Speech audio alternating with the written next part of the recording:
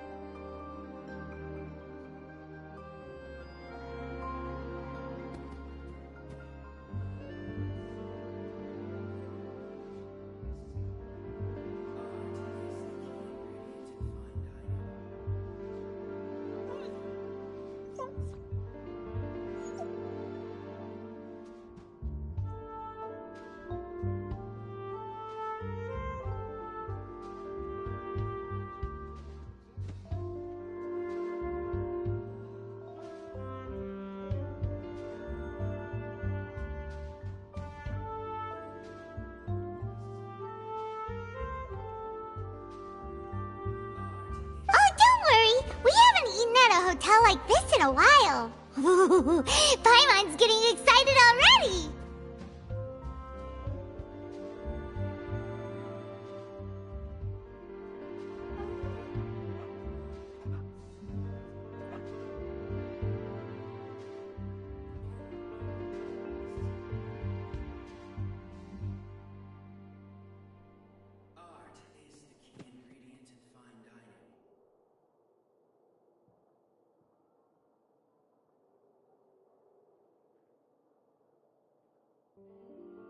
In that case, I'll go order for us first.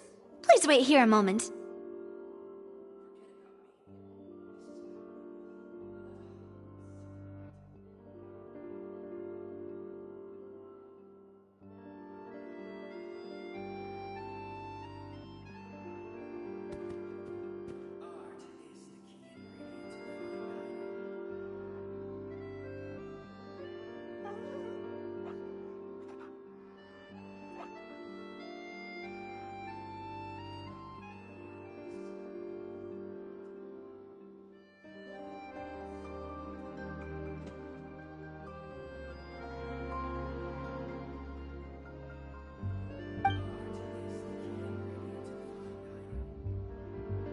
Ooh, everything looks so good.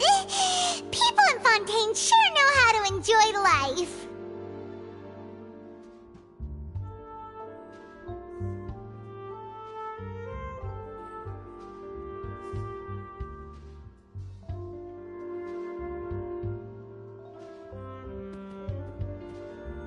Why, of course. Go ahead, try whatever you like. If the food's good, I'll make a group reservation for the rest of Spina di Rosula next time.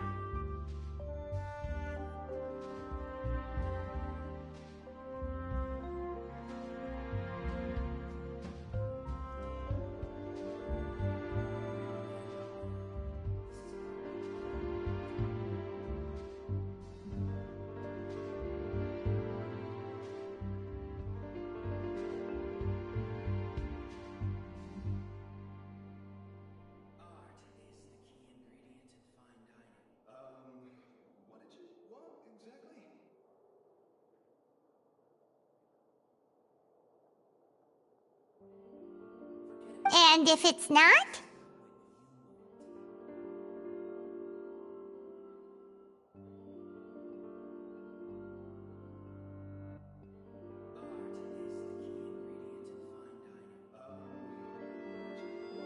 Well, then I'll still bring everyone. Albeit with only one dish per table. You, sure have your own way of doing things.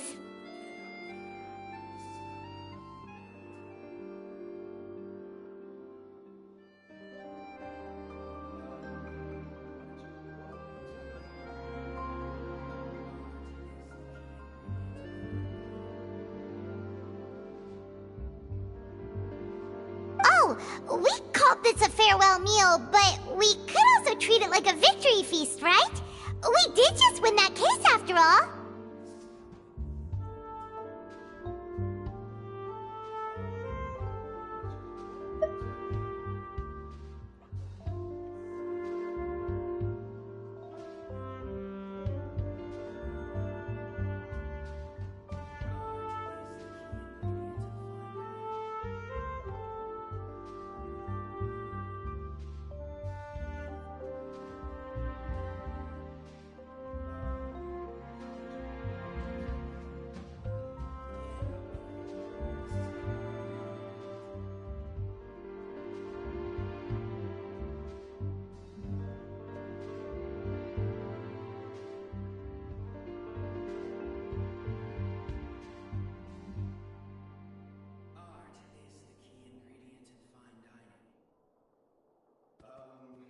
What did you want exactly? Forget about me.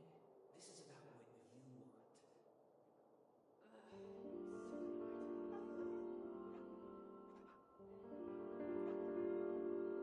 Oh, true.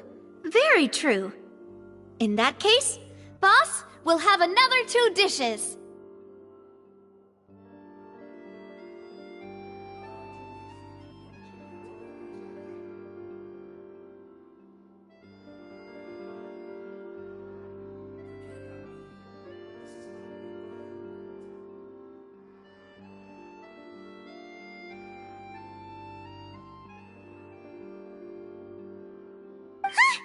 Paimon didn't mean that you had to order even more food.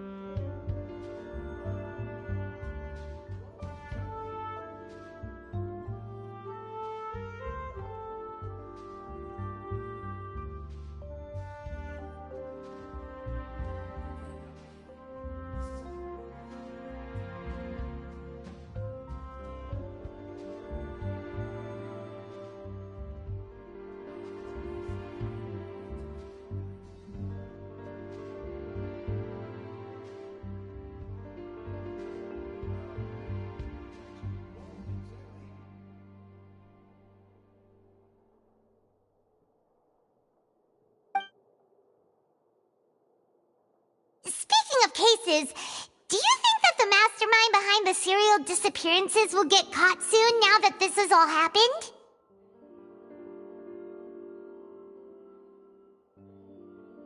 Art is the key ingredient in fine dining.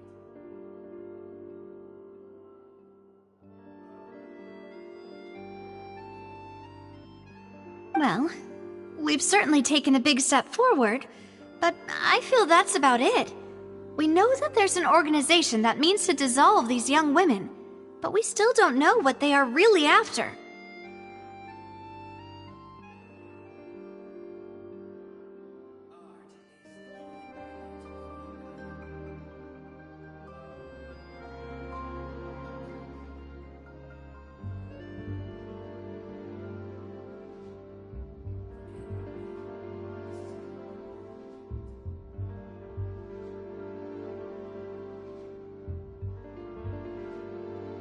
If it hadn't happened right in front of us, Paimon wouldn't have ever believed that a person could be dissolved like that.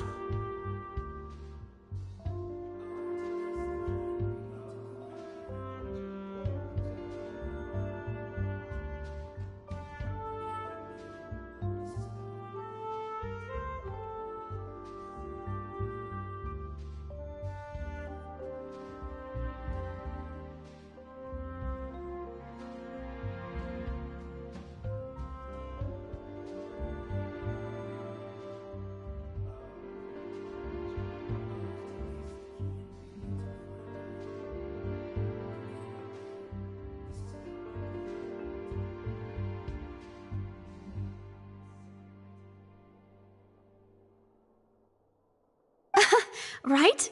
Yet it was because this was such a preposterous notion that the investigation could never really move forward before.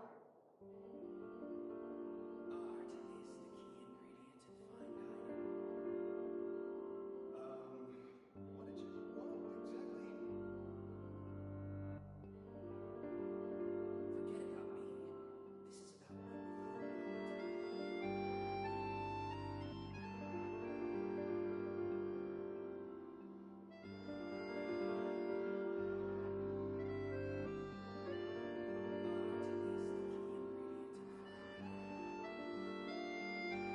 Ugh. If only that guy could have finished speaking! We were so close to hearing who was behind it.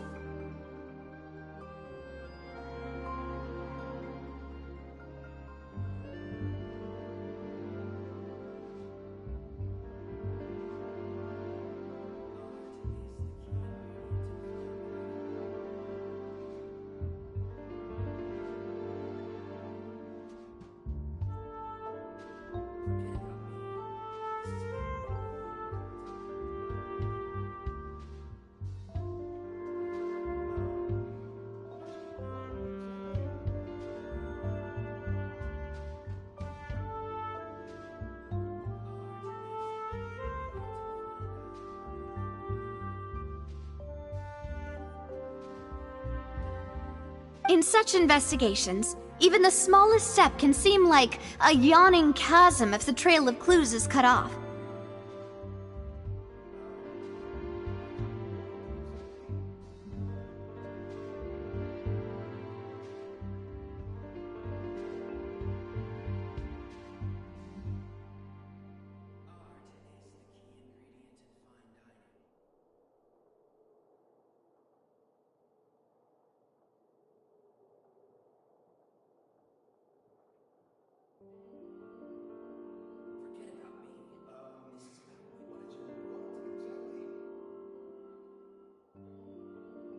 To be honest, I don't have high hopes for any follow-up that the authorities might conduct.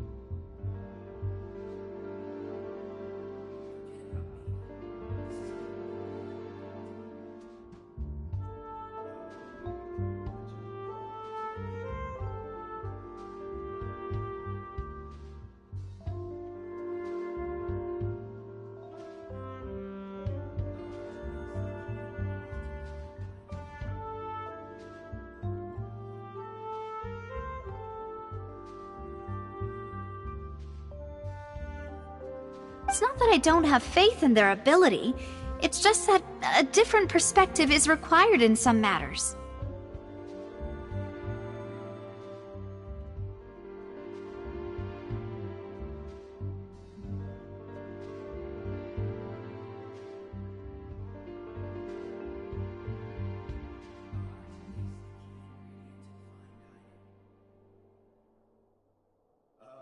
forget about me. This is about what you want.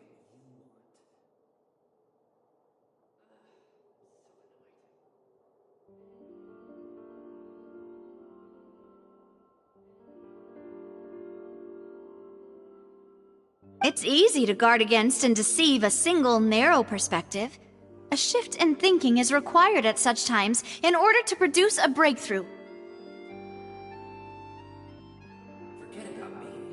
This is about what you want. Which is exactly why the Spina di Rosula exist.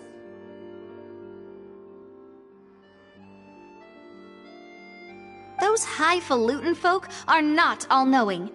That's why we exist. To seep into the cracks where filth falls through, where their watch fails them. That's the kind of problems we solve.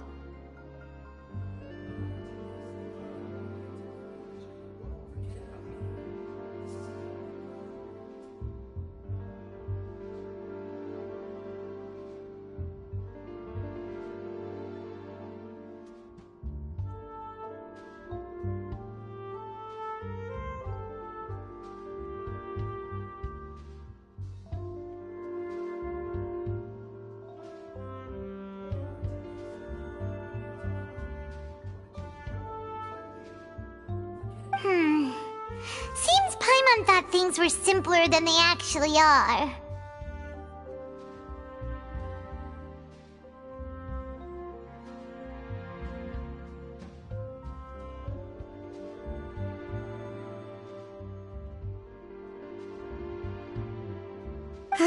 It's all right. Well, this was supposed to be a farewell meal, so I doubt you have further interest in this business, right?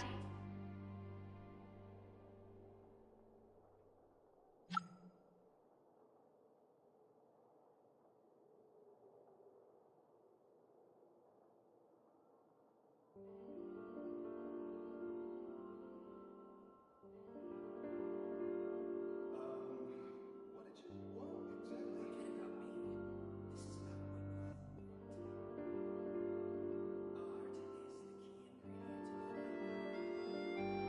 finding. Let's talk about something else.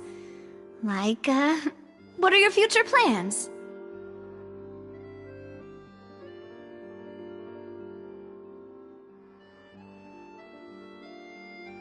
That's true. We didn't have a chance to speak to her after the trial ended. It didn't really seem like the right time or place to do it anyway.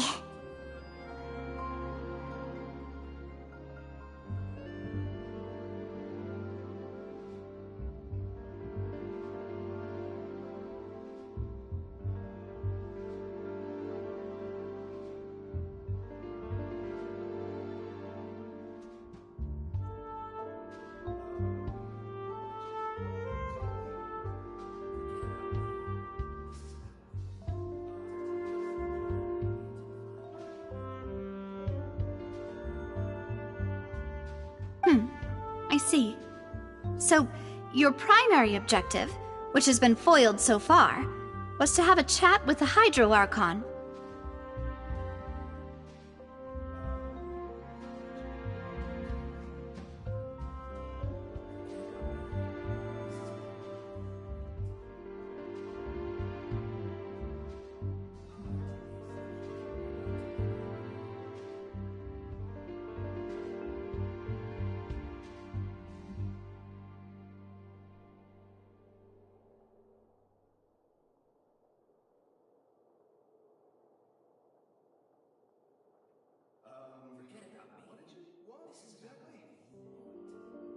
I've heard that there's a long line of people waiting to meet Lady Farina. I suspect you'll be waiting for quite a while, considering that you missed your chance today.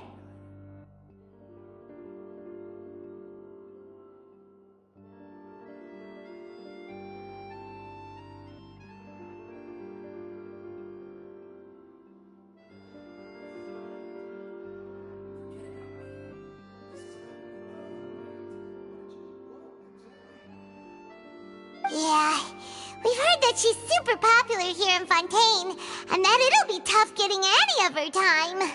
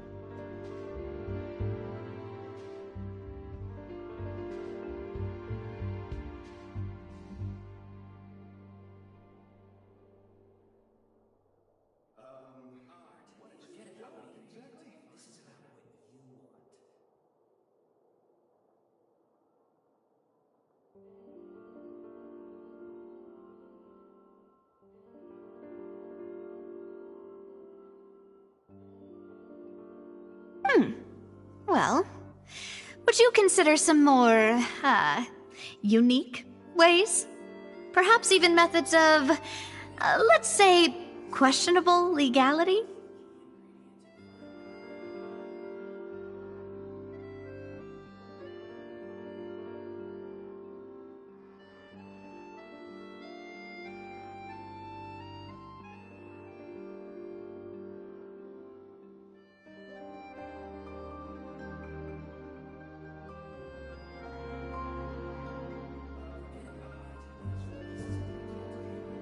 Guess that's Spina di Rosula's boss for you. Chock full of sketchy ideas. Well, what did you have in mind?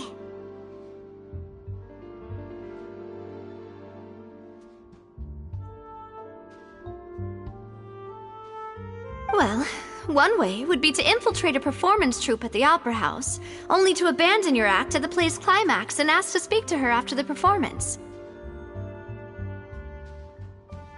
I'm sure Lady Farina would be eager to see the ending, and would agree in order to finish watching the play, don't you think?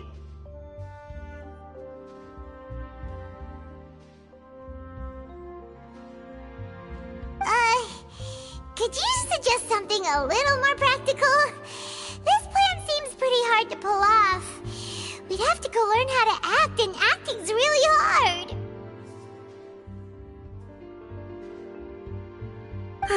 All right, here's another.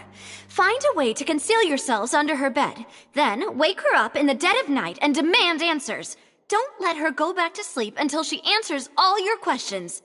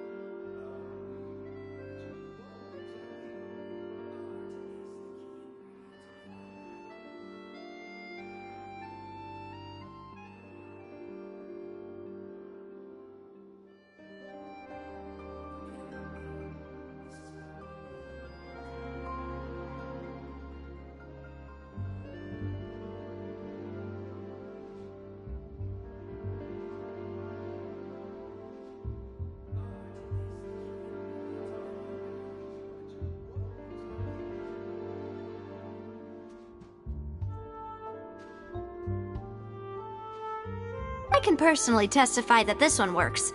When I'm sleepy, I'll do anything as long as I can finally get some sleep.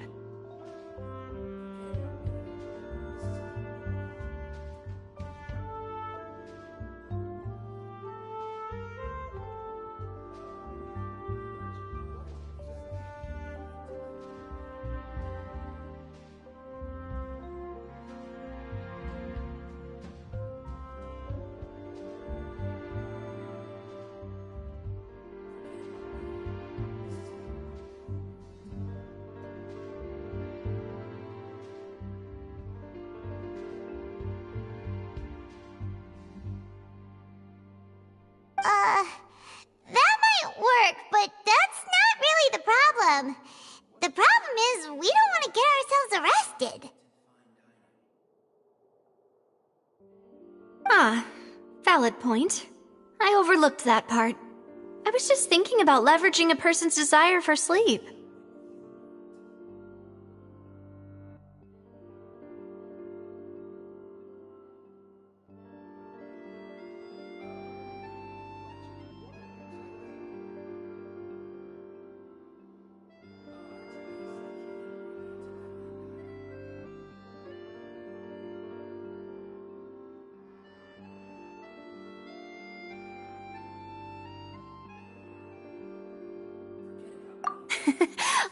All right, no more joking around.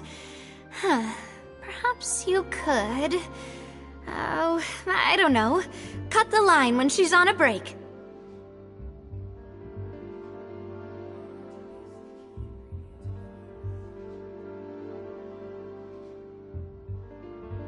You did defeat her in court, clearing citizens of hers from false accusations. False accusations she had nearly upheld personally. I imagine that she feels quite ashamed about the whole thing.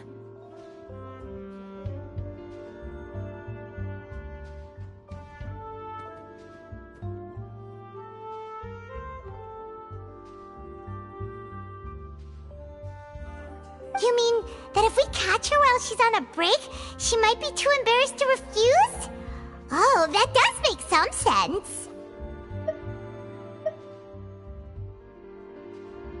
Why don't we give it a try after this meal? You know, strike while the iron is hot and all.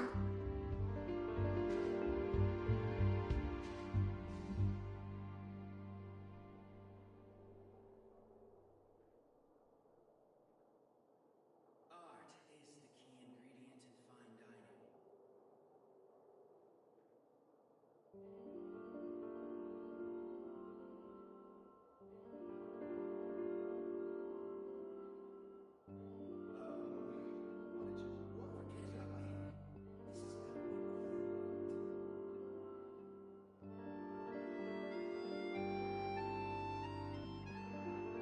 Huh?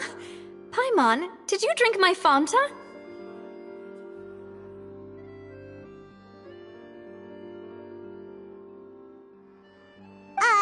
Was this your drink?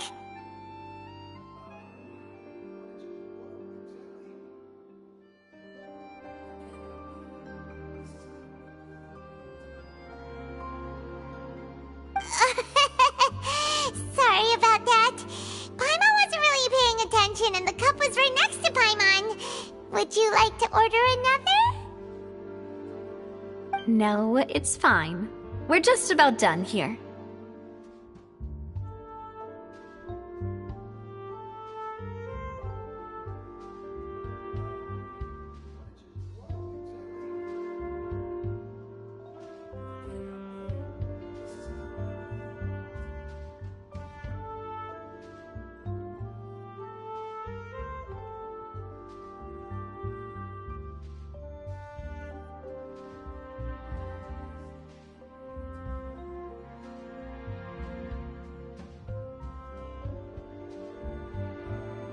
Alright.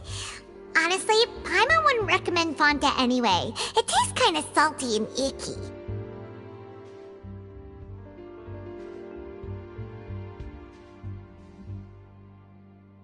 Is that so? Huh. Well, in that case, we'll have to blacklist the Fanta here then. If we're all finished eating, then I'll go pay.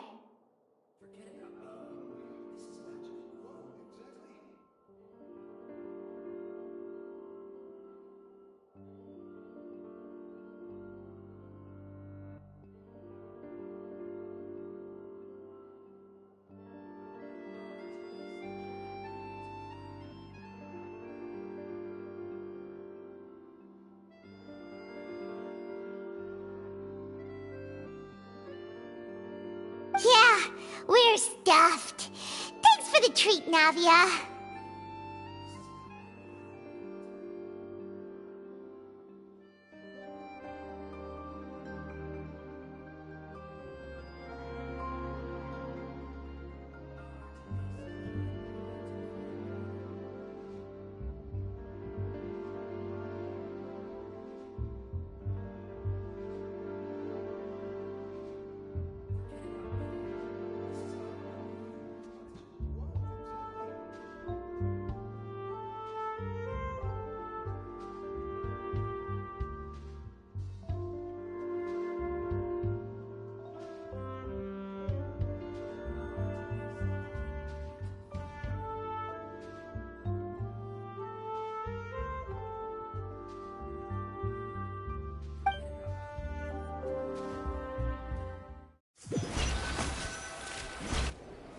Oh, so full.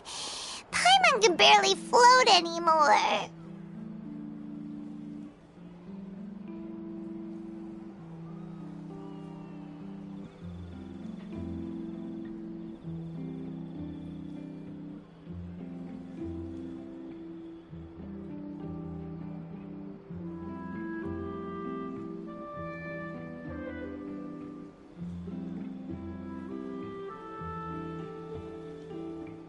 Nah, that would be so normal.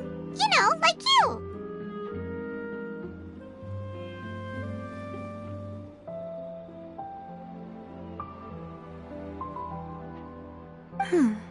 Okay.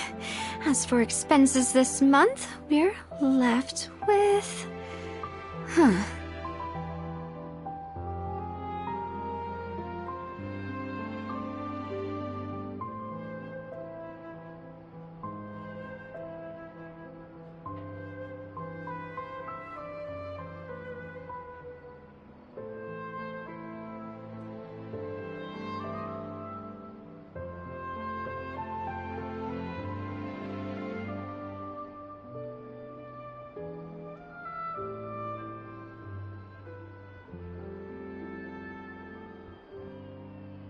Hey, Navia! What are you doing over there?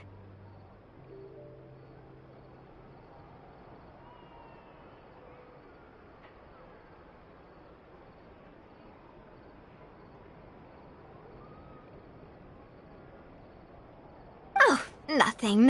It was just a meal, you know? Nothing the Spina di Rosula can't cover.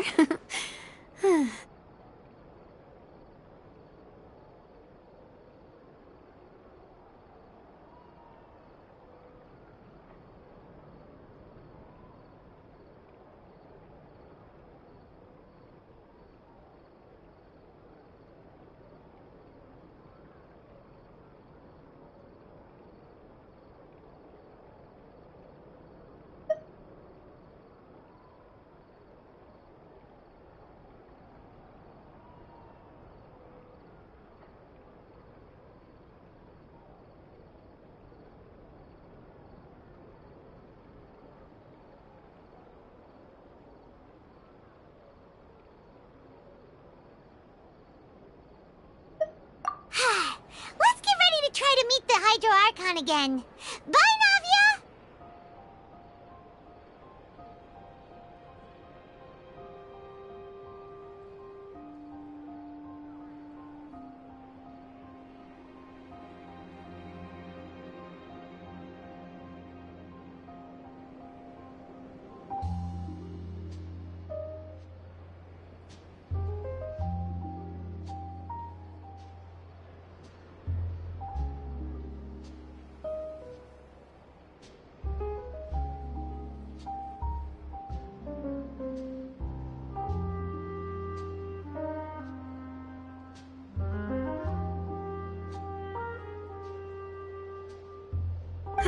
So this is goodbye, huh?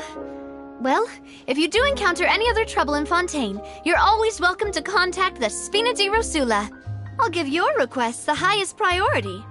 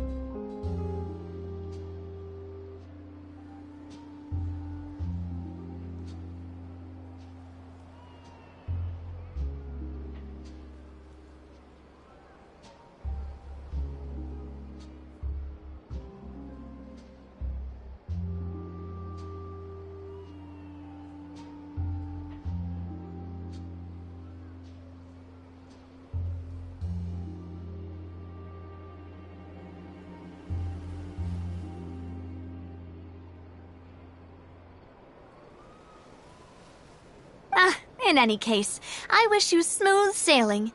I'll see you again, partner.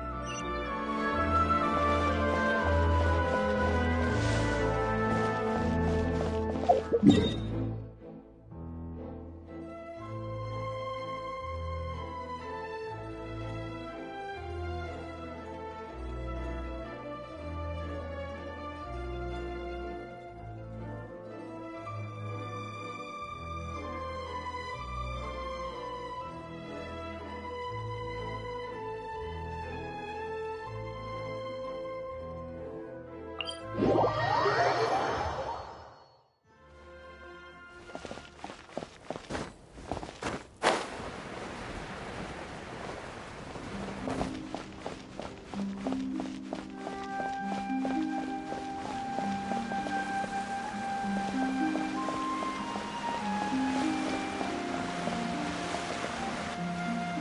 aren't many people around anymore. Looks like that boat we took to Araneas might have been the last one.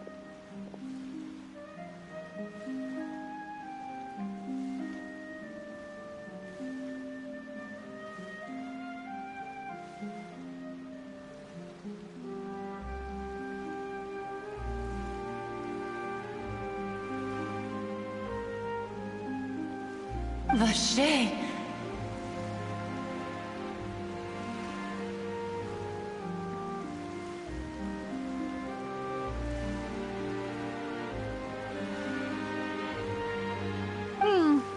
Looks like we're back here again.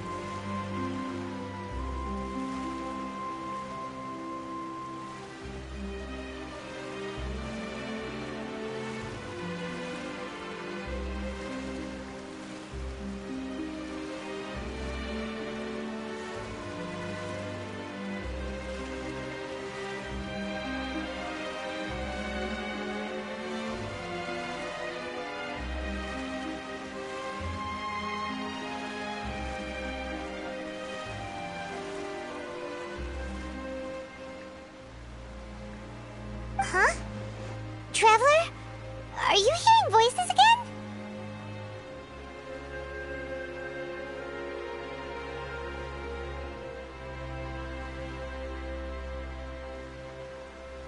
Ugh. That's kinda spooky. Are you sure we don't want to come back in the morning?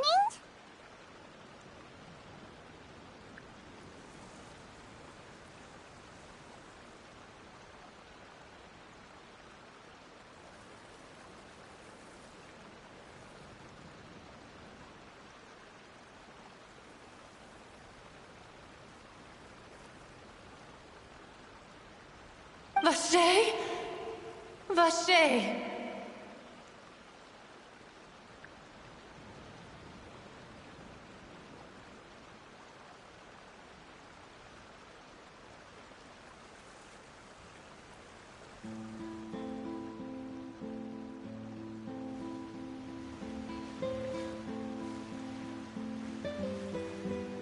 Hey, why are you still walking towards it? There might be something nasty in the water.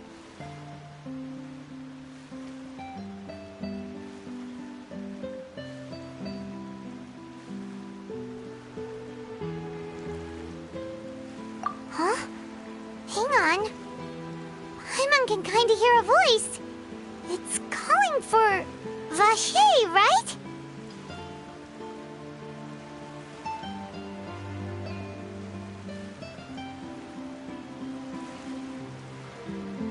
Hey, Traveler! Stop walking! Come on, wake up!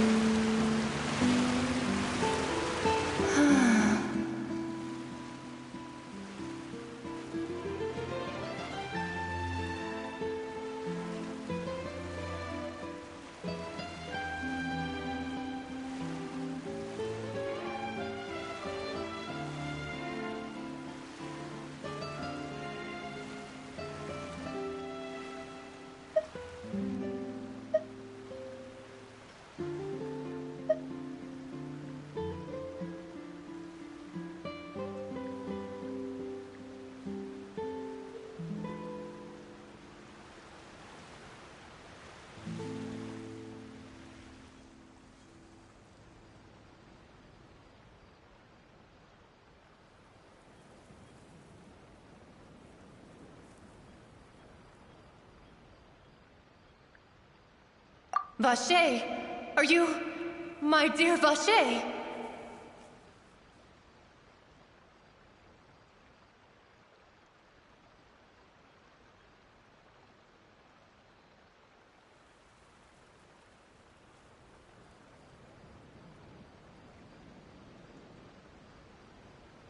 No, wait.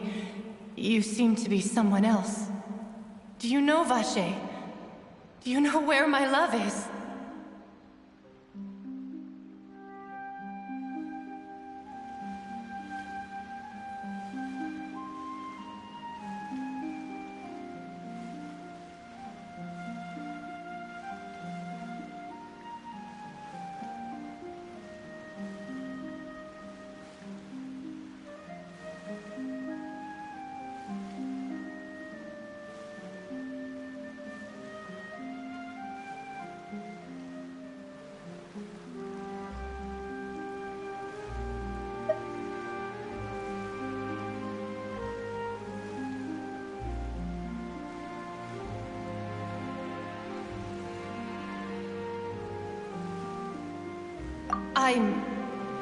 Wait.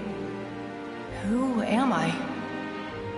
I'm very sorry. I fear I do not know.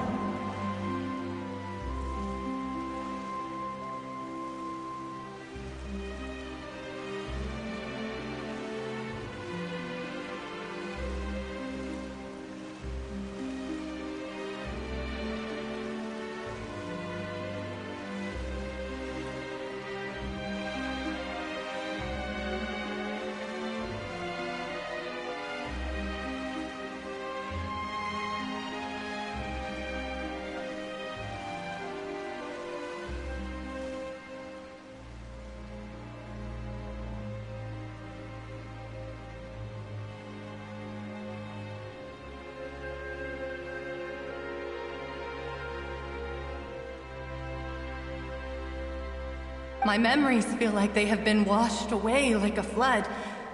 So many fragments dissolved amidst the tide, never to be recovered.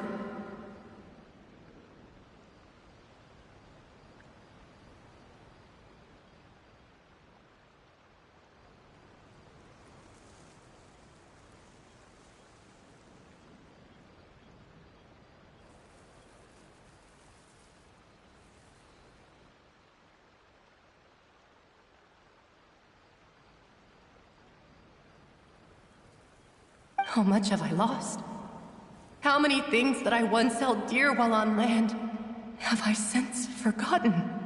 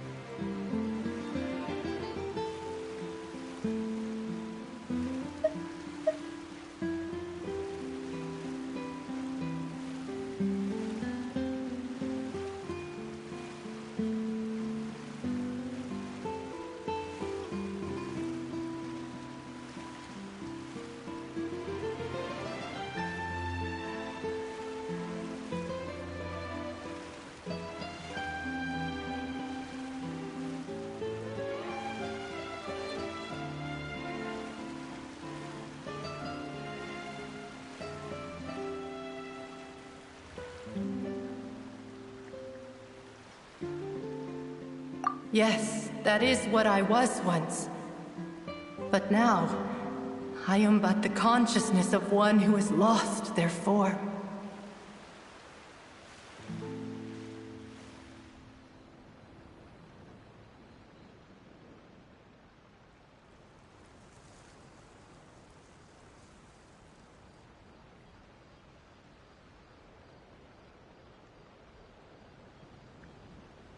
I do not know how I came to be like this either. I only vaguely remember being covered in light blue water, and then all grew dim.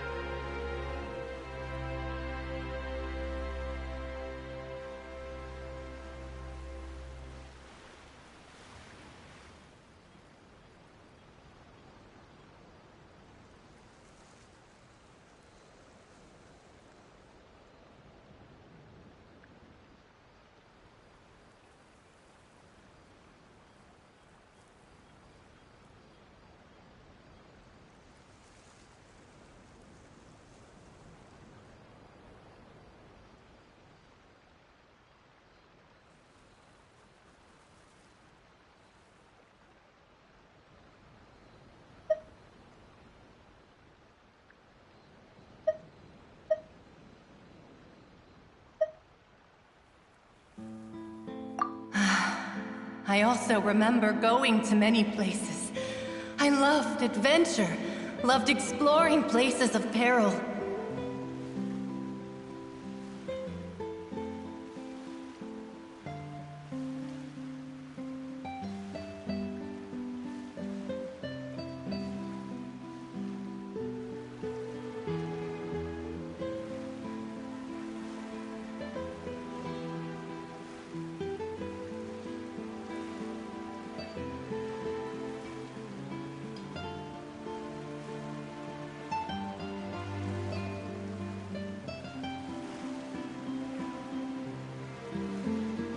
No matter where I went, Vacher would go with me.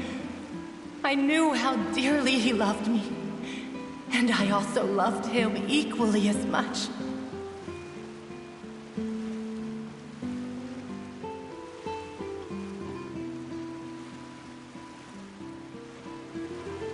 But now, we can no longer go back. The pain of such parting. I never knew how heavy it could be.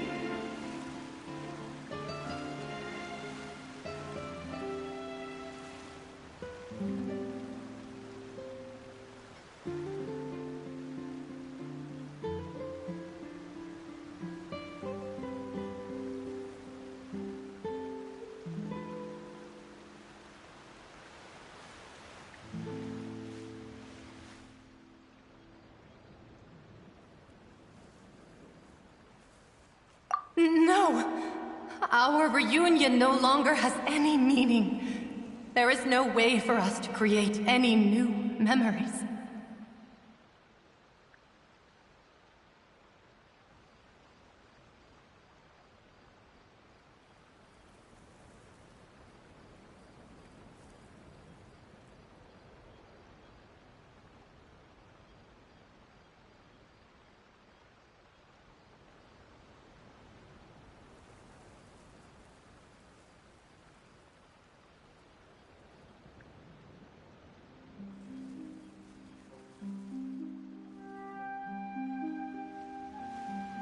The thought of me gives him no succor, so let it lie forgotten beneath the waters.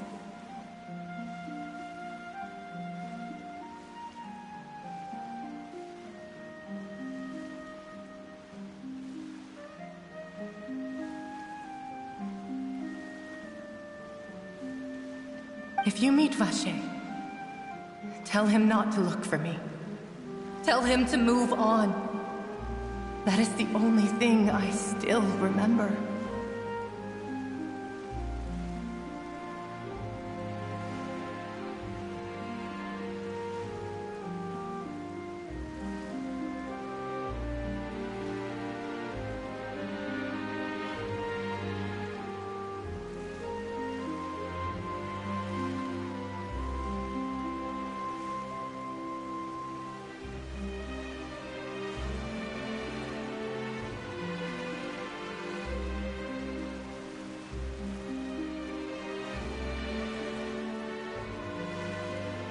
Perhaps that is so.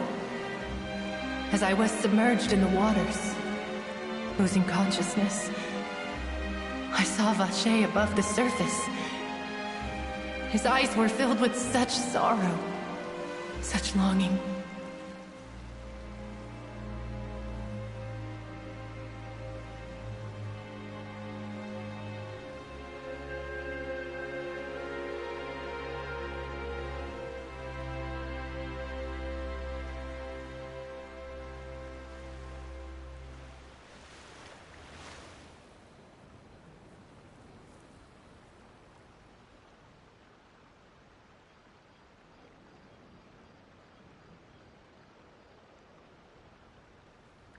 If only I could have comforted him, told him that I did not suffer. Indeed, I had felt a great warmth.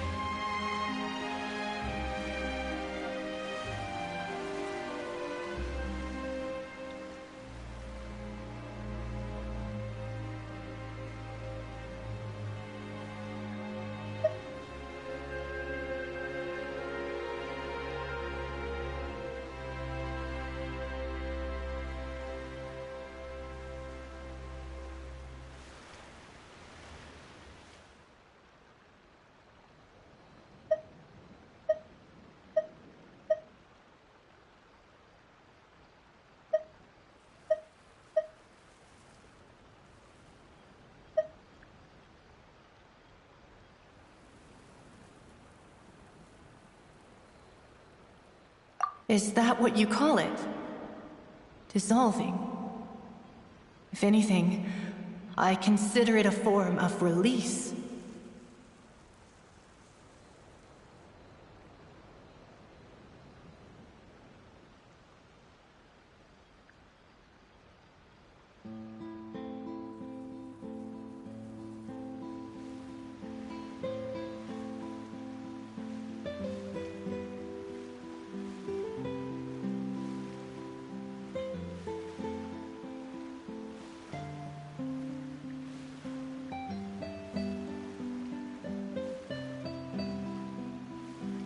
It was a state of neither fear nor frenzy, with only an endless peace, like the water's still surface.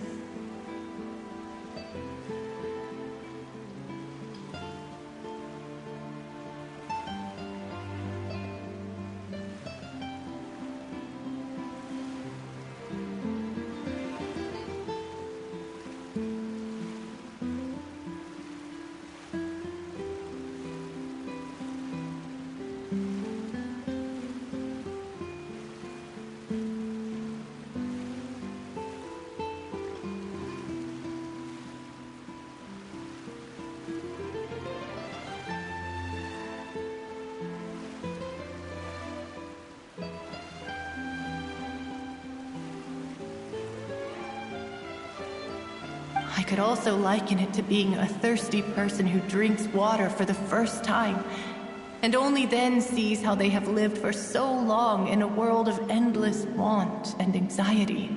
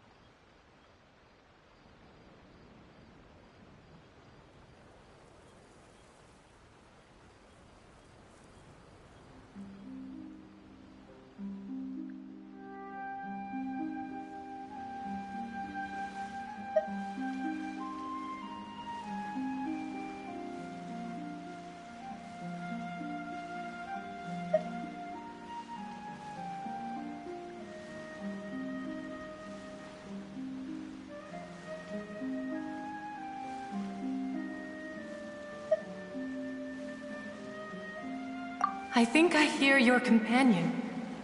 It's time for you to go, I think.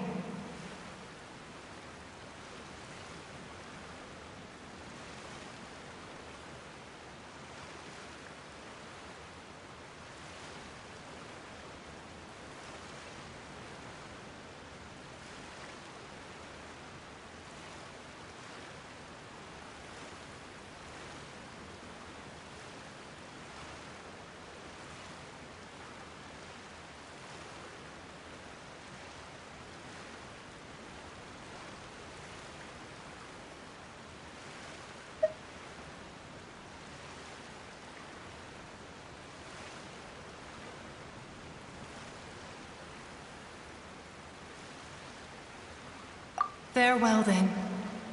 I am glad that you were able to sense my presence. Remember, if you see Vache, tell him not to seek me out any longer.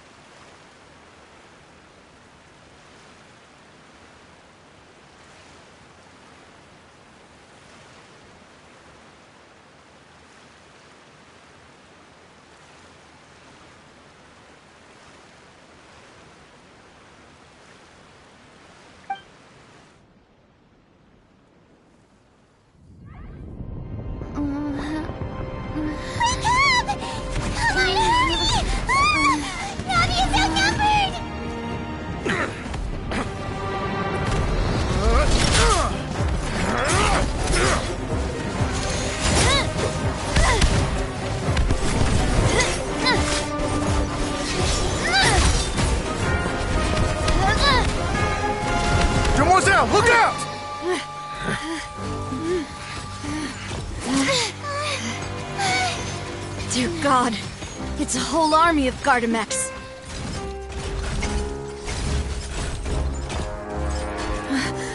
Chlorand?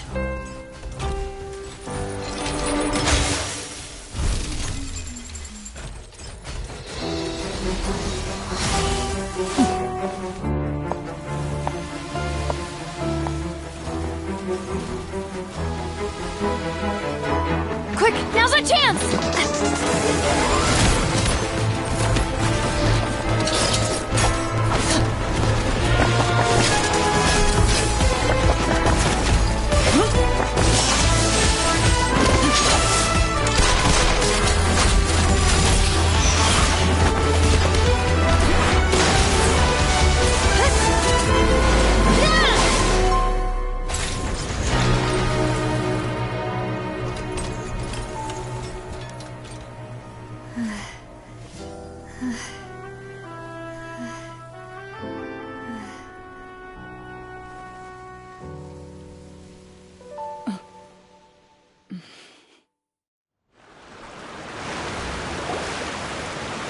I should thank you for lending us your sword there, Chlorand. But before I do so, could you explain how you managed to show up here?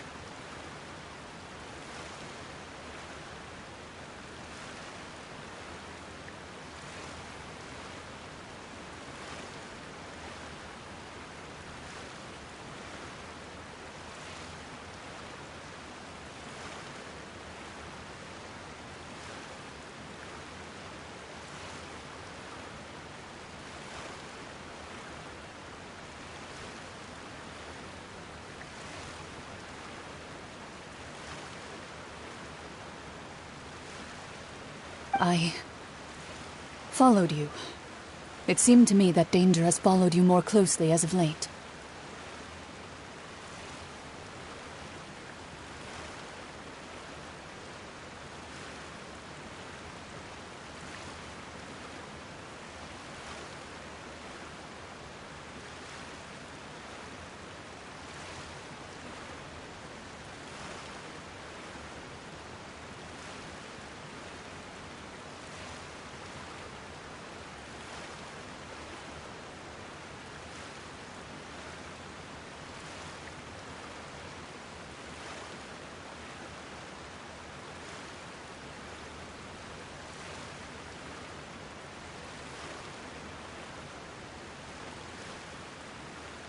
I believe that following someone without their knowledge is actually called stalking, is it not?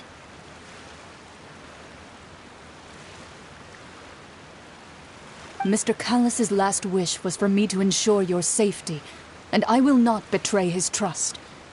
He would do the same, were he alive today.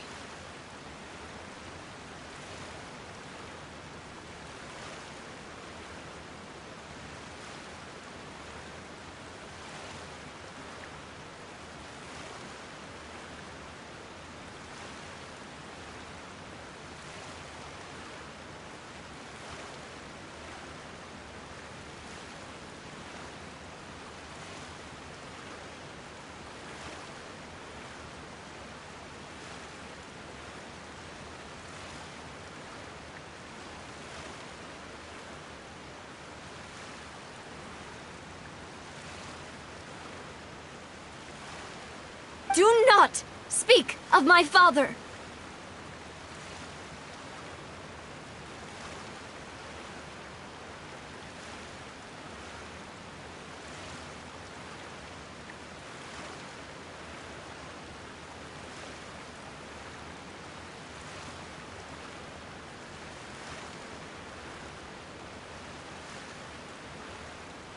Sorry, demoiselle. I was not strong enough.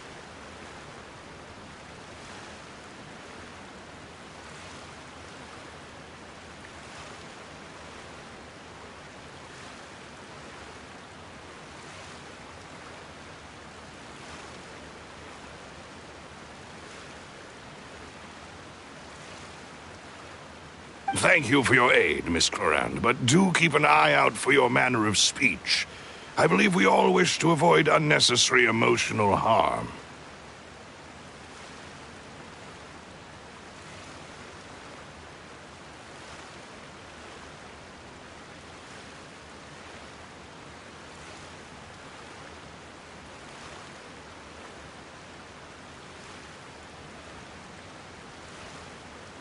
sorry. I did not consider your feelings.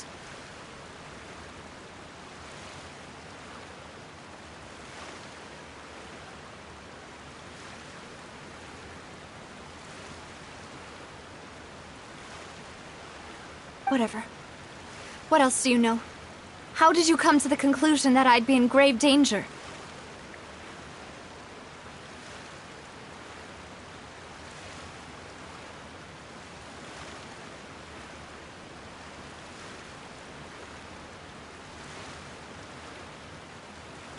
I doubt I know much more than you, but I believe that the mastermind behind the serial disappearances is very powerful.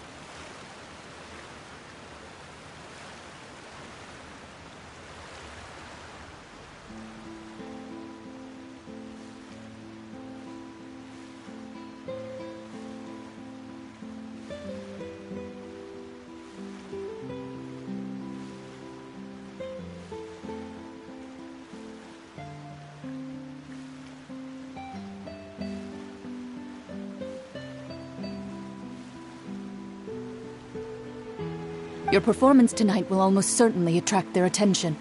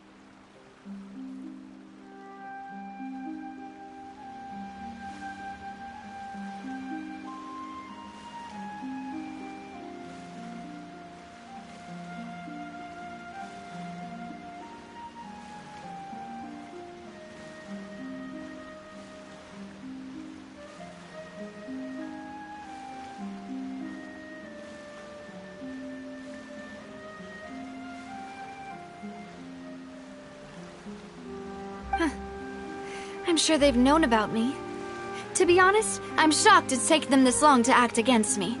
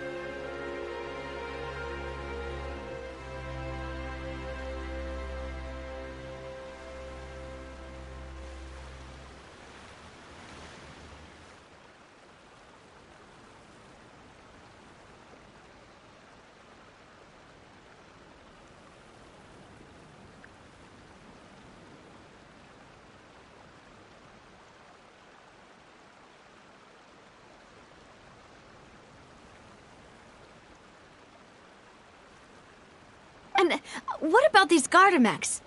I thought only those associated with the Maison Gardiennage could control them.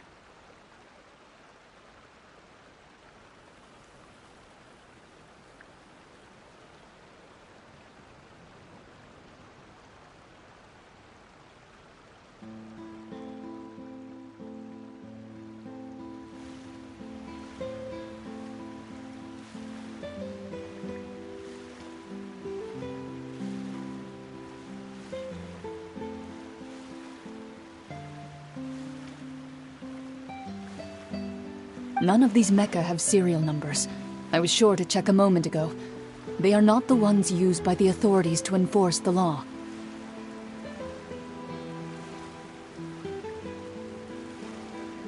I can only conclude that some powerful or wealthy party must have obtained them via illegal means, deploying them as a private force of sorts.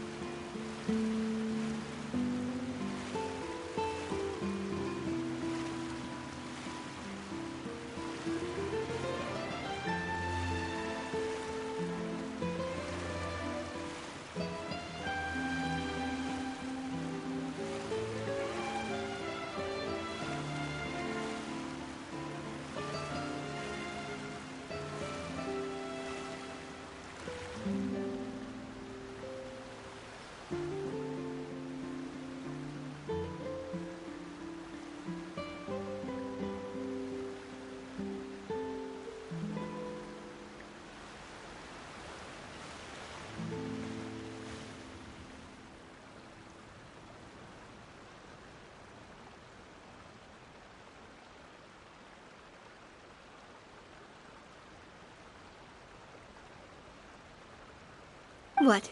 Your point being that they're out of Spina di Rosula's league, then?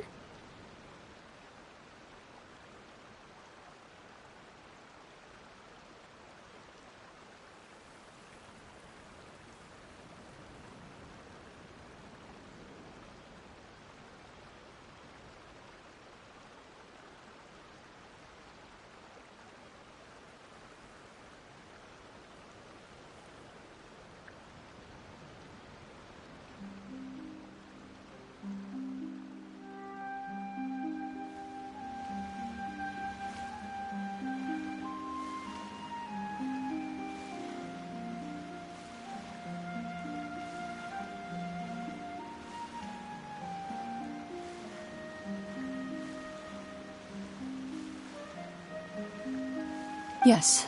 Be careful, and do not act rashly.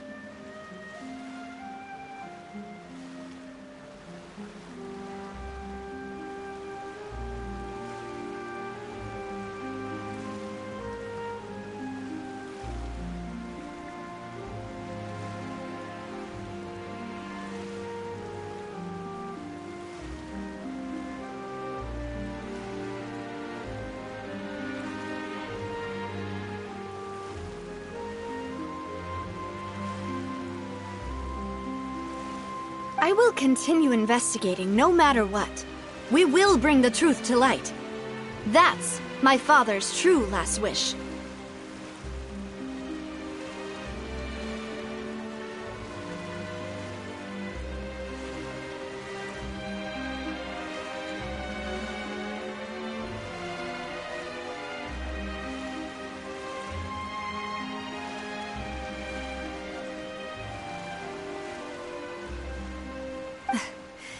Regardless, thank you for your help today, Clarand. But if you get any ideas, tell me first. I don't much appreciate being followed.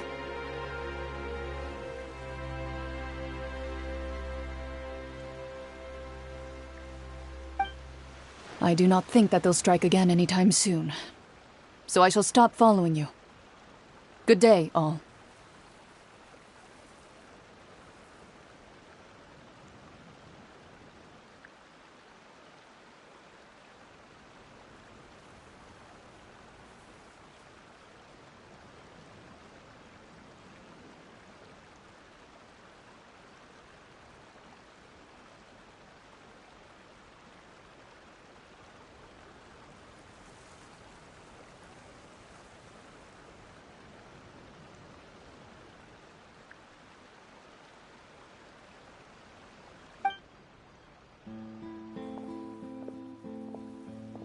right. I suppose that's the best news we've gotten today.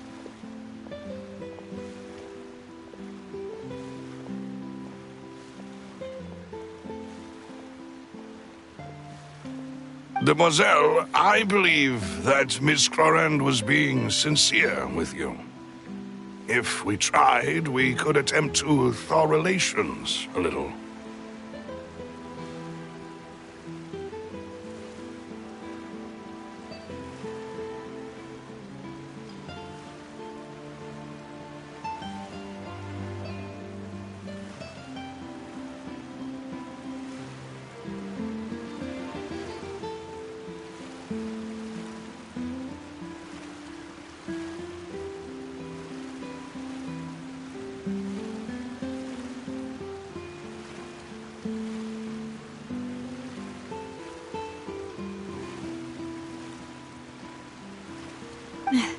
I know, she's...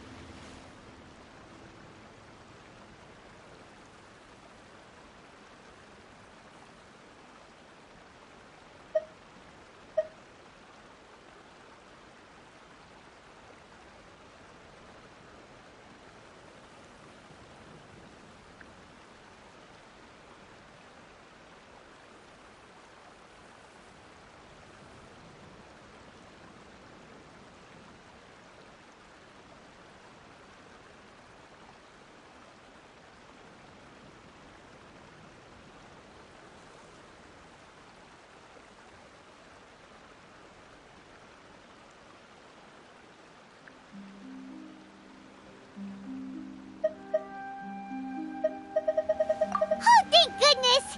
Paimon thought we were done for!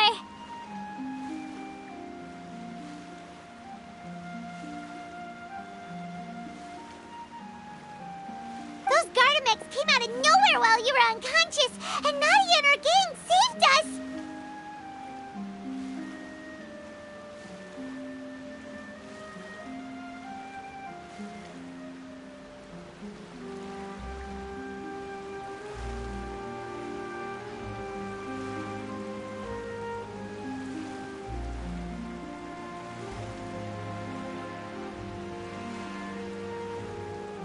Oh, and there was that champion duelist named Clorand who came out to save us too!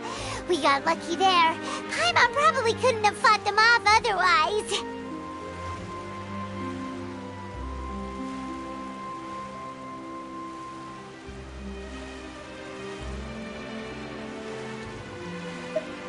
Oh, come now. Forget all that polite talk. That wasn't really a farewell meal we had back there. Not for me, anyway. In truth, I hope that every meal we have together shall be a victory feast.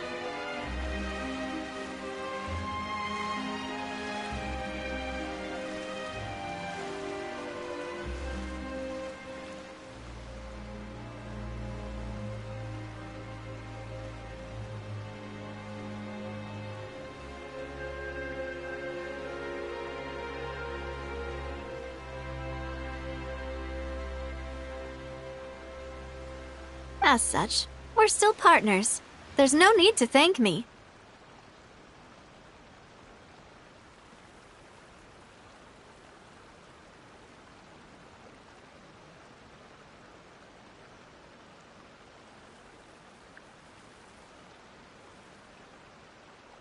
It will take 50 years for me to match Demoiselle's magnanimity.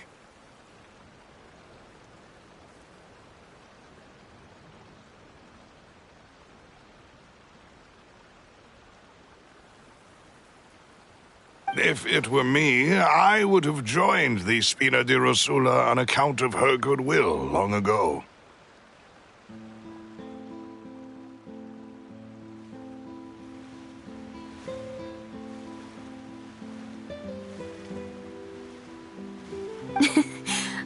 right, you two. That's enough.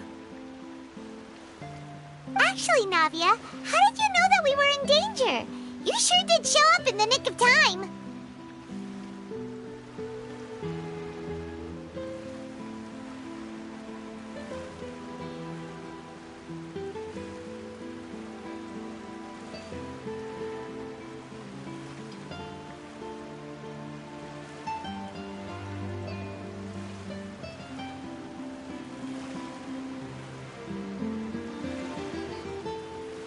Well, to be honest, you're the one who tipped us off, Paimon.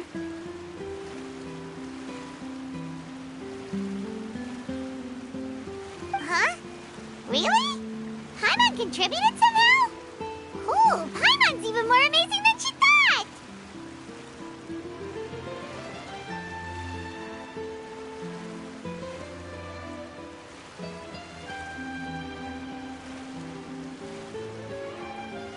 Yes, all thanks to you grabbing my drink by mistake.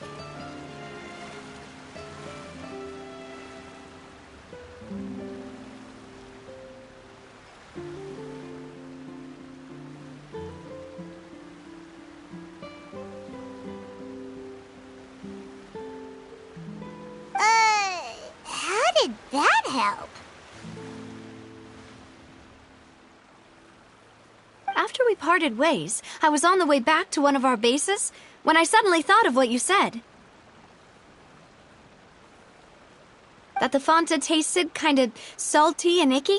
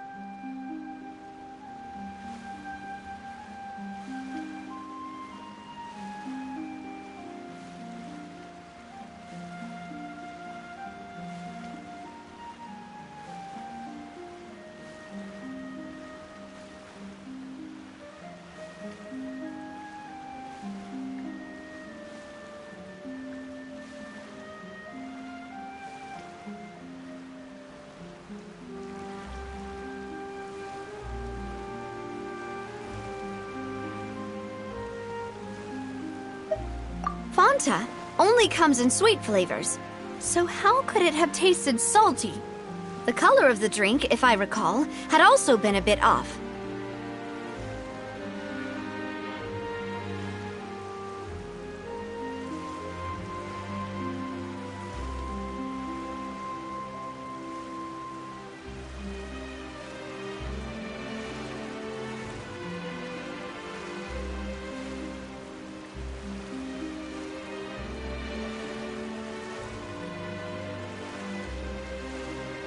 So the Fanta had been spiked with water from the primordial sea? Yes. So, if you hadn't drunk that cup for me...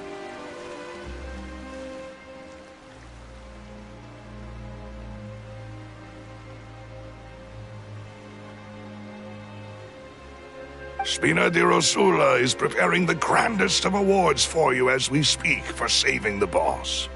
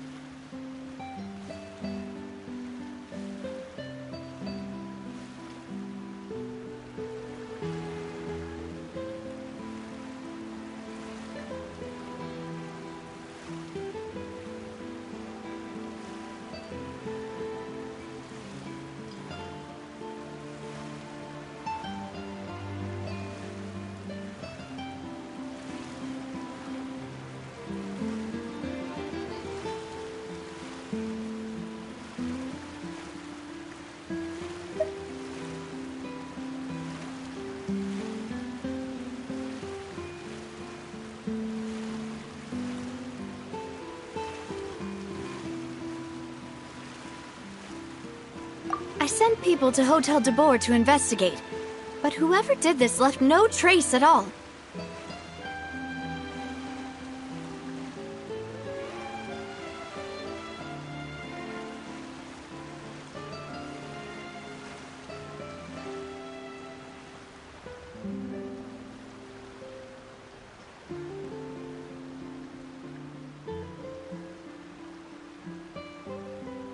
That's when I figured out that you might be in danger, and hurried here as quickly as I could.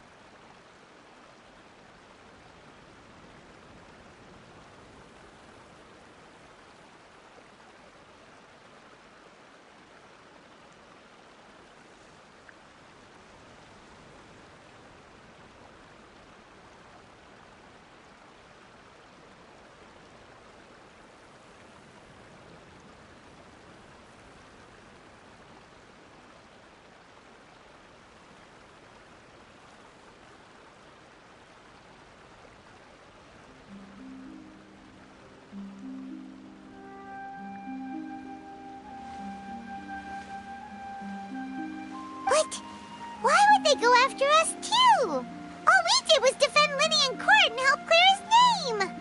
Ugh, now we're caught up in this mess too, aren't we?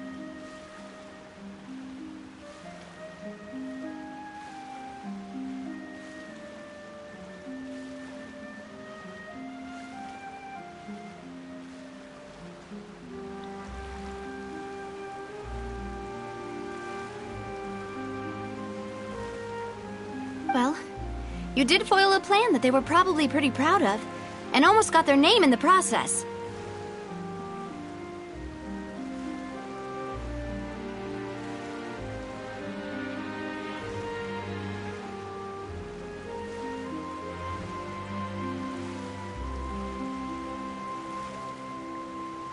Speaking of which, did anything strange happen when you drank the primordial seawater?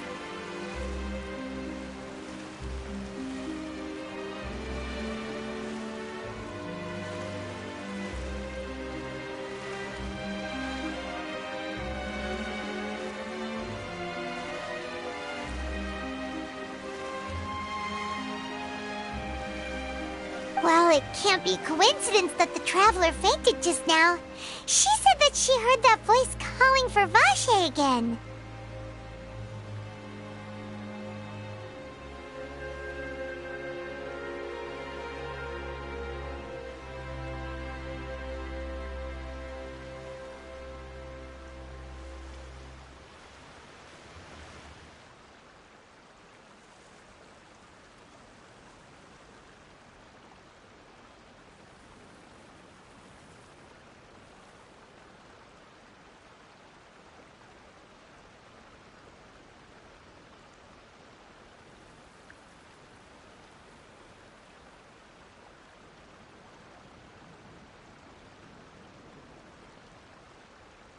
Oh, and this time Paimon heard it too! But it was real faint. Does this situation have to do with the primordial seawater then?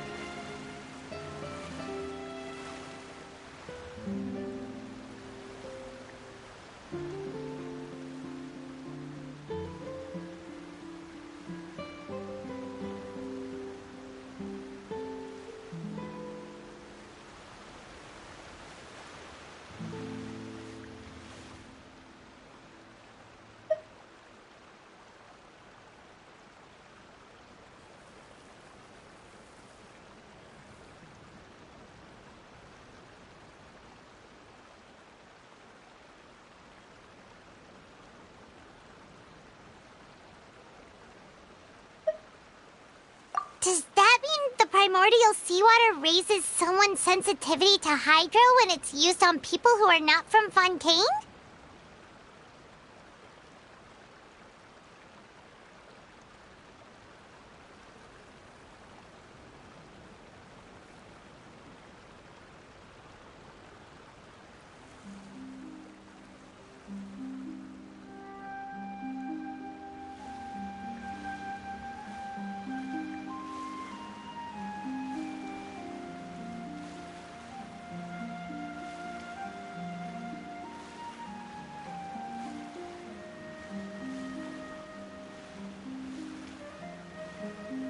That doesn't sound like too much of a bad thing, to be honest.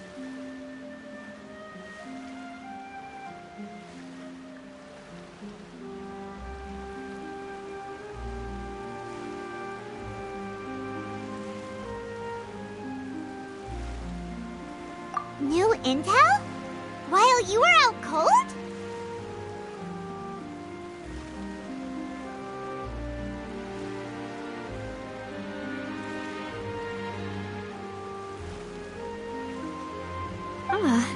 Well, let's hear it, shall we?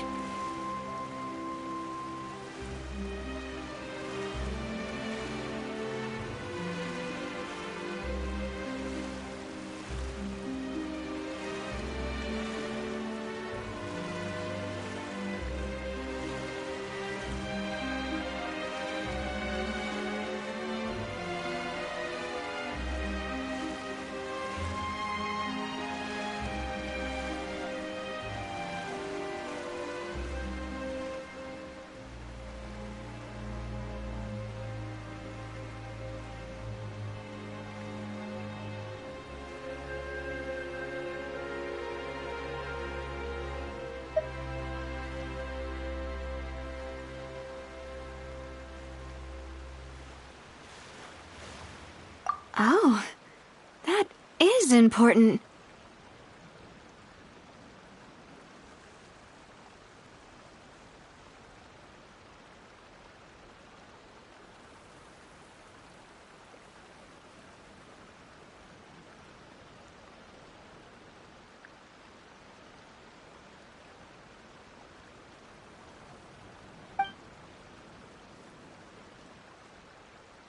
Vache.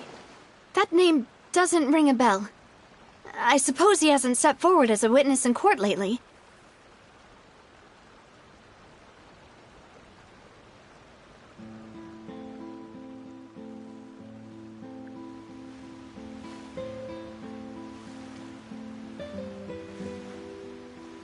Since he saw that young woman dissolve, he was at least at the crime scene. But he never gave testimony or any information regarding people dissolving in the primordial seawater. Could he have been threatened?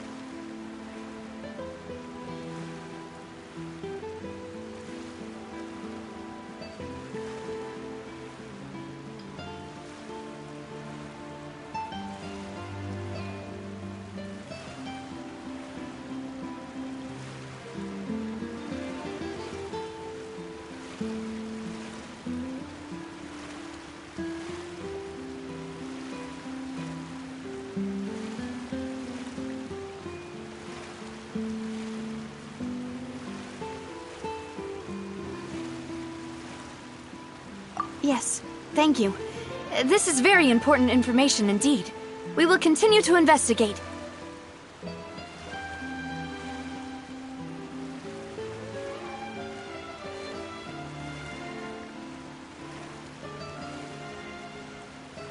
Oh, you mean you'll help us investigate?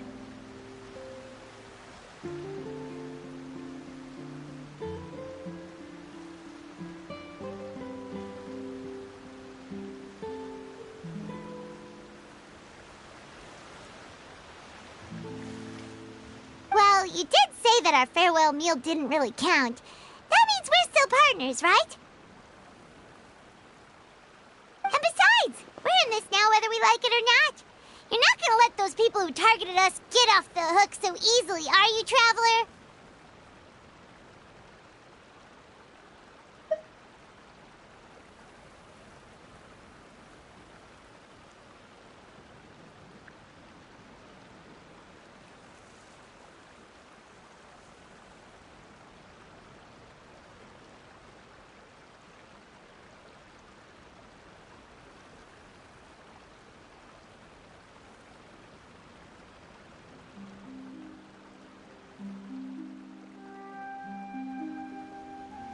Demoiselle, do try not to look quite so pleased. You are the face of Spina di Rosula, after all.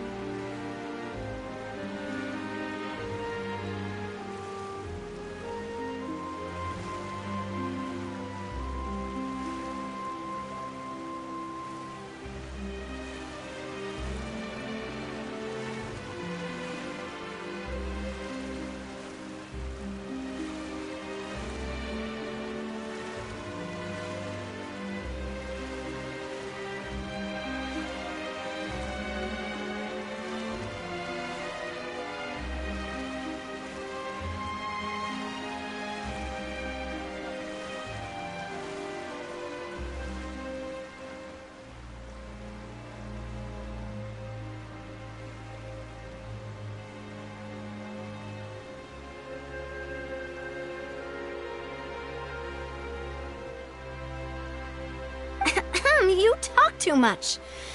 Well, in that case, let's head back to one of our bases, shall we? I'll arrange accommodations for you.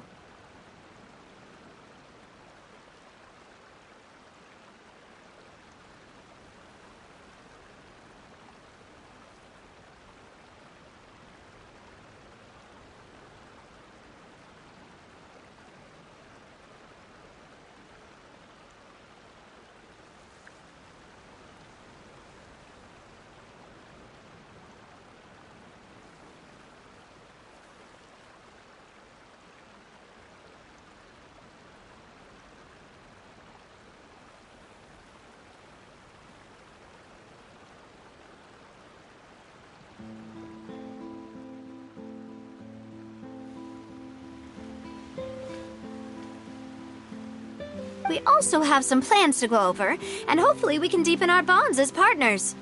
But we'll take that one step at a time, I guess.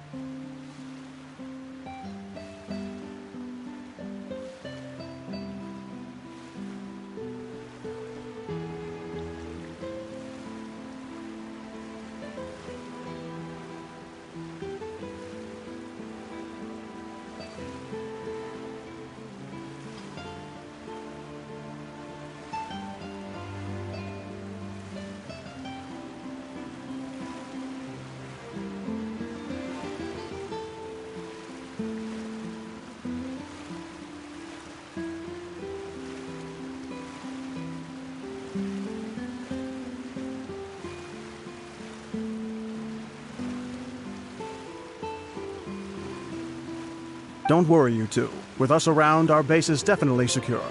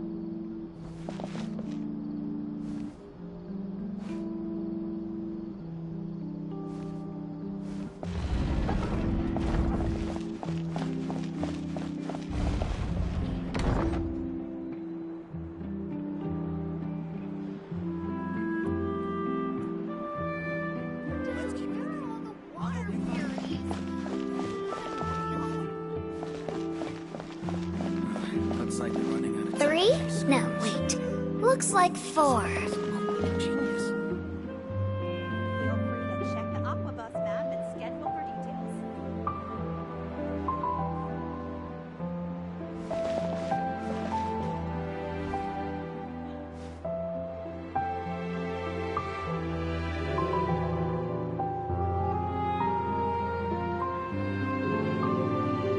Three? Looks like No, we're running wait. Type 3 Looks like 4.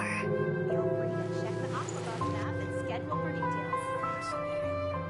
The design is quite ingenious.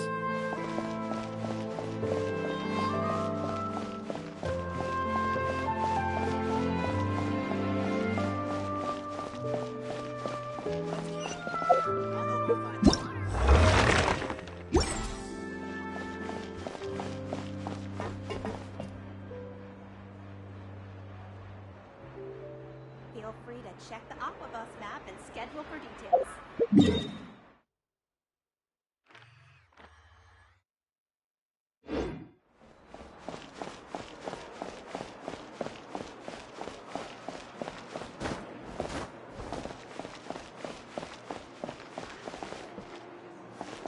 Three? Looks like No, we're wait. running Looks like 4.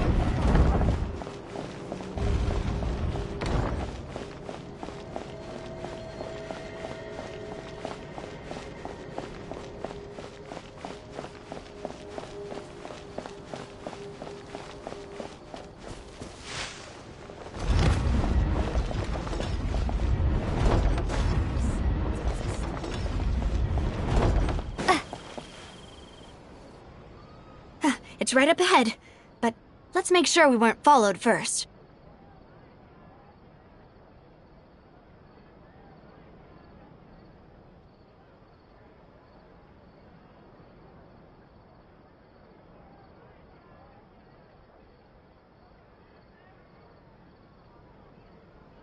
I've been keeping watch, Demoiselle. I haven't spotted anyone suspicious thus far.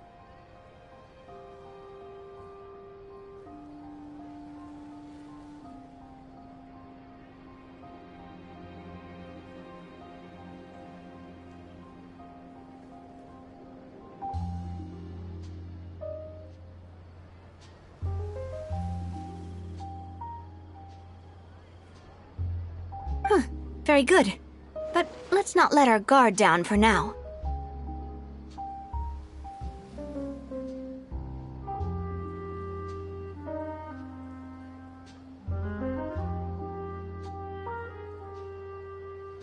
I shall find rooms for our respected guests.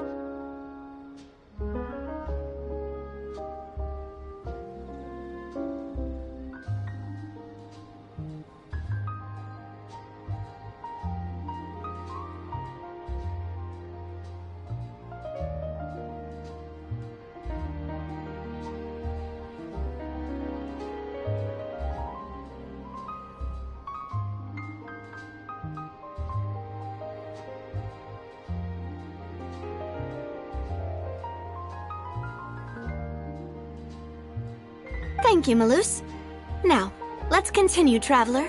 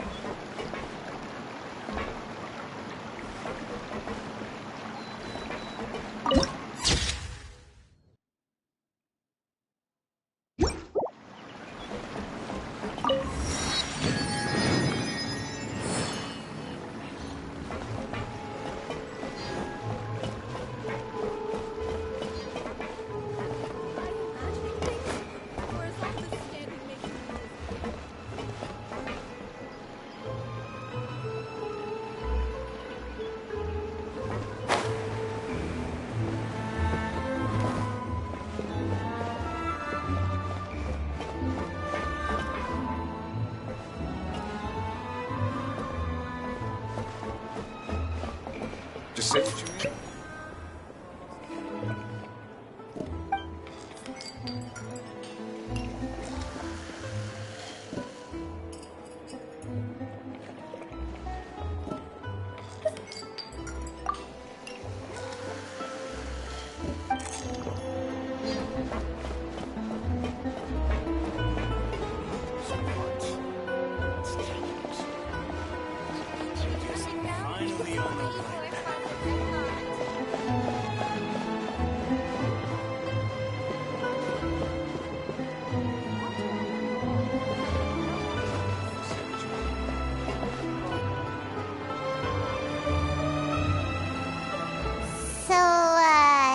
This is your base? It's not quite what Paimon imagined.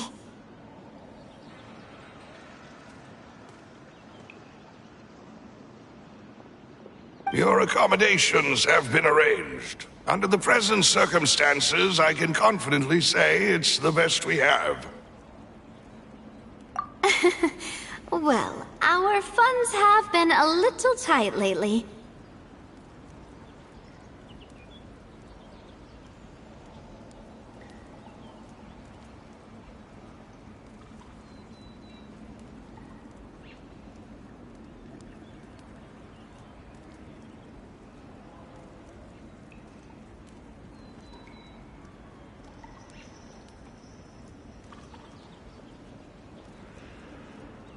After all, we don't allow illegal or unethical profiteering. In fact, our funds often come from citizenry who support us.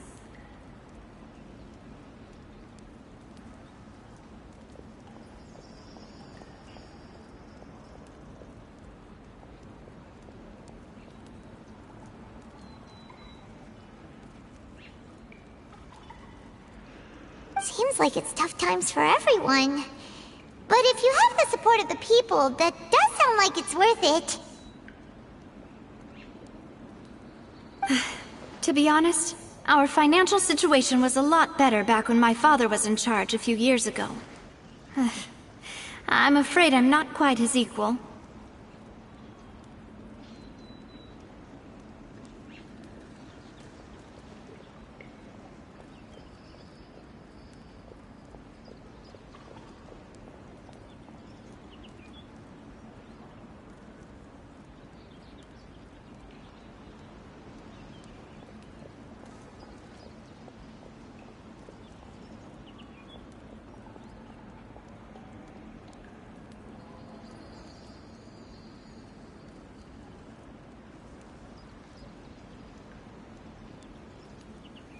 Your father, he was the previous boss of Spina di Rosula, right? How did he...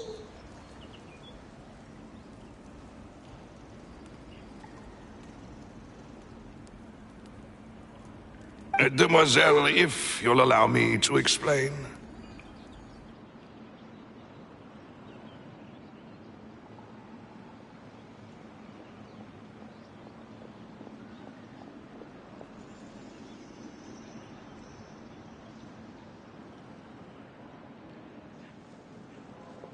No, I'll explain it myself. I suppose I couldn't run from this topic forever. And as partners, this is something I hope they can understand.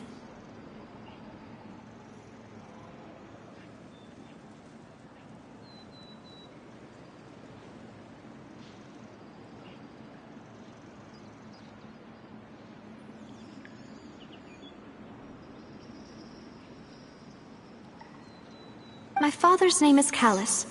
Yes, the same one they call Callus the Unfaithful in the streets.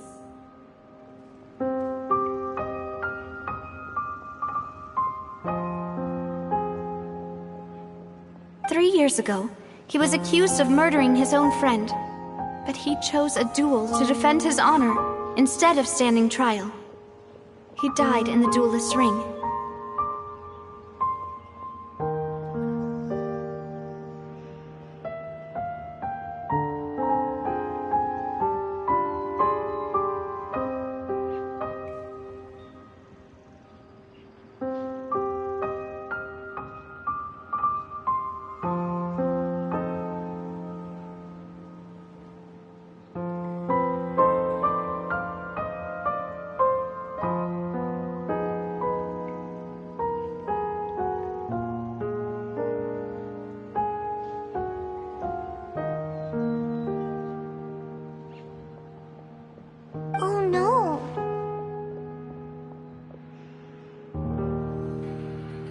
I do not believe my father was a murderer. I'm sure he was set up.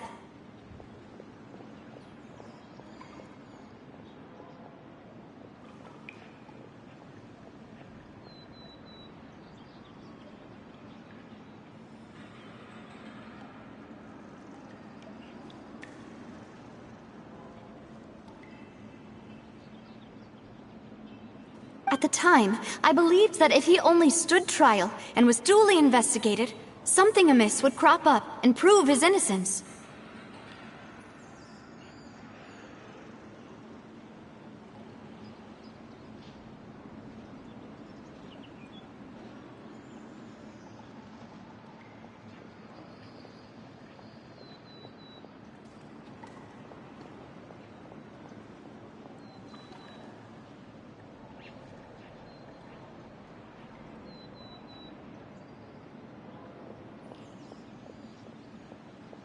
But strangely, he not only requested the duel himself, but rumor has it that even after being seriously injured, to the point where he could be deemed as having lost the duel, he refused to surrender, determined to die in the arena.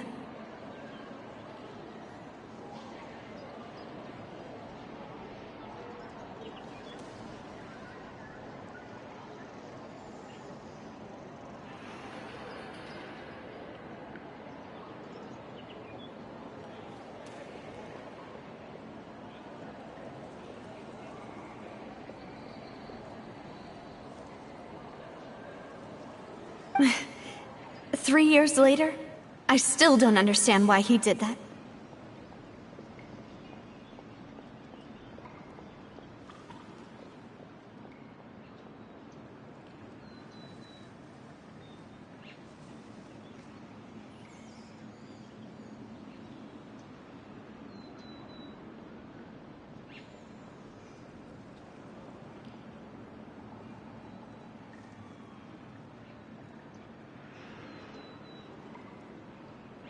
How could he protect his honor if he's dead? If anything, he gave up his chance to defend himself.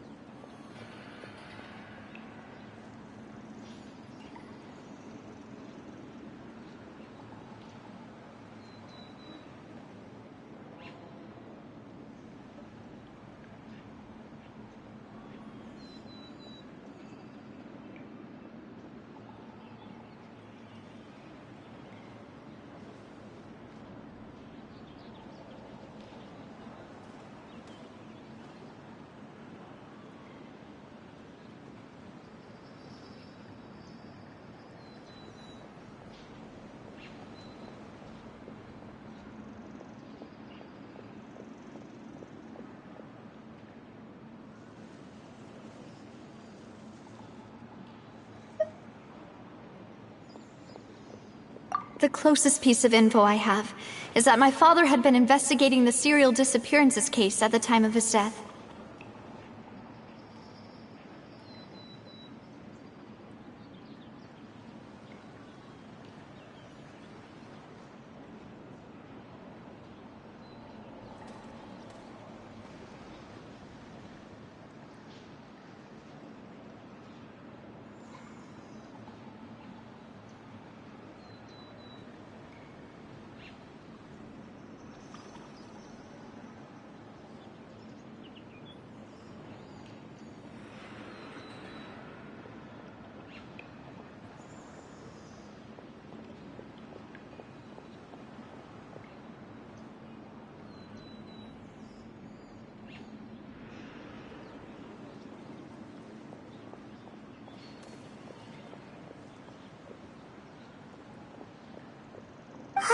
So that's why you're so determined to get to the bottom of that case.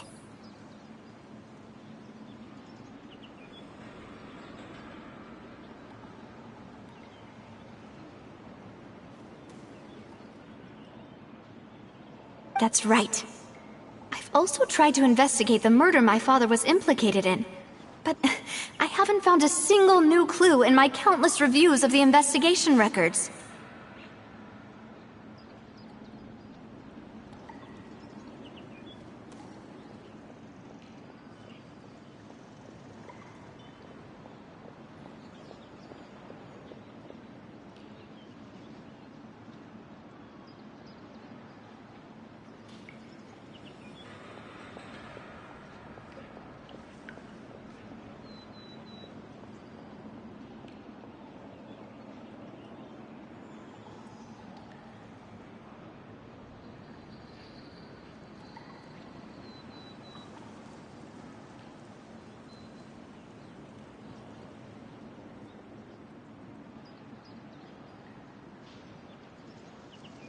However, I believe that if the murder case is related to those behind the disappearances, they must know something.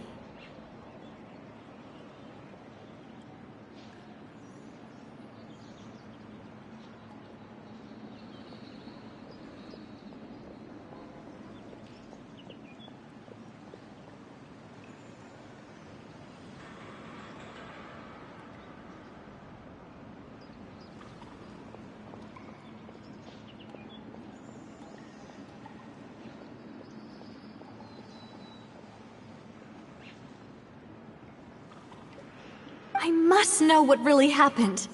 Was my father coerced? Framed? Even if he really did kill his friend, I must get to the truth.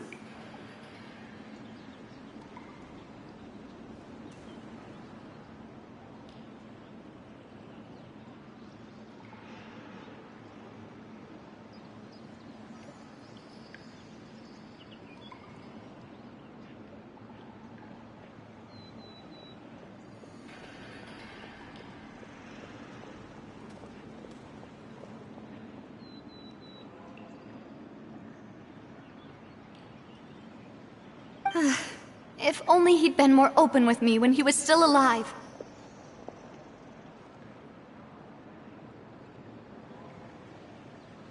He even hid the fact that my mother died due to complications when giving birth to me.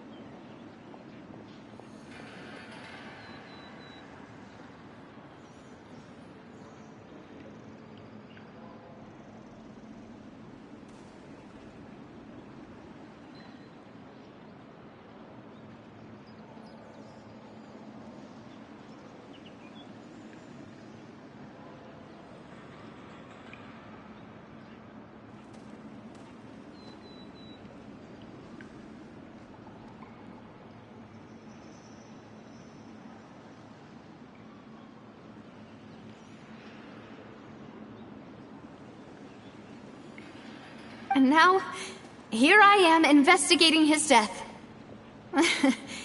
You really are a handful, aren't you, Papa?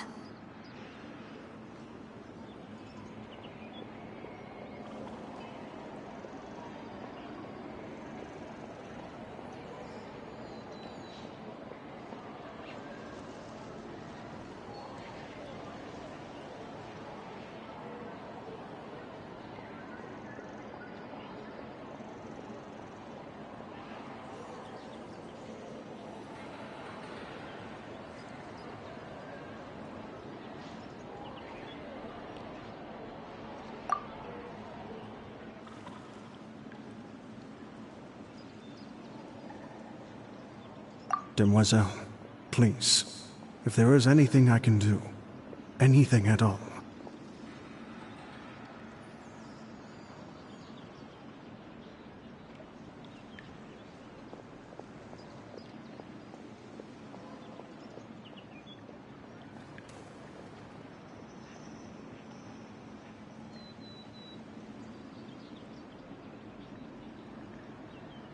I also will never believe that Master Callus murdered anyone. There are none whom I respect more than the two of you, demoiselle.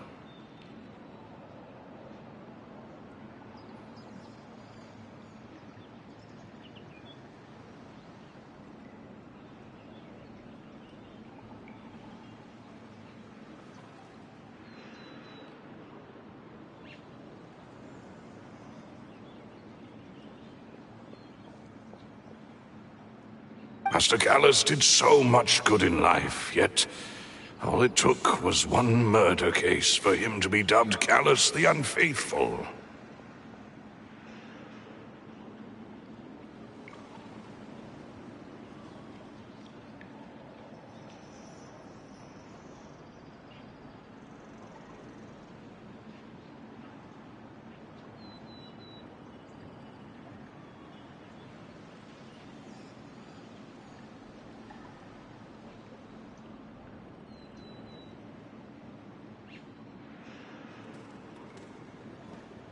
Even our supporters decreased greatly due to that incident, hence our strained finances at present.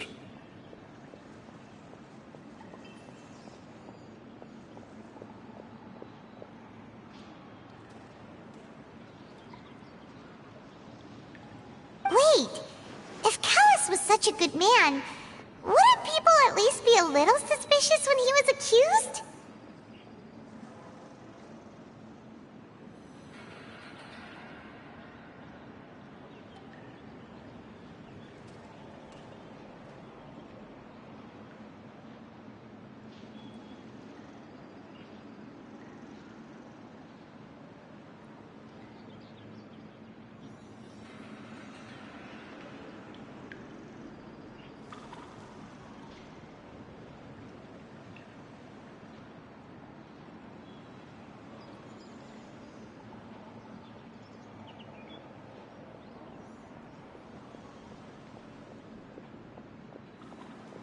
No.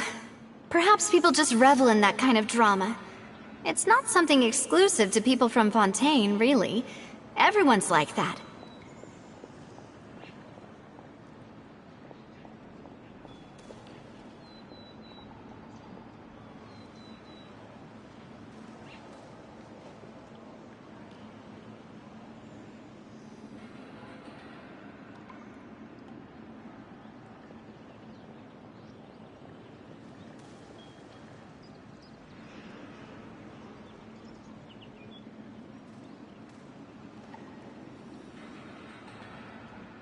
People love watching the evil turn over a new leaf, but they also enjoy watching good people fall into an abyss from one slip-up just as much.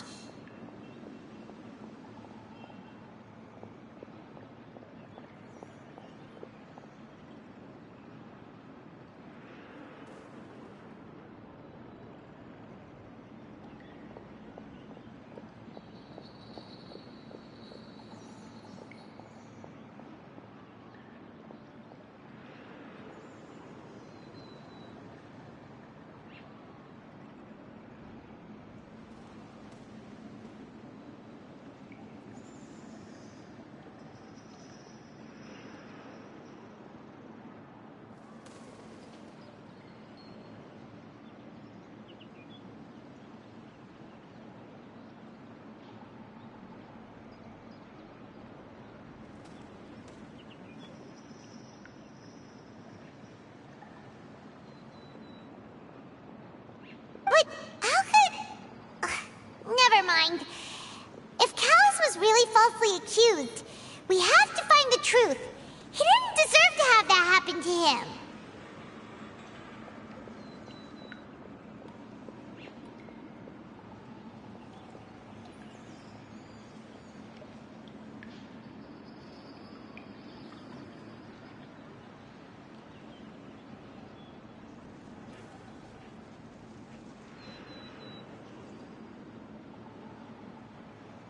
There is one other thing.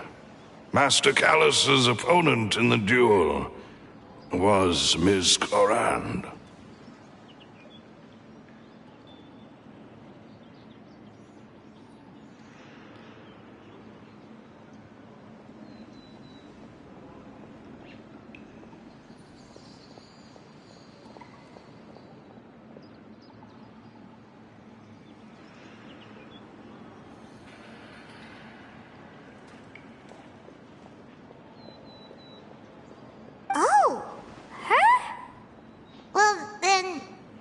isn't that as good as saying that she was the one who killed him?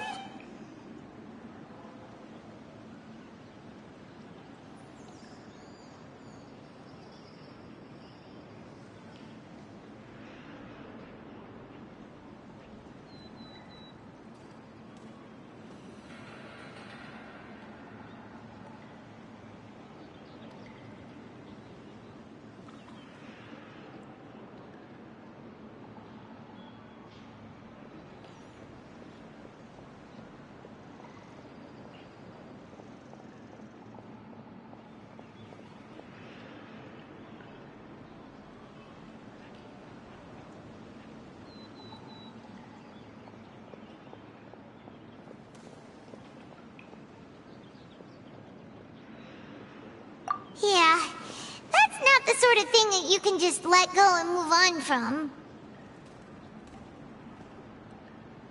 Miss Clorand has always placed great emphasis on the honorable nature of the duel. If her opponent doesn't yield, she will not stop either.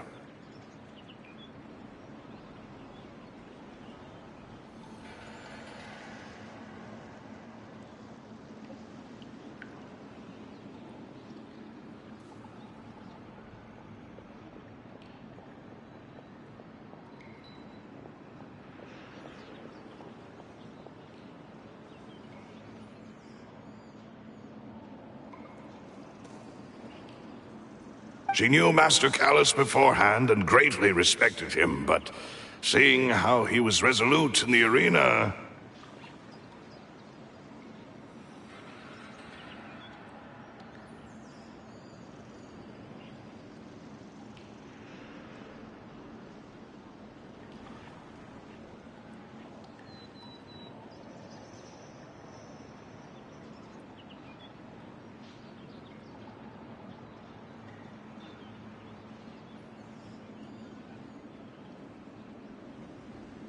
There was only ever one choice she could have made.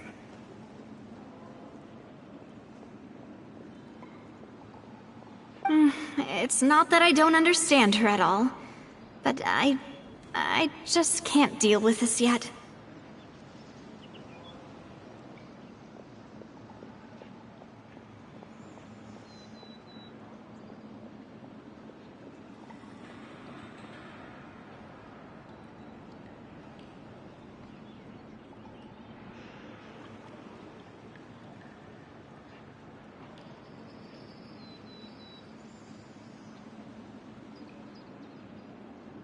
Don't worry, Navia. Paimon knows how you feel. You don't have to force yourself to do that. Afterward, Miss Clorand told us that at the start of the duel, Master Callus requested that she ensure Demoiselle Navia's safety.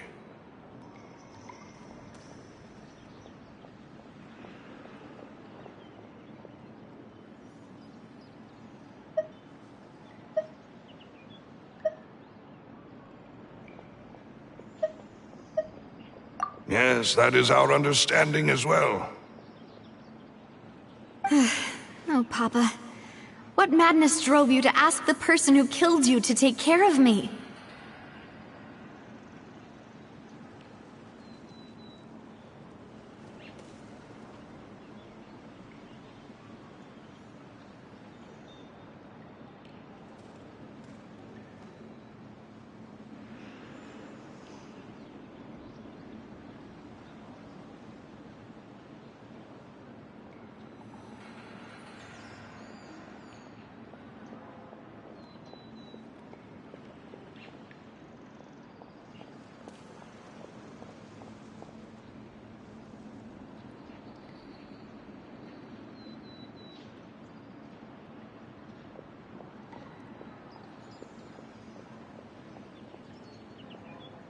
All right. Anyway, that's the information I wanted to share with you. Even if it did sound like I was just complaining towards the end.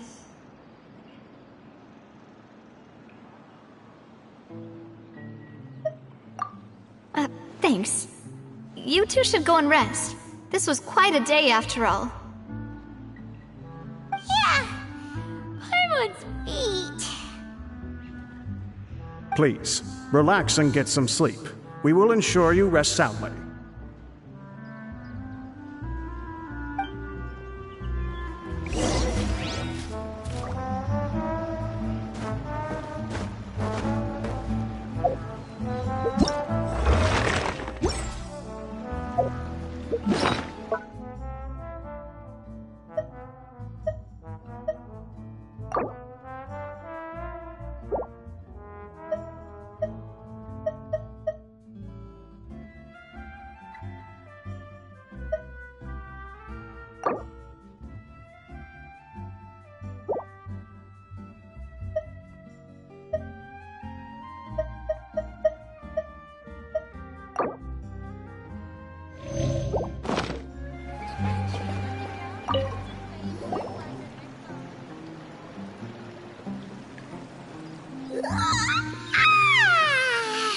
Paimon slept so well.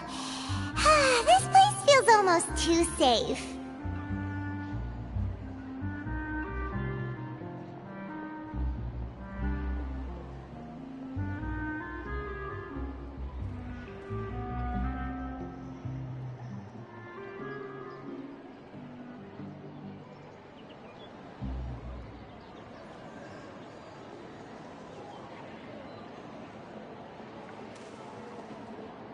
Huh?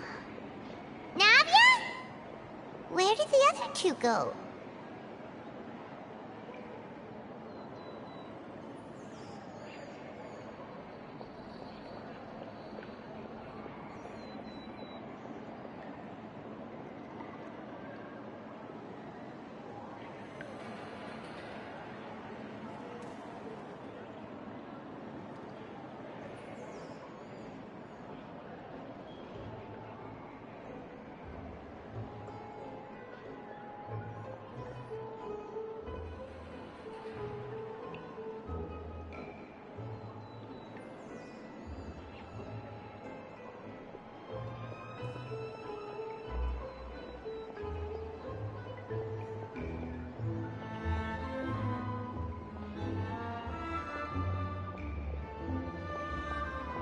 I sent them back to Poisson.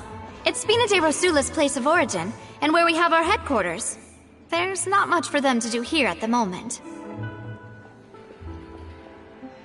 Paimon gets the feeling that you're just trying to get them off your back.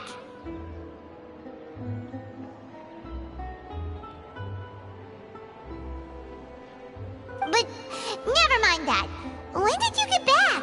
Were you waiting here the whole time? No, I just returned after going out for a while. I did some investigating yesterday regarding the name Vache.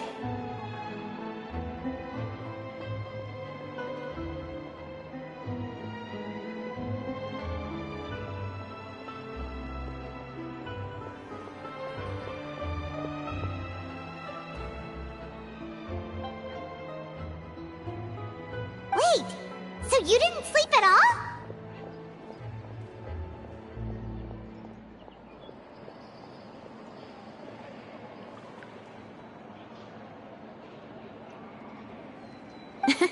How could I after having such critical new evidence appear?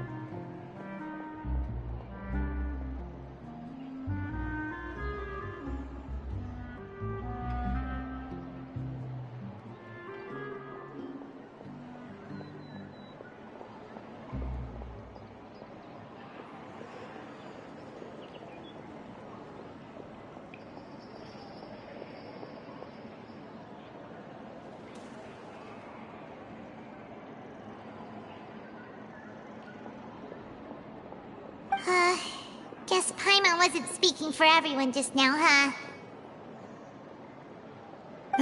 Unfortunately, this name seems to have been wiped from existence. It doesn't seem to have a match anywhere.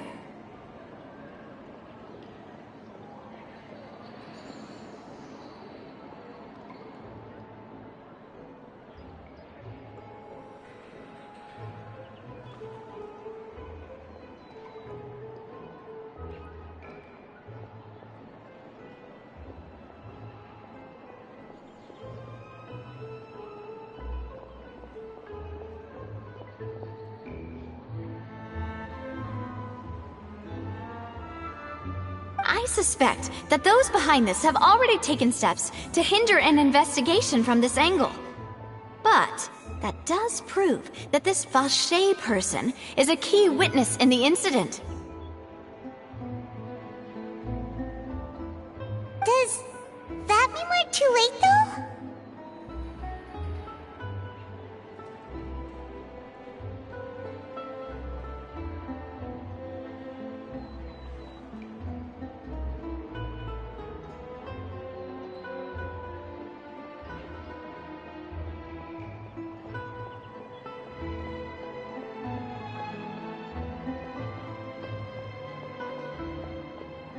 No. There is one ray of hope. One place in Fontaine that they would find almost impossible to threaten, no matter how much they wanted to.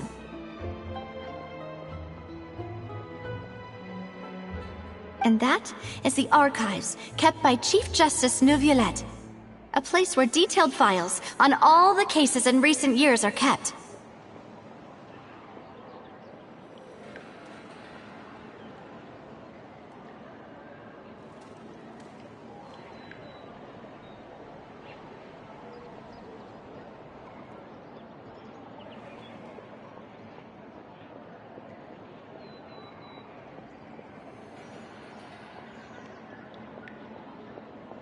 If the Oceanid you met is one of the young women who went missing recently, we should be able to find some related information there. So Neuvillette maintains an archive of case files? Whew. Guess that's the hard-working Chief Justice for you.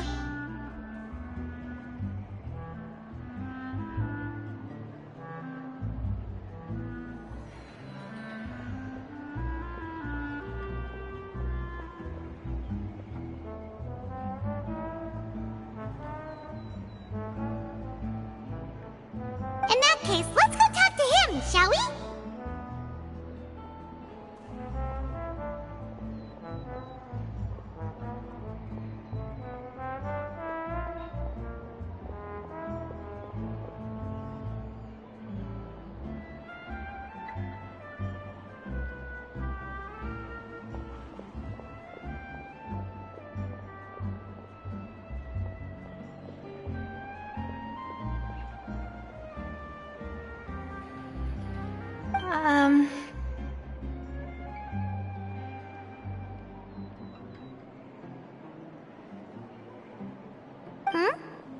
Aren't you coming along, Navia? Did you get tired? No, it's nothing. Let's go see the Honorable Chief Justice.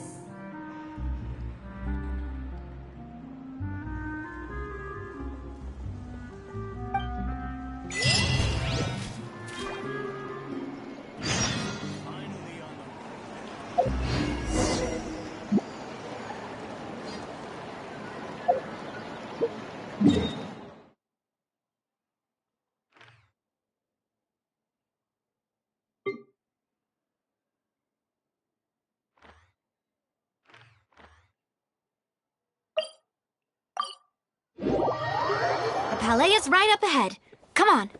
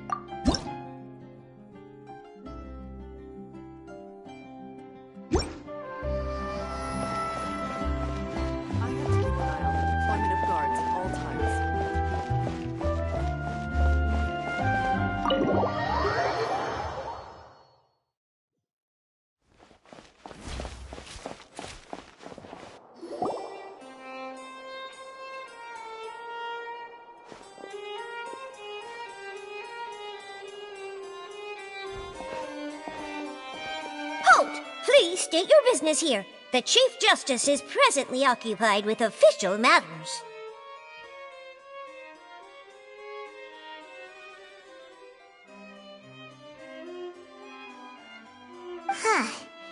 This place does look pretty heavily guarded. Guess that proves that Nervalet's files are really secure.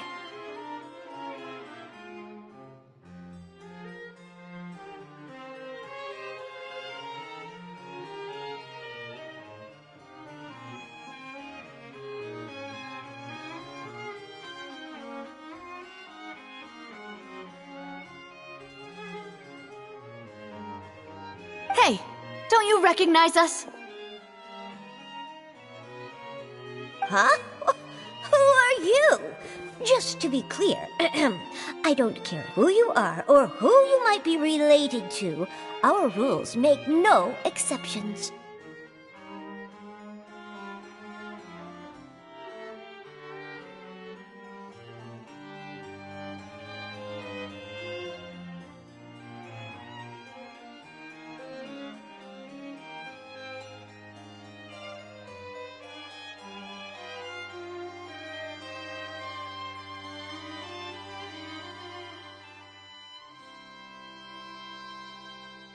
See?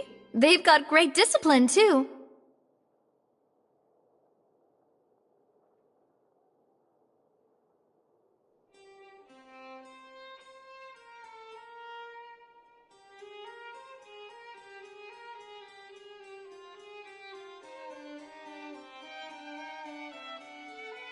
Yep.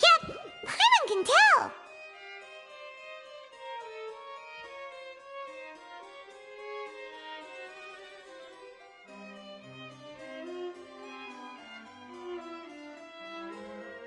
If you're here just to crack jokes, I can point you towards the exit.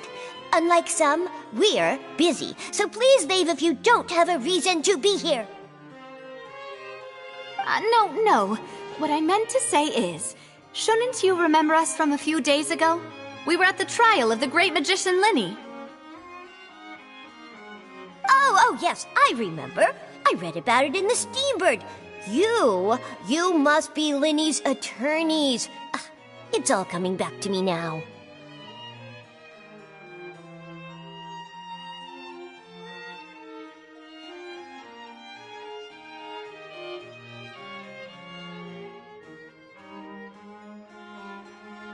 We're here today to report and archive some information on a follow-up case.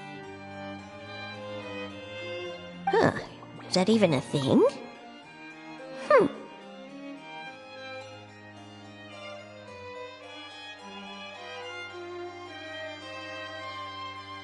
Of course. Don't worry. We're here on official business. You can trust us.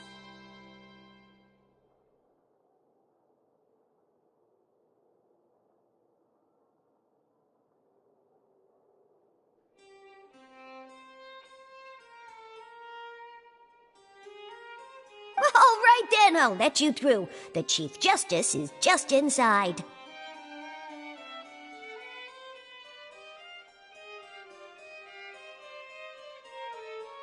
Thanks so much.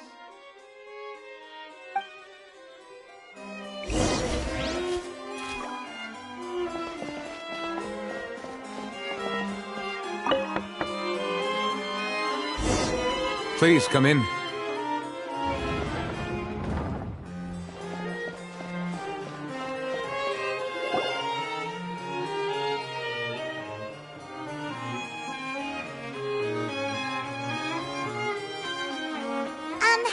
Sorry to barge in, Monsieur Nervalet. We only lied to get in because we didn't know any other way. It's all right. Please let me know how I may be of assistance to you.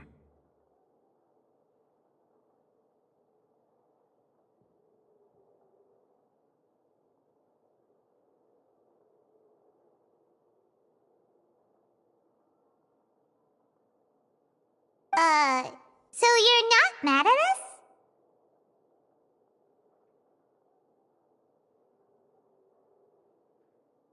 We're looking for a man called Vacher.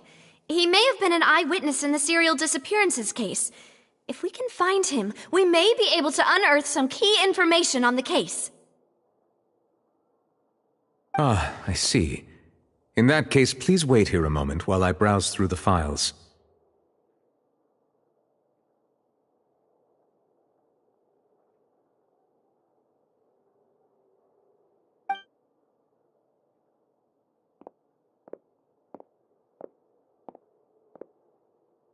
Who knew that Neuvillette would be so easy to talk to?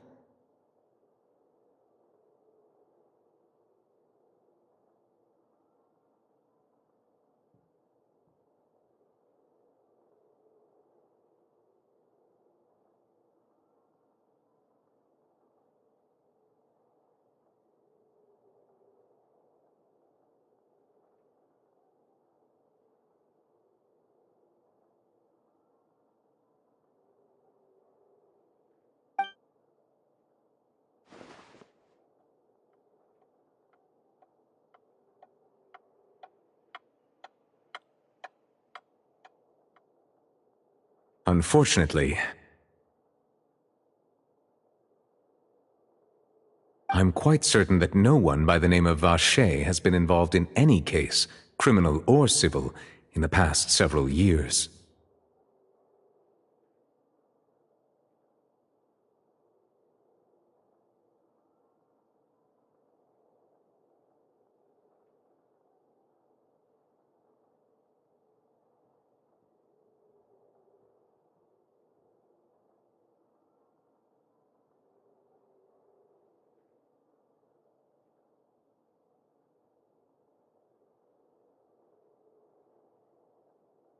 There are no records of him either in the files or in my memory.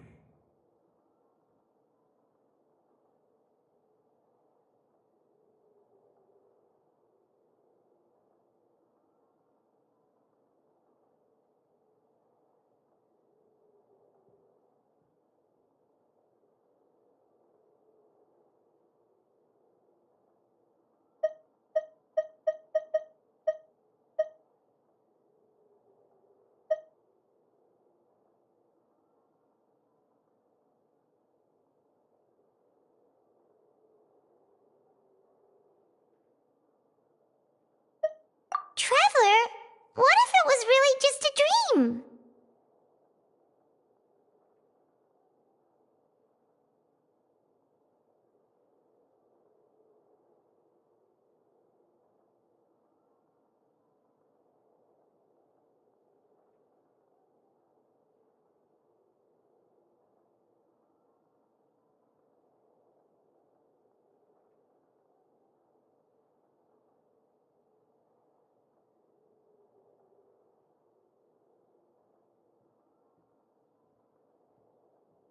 Is that so? All right then. Thank you so much, Monsieur Neuvillette. We'll take our leave now.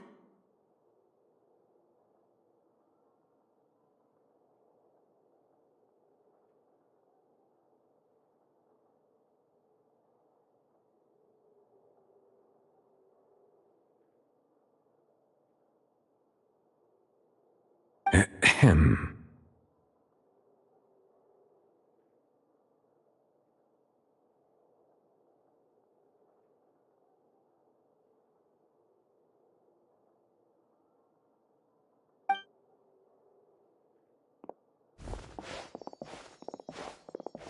Miss Navia, I can understand how you feel.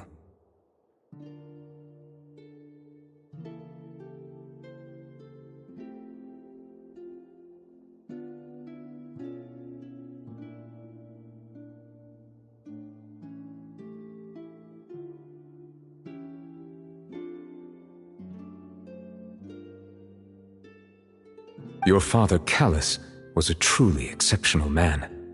We deeply regret his passing.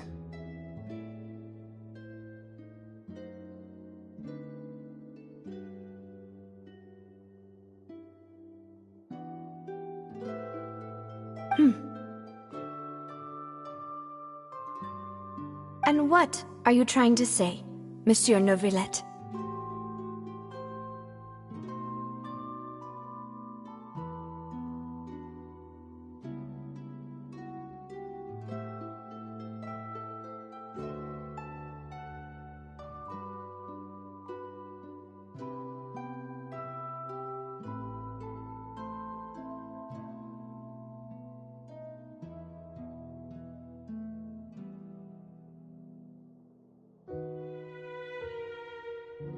Are you trying to console me? Extend your sympathy? Or just express some tendril of regret?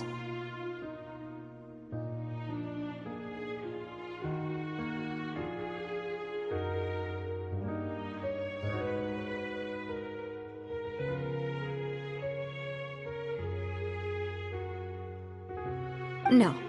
You are not trying to do any of that. I can hear it in your voice.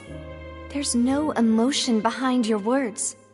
You only said those things because you felt like you should.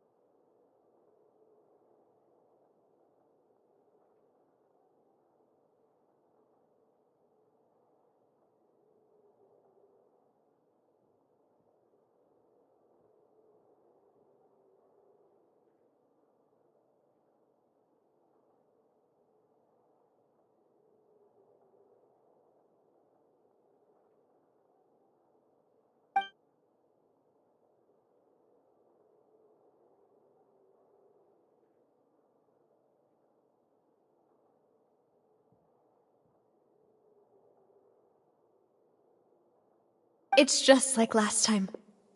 After my father took his place in the duelist ring, I pushed through the guards to talk to you as a last resort.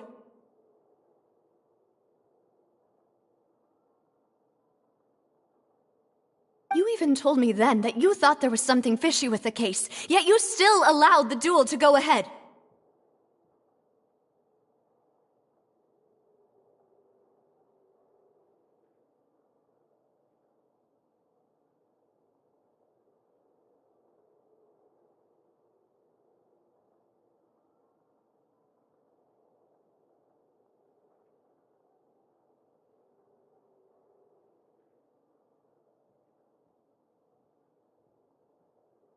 In your eyes, the value of a human life is nothing compared to those cold laws you hold so dear.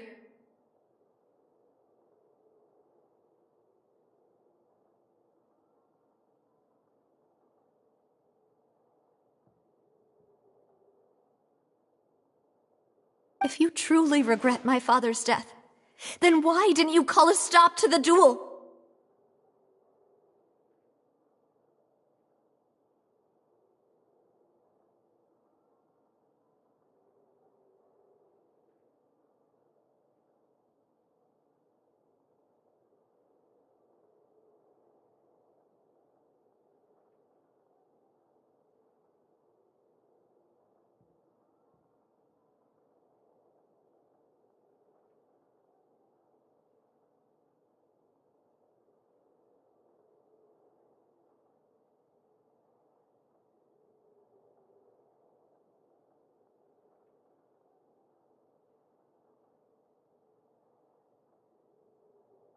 Why didn't you give me the power to stop him from throwing his life away? Why did you just let him die, despised and hated by all?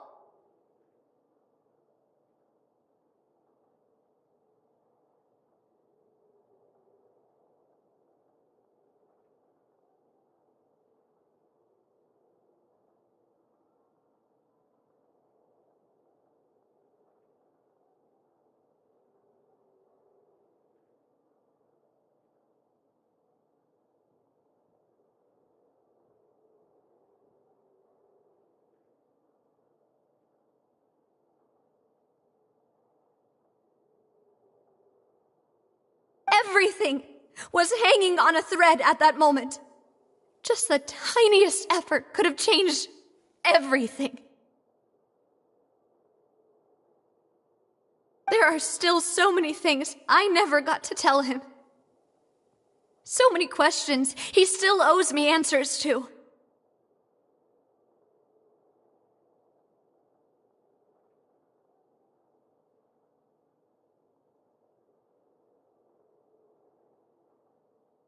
If you really have no heart, then just look me in the eyes.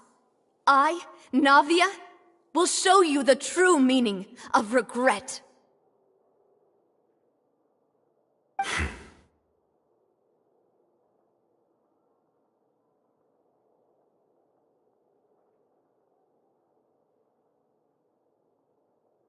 I'm sorry, Miss Navia.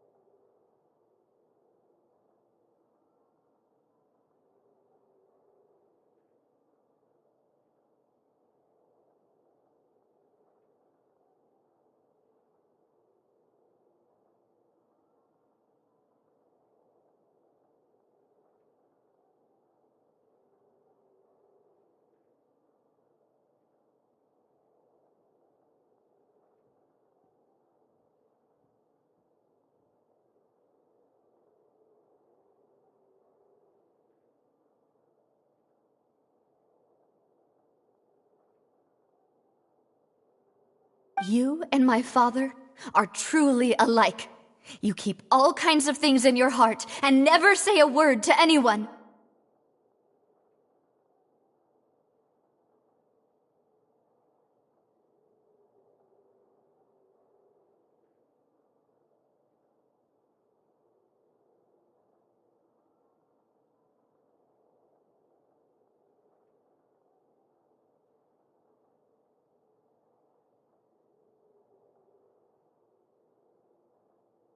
It's not so much that you can't feel, but that you would never express anything.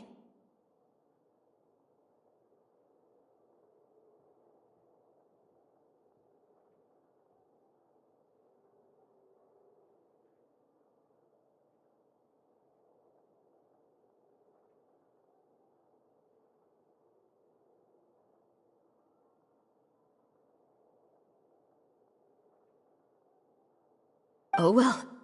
In any case, everyone already knows full well the apathy of the Chief Justice.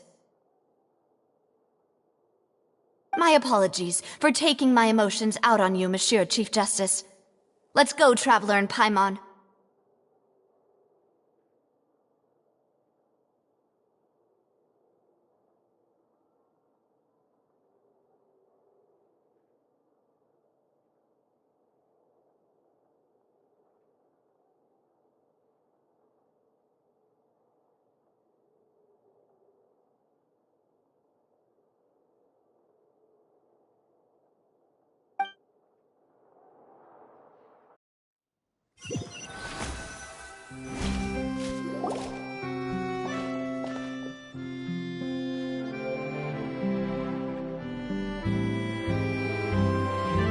Navia, are you okay?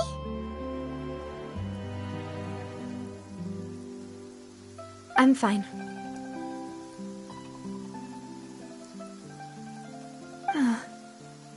Rain. It's raining.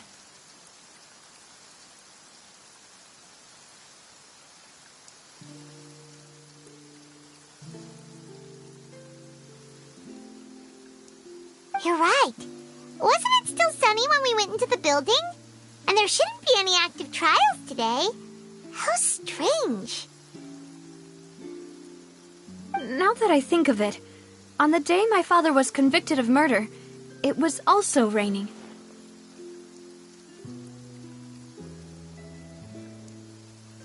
What is it? Did you think of something?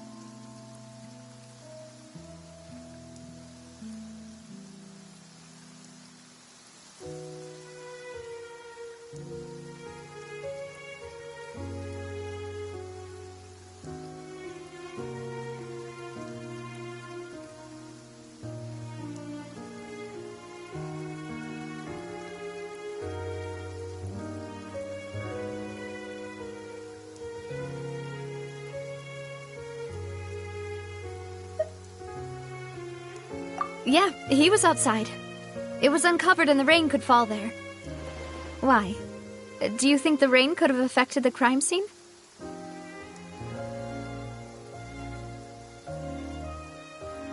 That thought has occurred to us before. We've even expanded the search area to try to account for that, but didn't find anything of value.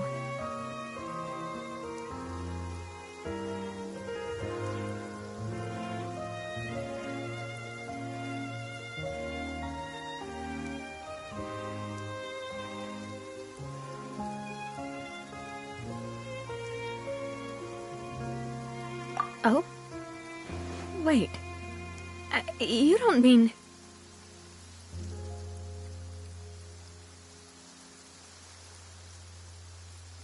So you're saying that the true murderer could have been turned into water and then got washed away with the rain?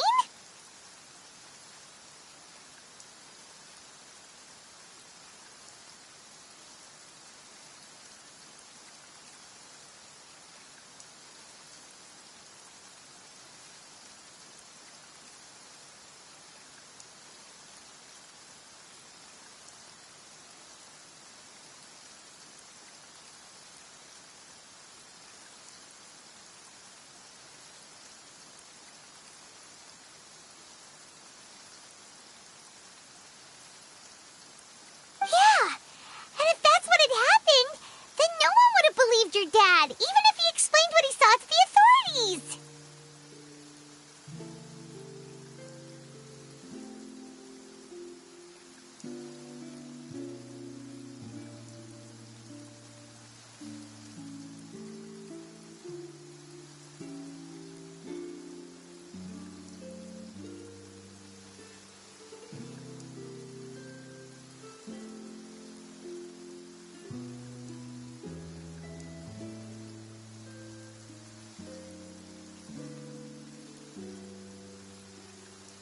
I really think I found a true genius for a partner. You're completely right.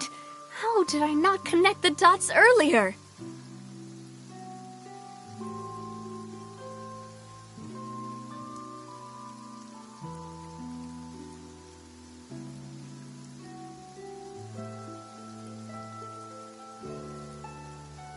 All right, let's go to Poisson. With this new lead in mind, we'll get to the bottom of my father's case for sure.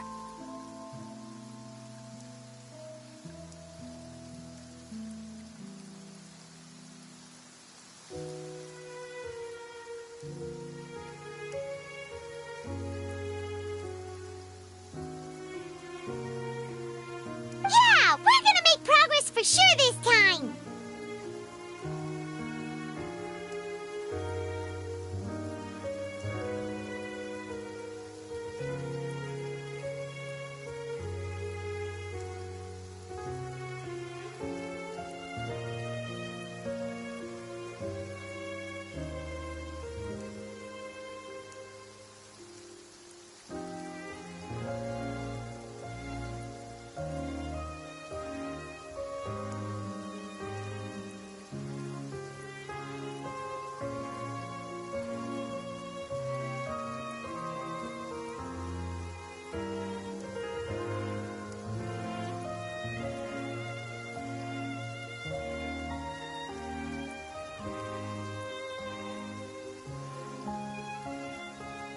Do you want to go with me now? Or do you want to head over by yourself later?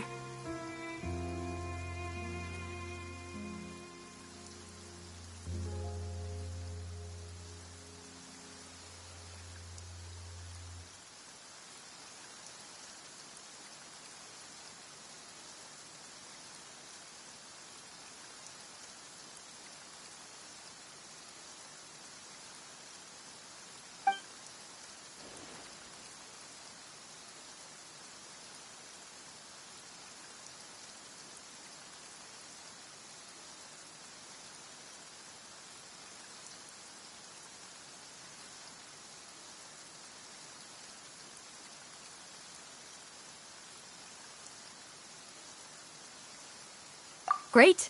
Let's go then.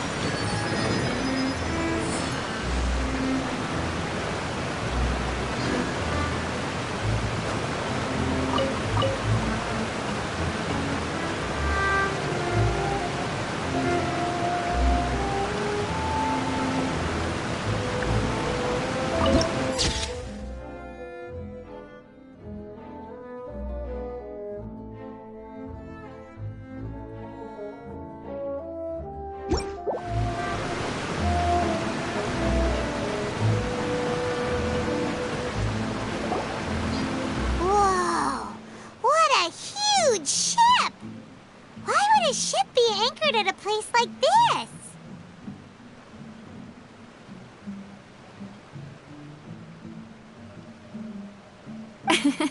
There's no need to be so surprised.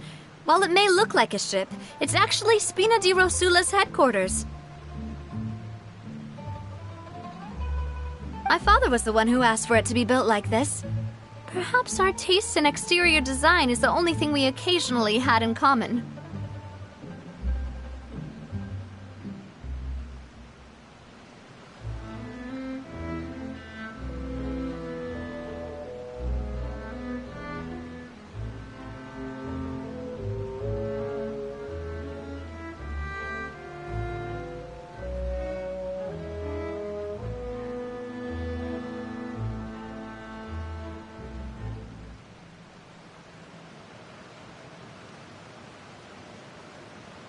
A gigantic and glamorous ship embodies discovery, opportunity, ambition, and conquest. It symbolizes Spina di Rosula's bright and limitless future. And Paimon thought you were bluffing when you said Spina di Rosula had a glorious past.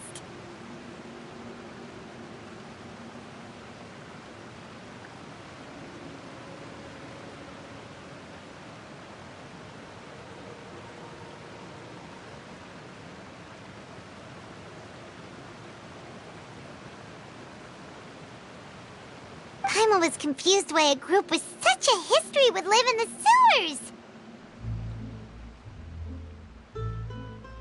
But now that Paimon has seen this ship for herself, she's been convinced. Well, Poisson is where Spina di Rosula began, after all. It's our main base, our home.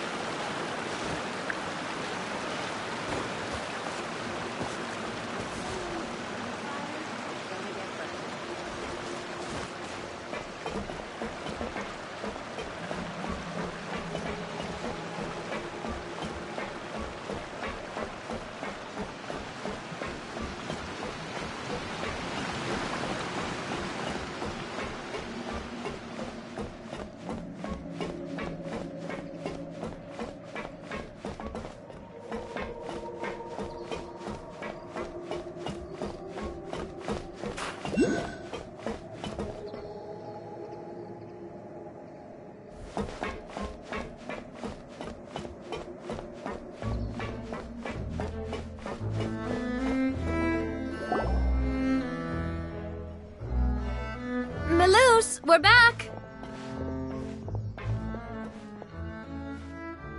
Apologies for the wait, demoiselle, and our most important partners.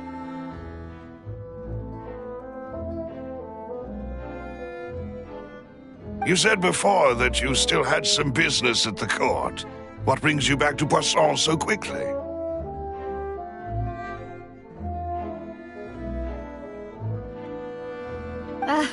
About that. It's because my partner here reminded me of something really important. You see, what if my father's case had something to do with water from the primordial sea?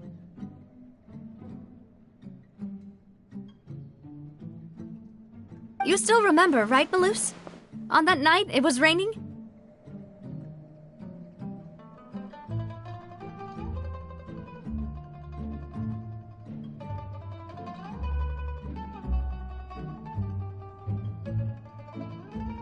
Yes, the case was quite similar to that of Mr. Linney's. Both were what you'd call impossible murders. Could you tell us a bit more about what happened before?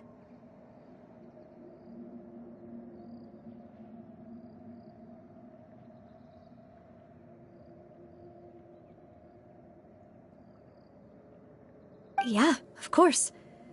Many years ago, something called synth began to gain popularity in Poisson.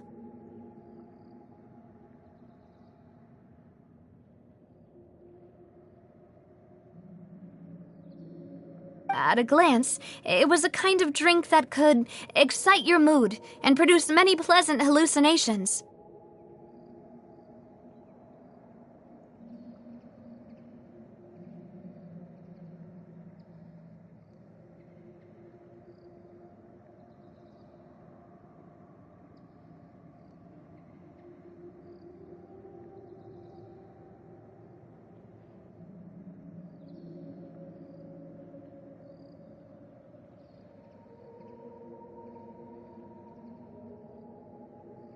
Wait!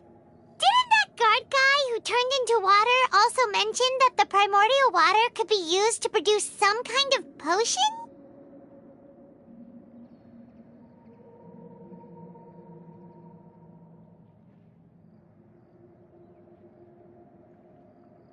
Yes, he did. Considering what we know now, it's almost certain that synth is created using water from the primordial sea.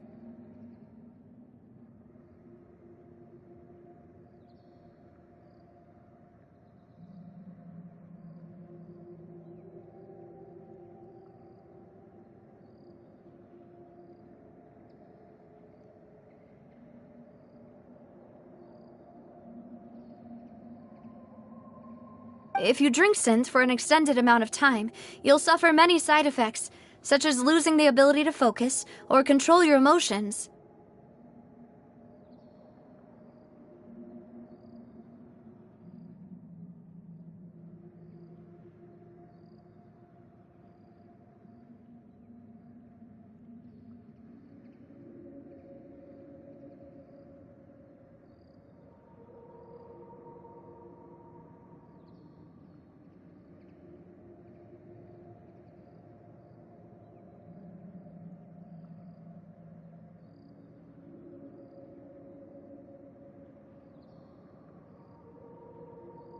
And if you were to stop drinking it completely, you'll experience flashes of paranoia and anxiety while lacking energy to do anything.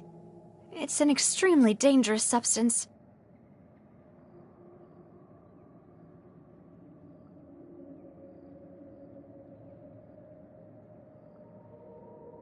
As he oversaw Poisson, my father was compelled to put a stop to synth abuse and called for a complete ban of it.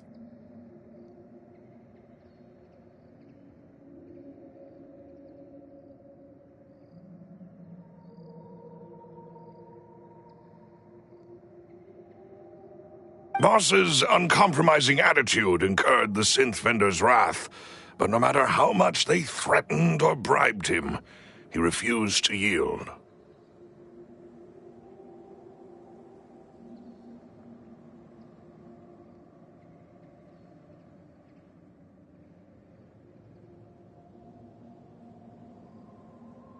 Not only that, Boss became determined to find the mastermind behind the synth operation and put an end to the problem once and for all.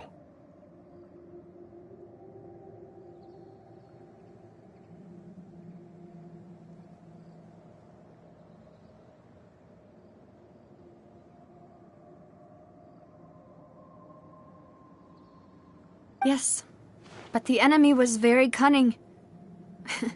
So he could never get anything out of the dealers, all of whom only sold the stuff and weren't privy to the rest of the operation.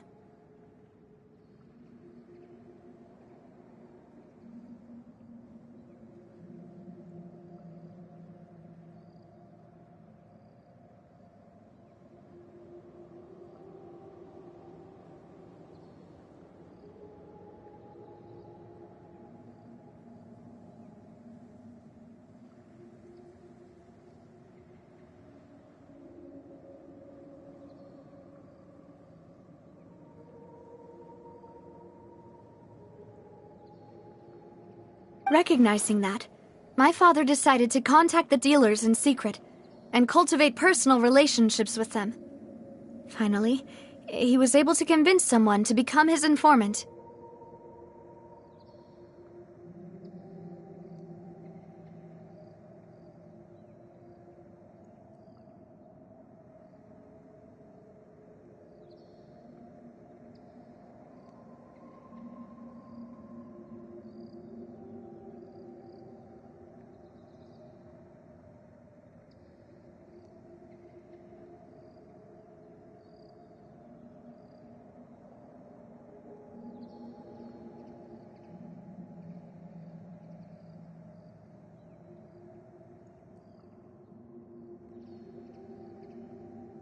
The man's name was Jacques. He felt greatly ashamed about his work after seeing many families destroyed by synth abuse.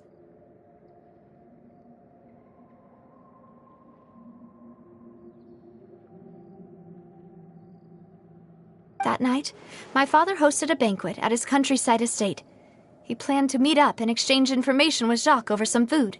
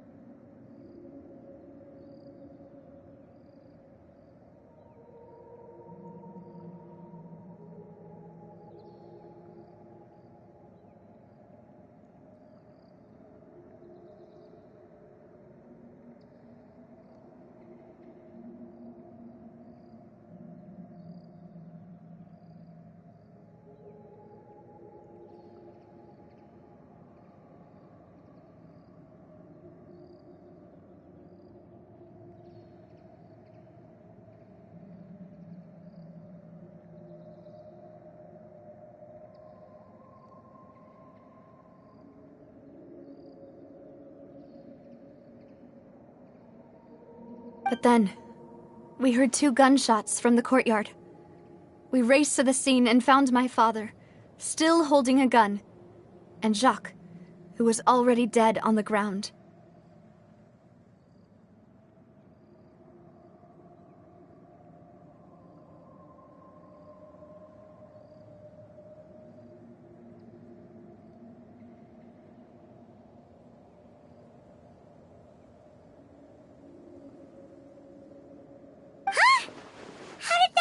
Aren't they on the same side?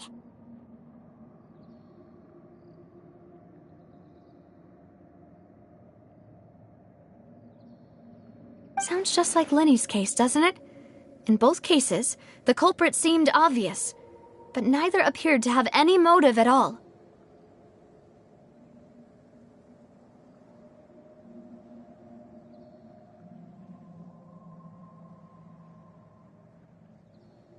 Looking back on it, though, I now believe the most important clue was something we all overlooked at the time. There were pieces of clothing left at the scene. Precisely. It's all thanks to you that I made the connection now. Back then, we all just thought they were some costumes that Jacques used to disguise himself at the banquet.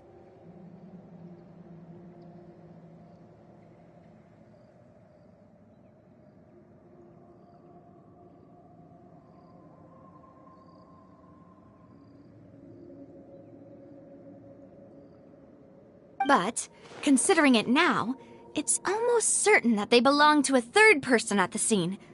With one extra person, we'll also need to reconsider why the 2 shots were fired.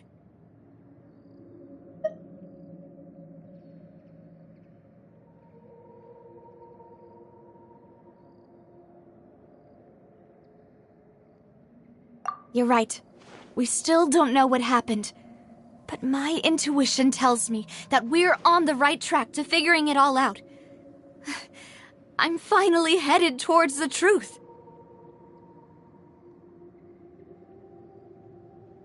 Jacques was an empathetic man who was infinitely remorseful for his past actions. It's unlikely that he turned on Boss with 0 warning. I think this third person is probably the key to the full truth.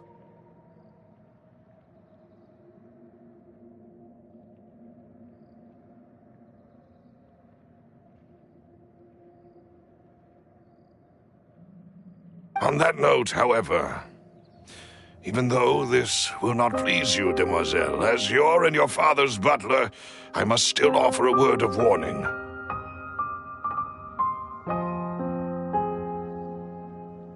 Our opponent is insidious and cruel. They are extremely difficult to deal with, and Boss has already lost his life trying to bring them to justice.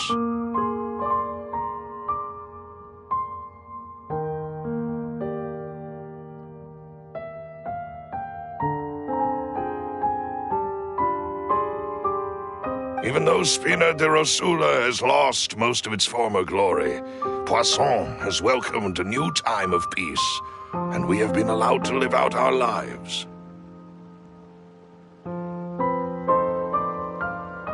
There is no need to follow your father's path. It would be both wise and in line with Boss's wishes to step back and give up on the case.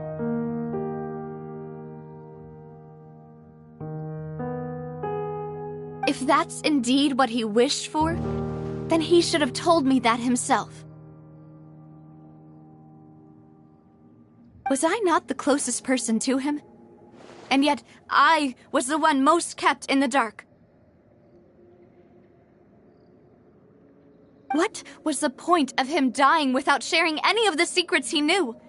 Did he manage to protect anything in the end?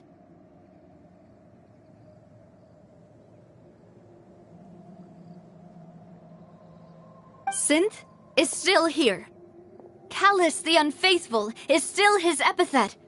And Spina di Rosula is barely getting by. Nothing has changed.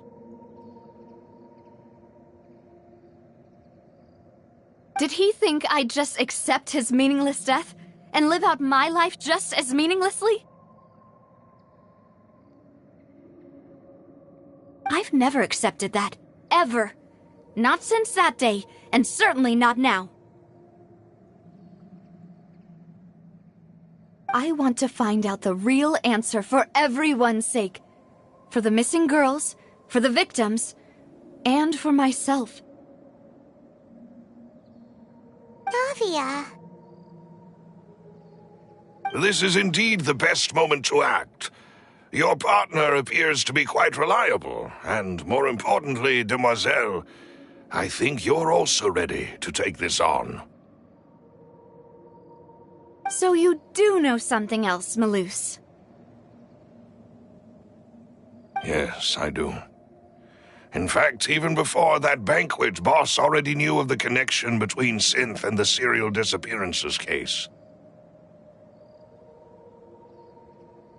But what drove all the tensions to the boiling point was the revelation that you, Demoiselle, had been selected as the next target to disappear.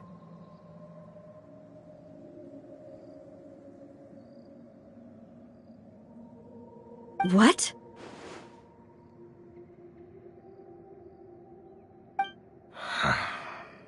Boss also didn't tell you that he had been diagnosed with a rare illness. The doctors told him that he had no more than 5 years left to live.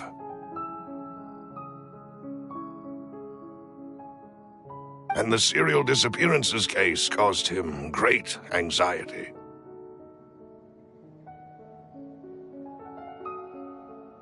"5 years was nowhere near enough time to resolve this long-standing conflict, but once he passed away, all the danger would pass on to you." Knowing all of this, he decided to use one final intimidation tactic before his death. He claimed to have already gotten his hands on some key incriminating evidence for the other side, and even told some members of Spina di Rosula about the details.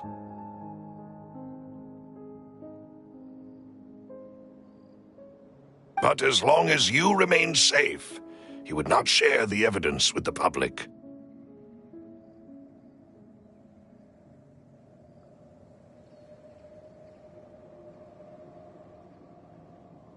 If something were to happen to you, then he and all those he told would immediately expose all they knew about Synth and the disappeared victims.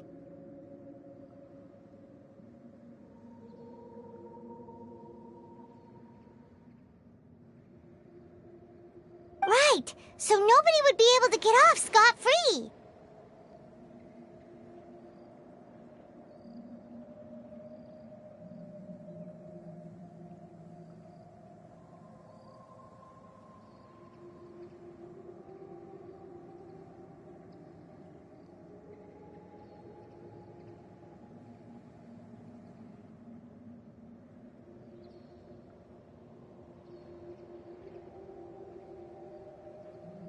As we've seen, Boss's tactic has worked. Even though Boss has been gone for a long time, the other side has not tried to take Demoiselle's life.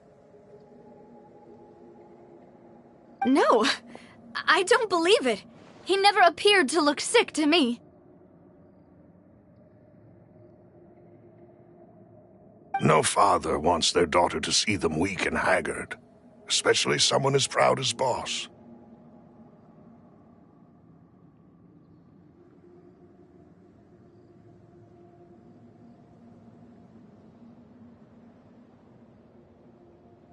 To him, dying in a duel and suffering lasting dishonor as the unfaithful was still far preferable than losing face in front of his daughter.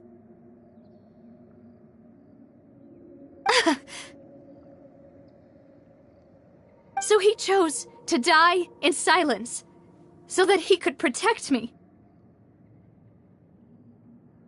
I'm afraid you're not understanding this correctly, Demoiselle.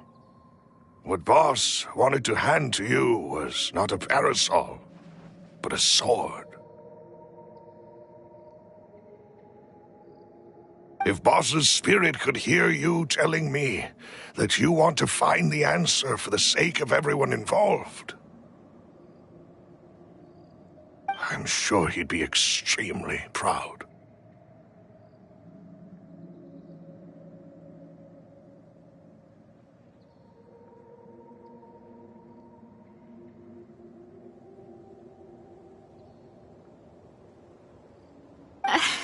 That fool. Couldn't he have just given it to me straight?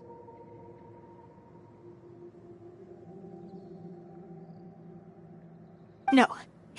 He might have set up everything precisely because he never thought I'd be able to understand him.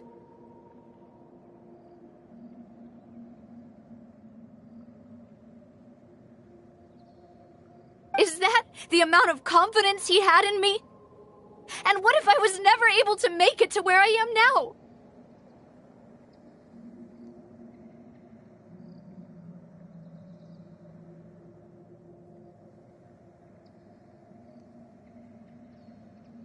Yeah. I suppose that's true. With the way he'd set things up, if I had wanted, I could have just lived out my life without a care in the world. But thankfully, he rarely talked to me about complex matters, and thus understood little of me as a person. In this case, he really didn't need to give me an easy way out.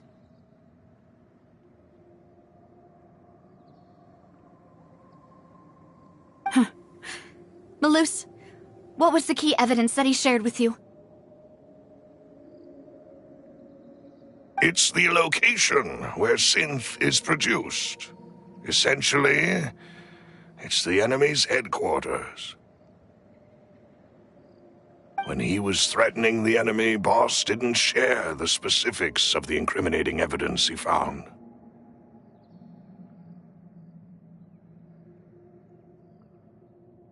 But if you want to use it against the enemy, you'll still have to take several things into consideration. Why? If we know where the place is, can't we just go storming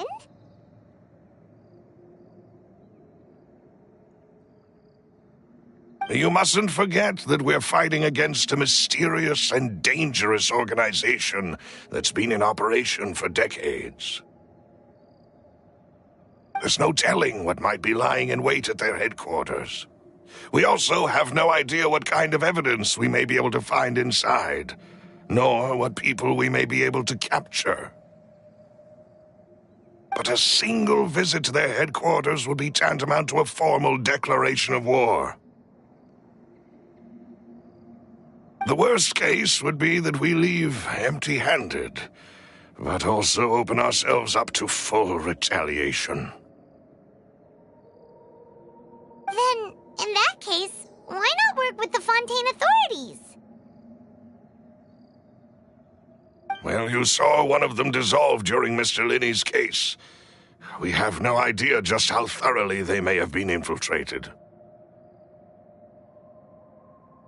Huh. That's true. Seems my father really had no choice.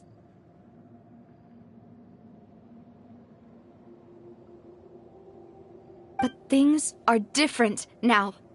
It should be a lot easier to prove the other side's guilt, now that we've connected Synth with the disappearances case. You sound like you've put a lot of thought into this, Malus.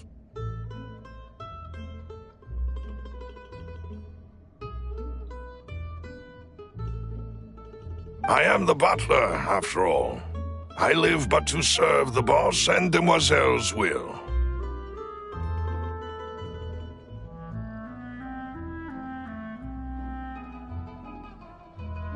I've always been willing to take on any kind of risk for your sake. But considering my relative lack of ability, I've spent my time keeping secrets, performing basic investigations, and waiting for the right time to come. Thank you for all of that, Malus. Have you discovered anything new in the past few years? Let me think. One conclusion I came to was that the enemy must be quite familiar with Spina di Rosula, or at least have an informant planted here.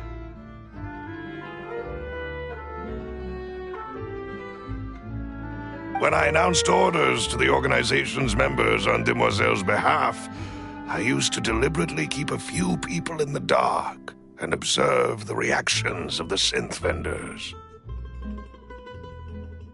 If the vendors didn't change their plans, then the individuals informed of our orders must be innocent. If the vendors packed up and fled, however, then someone must have given them the news. After several rounds of testing and investigative tracing, I've narrowed the suspect list down to 3 people.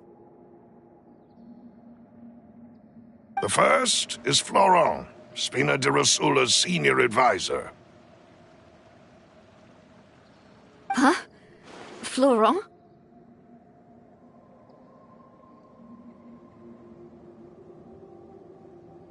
Yes, surprising, isn't it? He was one of the people Boss trusted the most, which also means that he was someone who understood Boss really well. Thanks to his position within Boss's innermost circle, he always knew our upcoming plans and could thus avoid capture this whole time.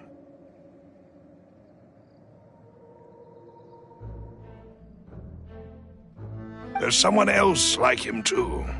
Marcel, the head of Confrérie of Cabrières. Uncle Marcel. It's a guild in Poisson. Boss helped it to grow to its current size and prominence. In the beginning, they were only reselling some daily goods, but now they're one of the richest guilds around, with a lot of business connections in the city.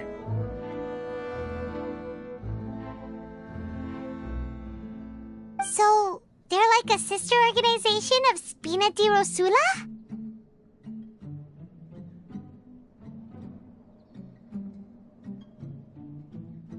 Yes, you can say that. When we were fighting against the synth dealers, they provided us with plenty of support.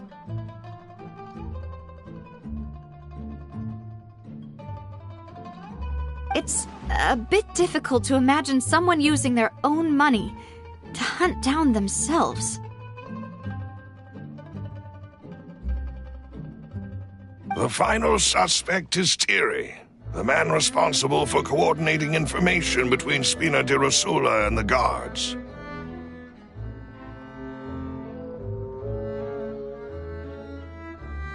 Although the guards mostly leave us to our own devices, there are still many activities we have to report to the local authorities. Since Thierry is always in the know about our current activities, he could theoretically always plan one step ahead.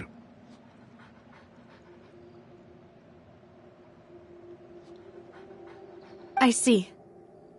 These are all people who I communicate with quite regularly.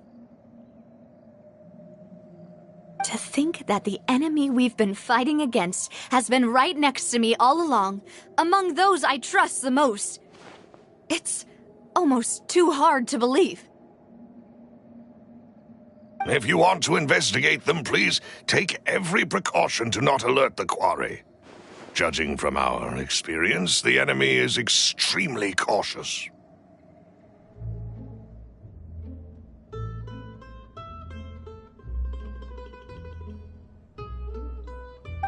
Of course. And thank you, Malus. You've provided us with a lot of great information. You're too kind, my lady. I'm just doing my duty. And before I forget, proving Boss's innocence would also mean clearing him of blame in Jacques' death. After that incident, Jacques' wife and daughter were taken into the Spina's care. They still live in Poisson today.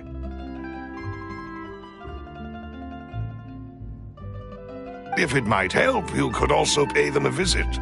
I can make the necessary arrangements. Oh, thank you so much, Malus. You really are the best. A new case awaits, my dear partner. I hope we can work together to uncover the truth and end this case once and for all.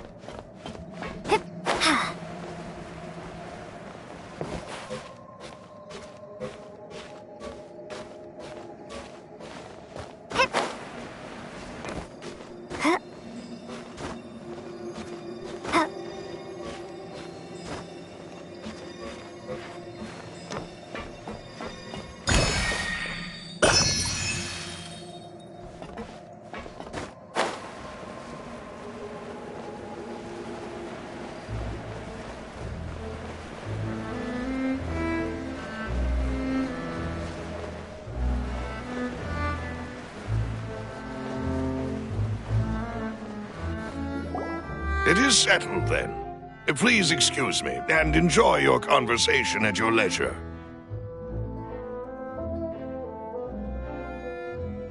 Thank you for arranging everything for us, Malus.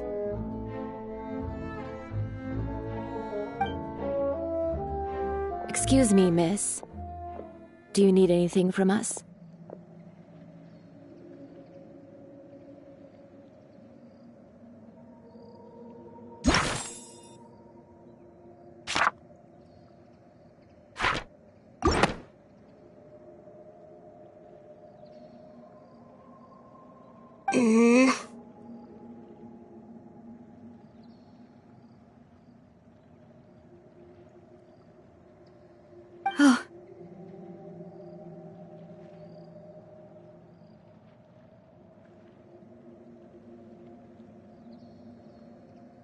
Hey, Navia's all quiet. This isn't like her at all.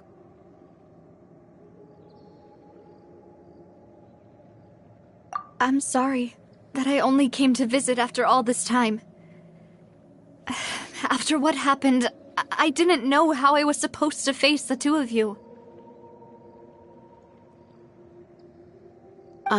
If it's about that, there's no need to apologize. After my husband died, Spina di Rosula sent us a lot of mora and support. I understood your guilt and apology to be genuine.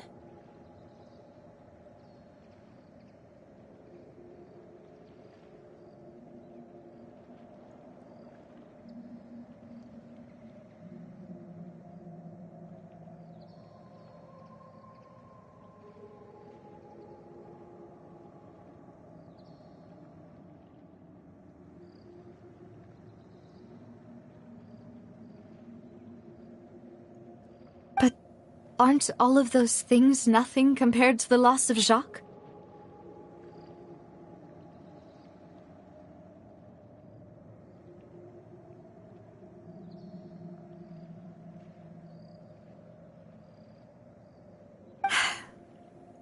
I can understand the kind of pain that comes with losing a father so needlessly.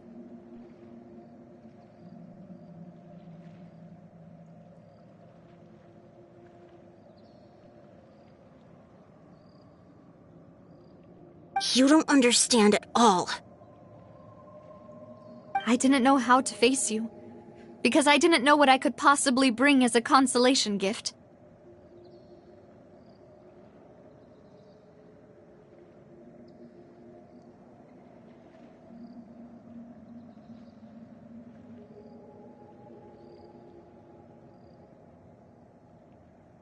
I know only the full truth could bring closure to you.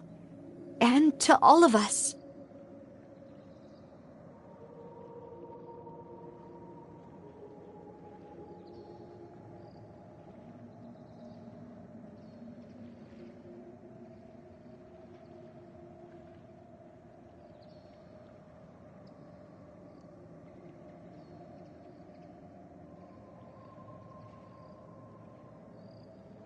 Mm-hmm.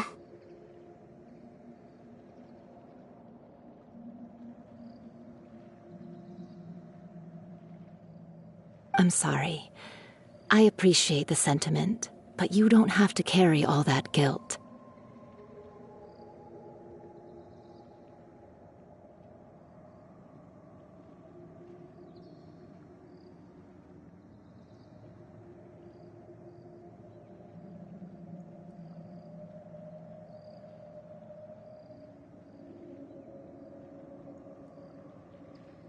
On the matter regarding my husband, my daughter and I have more or less found our answer already. Would you mind sharing it with me? I really can't believe that my father could ever bring himself to shoot Jacques.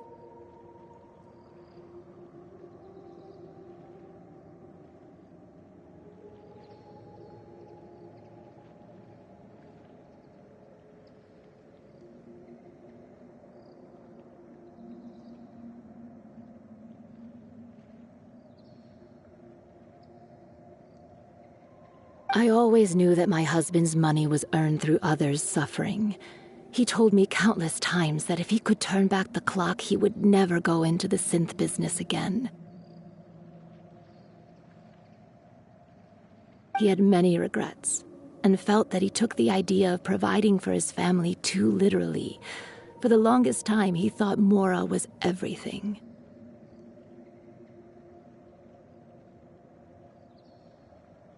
So when Mr. Callis came to him with a proposal, he accepted it almost immediately.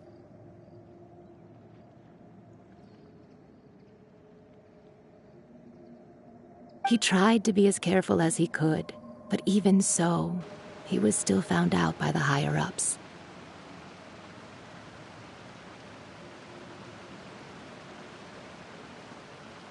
They found out about his betrayal?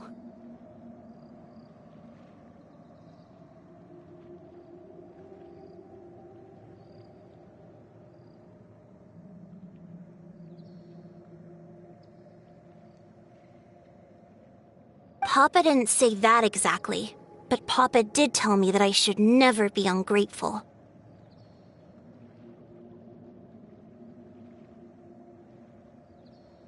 Before he left that day, he told me that he had no choice. It was only later that I realized it was his final farewell to the two of us.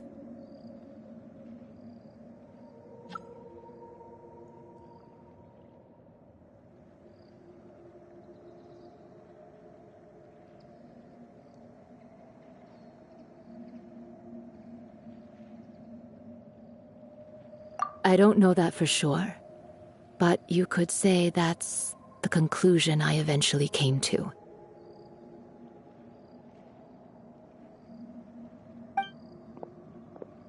Which is why I'm the one who should feel guilty. Callis had always taken great care of us, both when he was still alive and after he passed away.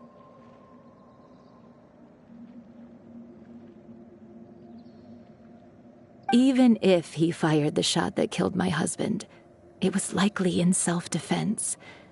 It is impossible for me to hate him for what he had done. But Mama, why is Papa still the bad guy if he did the right thing?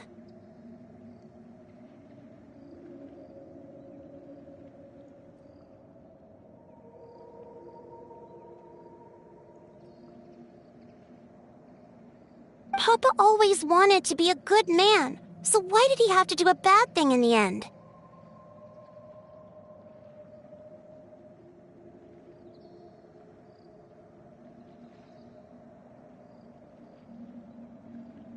Well, things aren't always as they seem.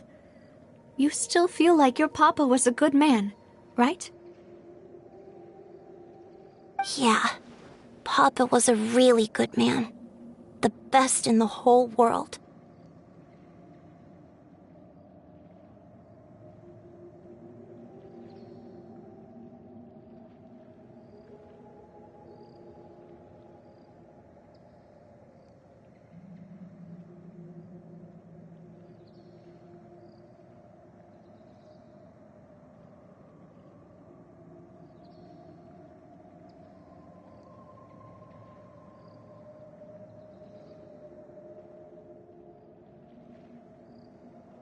Then you should hold on to that.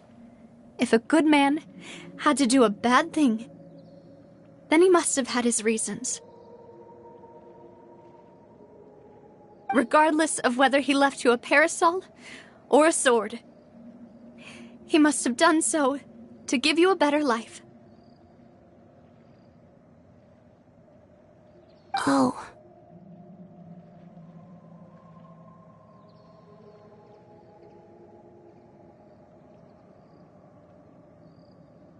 Thank you for everything you've told me. I will definitely find the truth. The current state of things is not something I'm willing to just sit back and accept. Thank you. I'm very grateful to hear this from you. Even though your personality is quite different from your father's, your determination when you speak is really similar. You really think so? That's the first time anyone said that to me.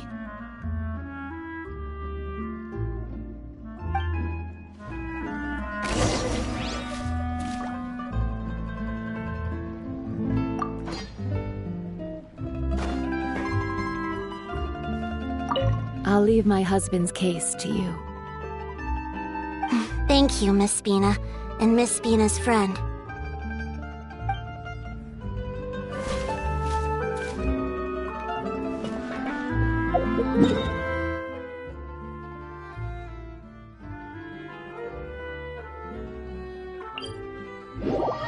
Are you okay, Navia? I'm fine. Don't worry. Let's investigate the 3 suspects next. Florence should be nearby, and we should be able to find Thierry and Uncle Marcel in the city. I'll get myself together on the way, so please don't worry.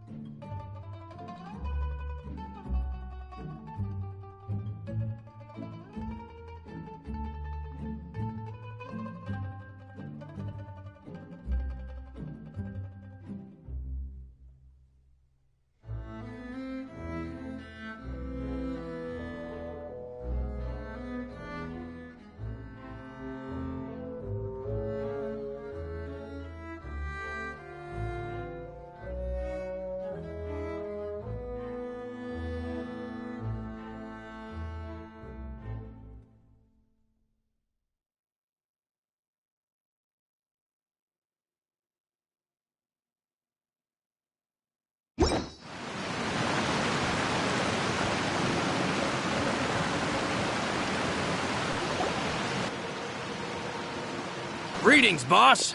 How may I be of assistance today?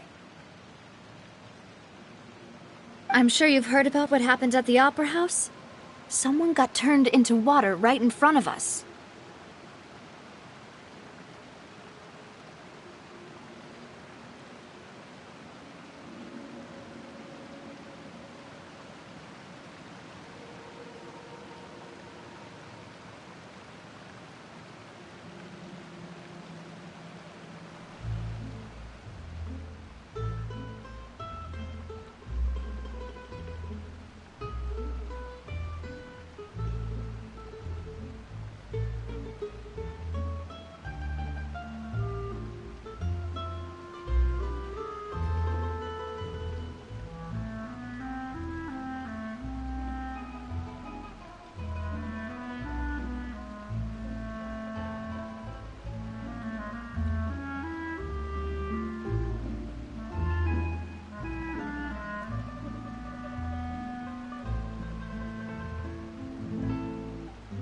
Yeah, I've heard.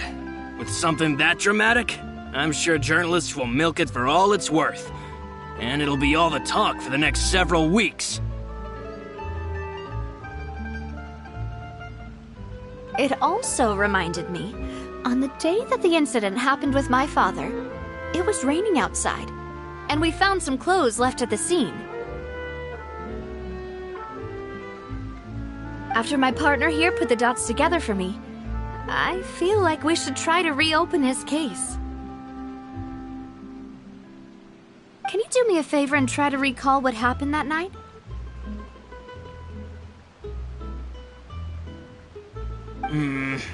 Let me think. Mr. Callus was feeling pretty upbeat that day, so he was drinking and bantering away with us at the table. After that, he told us that he wanted to go get some fresh air, so we let him go without thinking much of it. Who knew that we would hear 2 gunshots ring out right after? My first reaction was that Mr. Callus's life was in danger, so I grabbed my holster and made a mad dash toward the scene. But when I got there, it was already too late.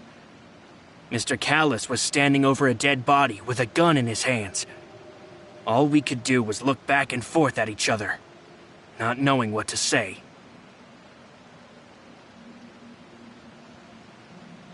So you also remember 2 gunshots then?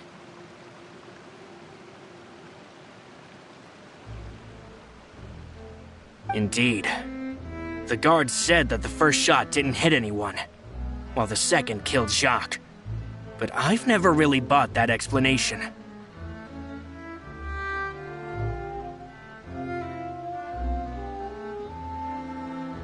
Reason being, Mr. Callus had left his gun on the table. I even made sure to confirm that before running to the scene.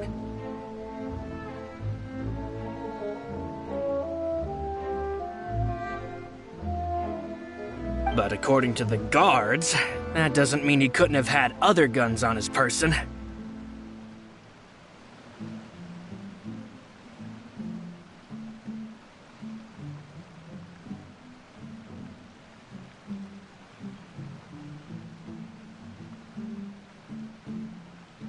About the clothes left at the scene that you mentioned. Do you think there was a third person there who was turned into water? At least from our perspective, my father had no reason to kill, so he would also have no reason to bring an extra gun with him.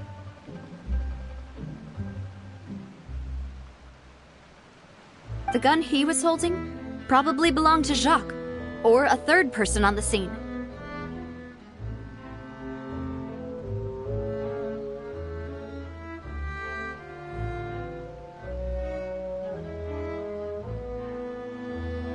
Yeah, that makes a lot of sense.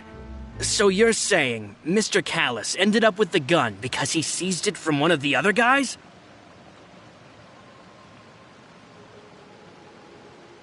But hold on. If that's what had happened, then why didn't he share the truth with any of us? He didn't even want to face the Oratrice machine, and chose instead to prove his honor in a duel. Did he lose all faith in the courts after seeing someone dissolve right in front of his eyes?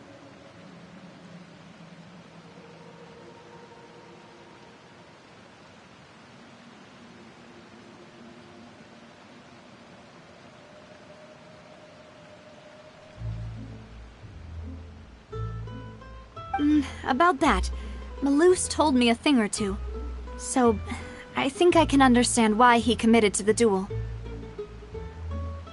I'll tell you everything once the whole truth has been revealed. I understand.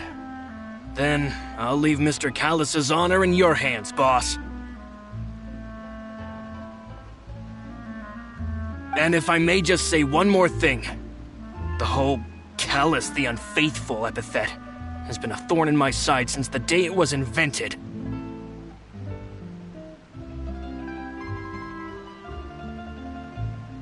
Many people have laughed at me for still calling him Mr. Callus, even after so many years have passed.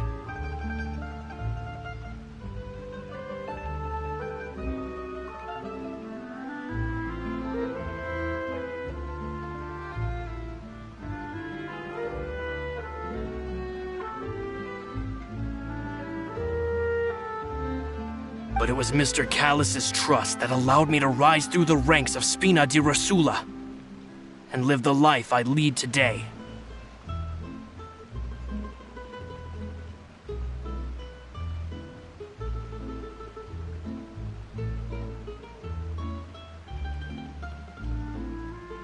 No matter what others might say, he'll always be the man I respect the most. And he'll always be my boss.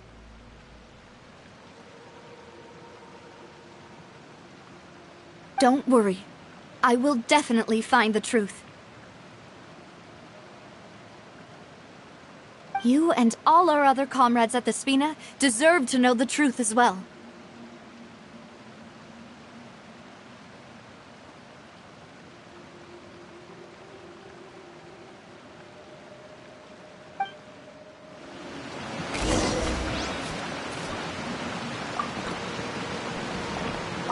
My apologies, boss, for that last sentimental bit.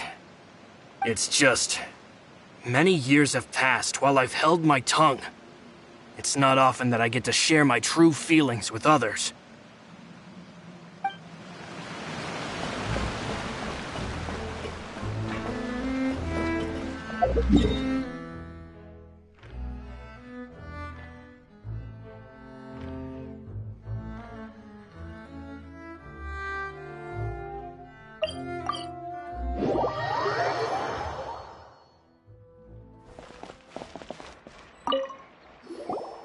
Hey, Thierry! It's me! Oh, now, what brings you here, Miss Navia? I've heard that you made quite the name for yourself at the Opera House. Oh, so you've caught news of that already. Oh, okay. Hey, I'm also a member of the Guards, you know. The way you make it sound, people would think I was sent off to Poisson because I had done something wrong. Are you sure there isn't a little bit of truth in that? Under normal circumstances, shouldn't you have been called back to the city already?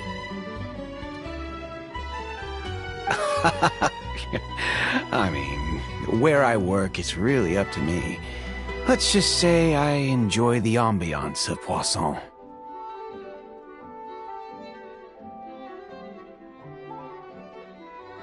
Callus did a fantastic job running the town, building Spina di Rosula from the ground up and clearing many obstructions in my way. It would be next to impossible for me to find a similarly easy but high-paying job in the city. Anyway, enough chit-chat. Are these two friends of yours? You, here for some formal business? Ah, yes. These two are my partners. What happened at the Opera House made us realize that Linny's case and my father's may be related. We're trying to reinvestigate the details of my father's old case. Ah, I get it. You think there might be more to the case now that we know people can be dissolved into water, right? I was also flabbergasted when I first heard of it. If you want to go through the original files from your father's case, I can help you look for them. That'd be much appreciated. Thank you. Actually, I have another question. Do you have the authority to dispatch Gardamex? Of course. Without them, I couldn't possibly handle Poisson on my own. Why do you ask? We definitely can't use them to forcefully get more evidence for your father's case. Well, you see, just recently, we were attacked by a horde of unnumbered Gardamex in the city. So, if you hypothetically wanted to do something against me, all you would need to do is get rid of the mecha serial numbers and send them after me.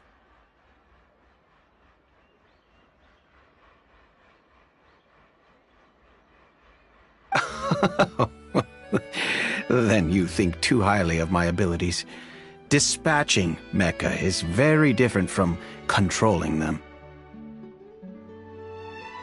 If I had to make an analogy, when you order a dish, the chef will make it for you. You can ask the chef to cook, but not to massage your shoulders or carry your baggage. If you try to make unreasonable demands, the chef would just think you're out of your mind and ignore you completely. The same goes for me and my Gardamex.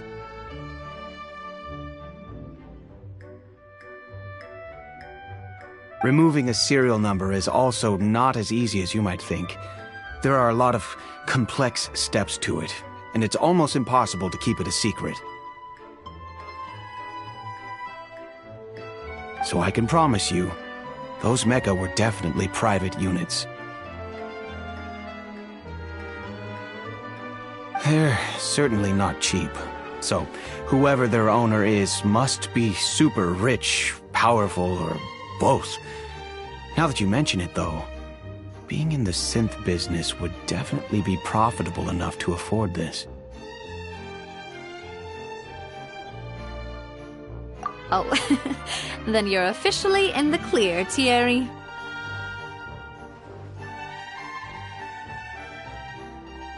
Oh, well, thank you for the vote of confidence, Navia.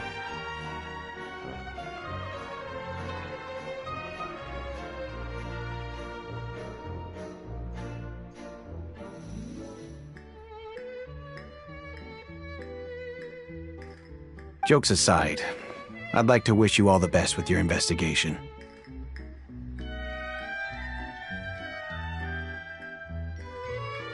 I'll be staying in the city for a little while, so just come find me if you need any support from the guards.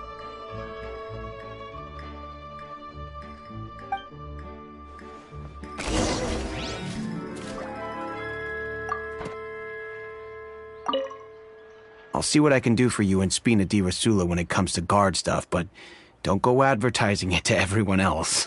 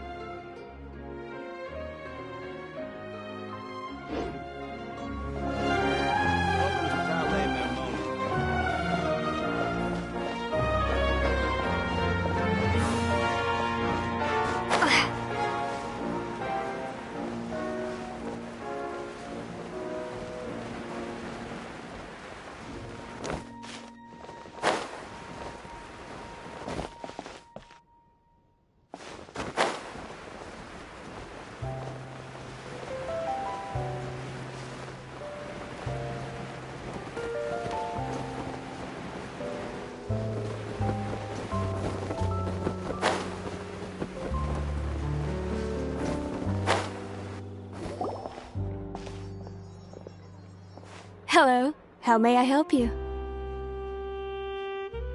I'm here to see Marcel. Could you please let him know? You can just say Navia's looking for him. Sure. I will let him know right away.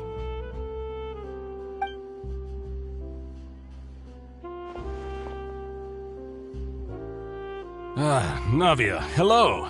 Sorry to keep you waiting. I'm not as young as I used to be, so my legs are giving out a bit. Oh, it's all right, Uncle Marcel. There's no need to stress. I just wanted to talk to you briefly about what happened in the Opera House. I'm sure you saw everything too, right?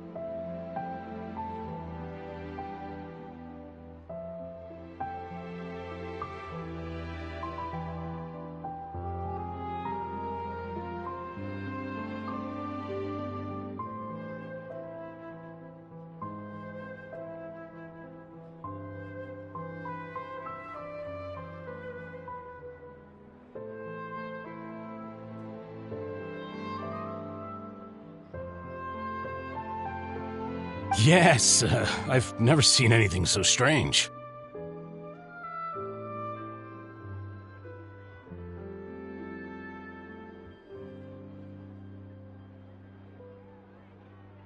Oh, you were at the Opera House too?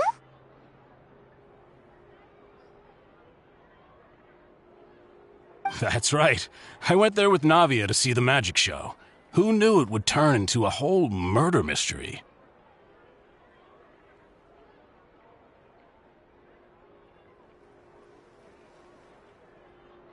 I also witnessed your marvelous sleuthing work. Quite impressive.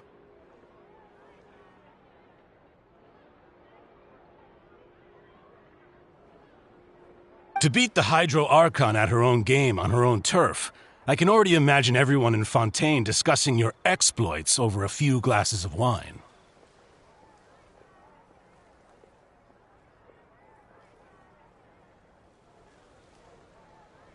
Oh, Paimon doesn't want to become the talk of drunkards.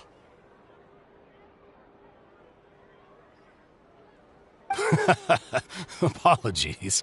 It's just how Fontaine is as a nation. Everyone loves drama and theatrics. Uncle Marcel, you've also noticed that other thing, right? The fact that humans can dissolve in water?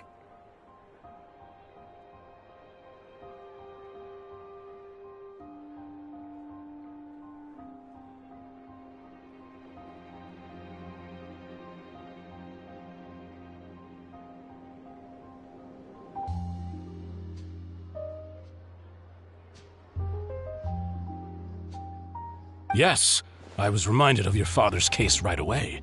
Is that what you're investigating now?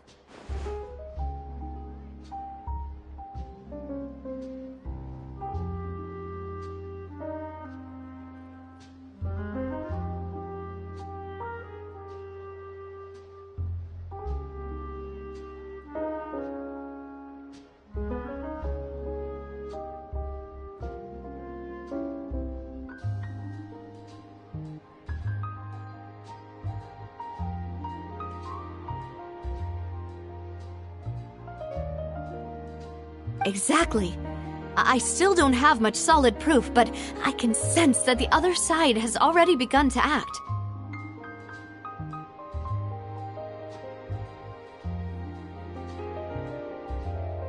Oh, and what makes you say that?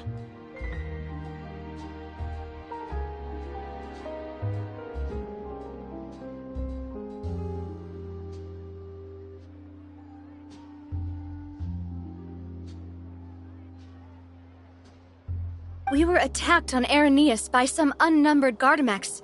And there was also an attempt to get me to drink water from the primordial sea.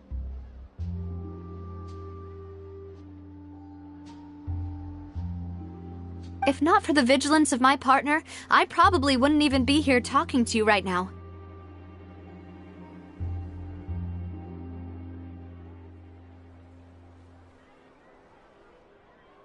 Oh, you're giving us too much credit. Wasn't it you who protected us?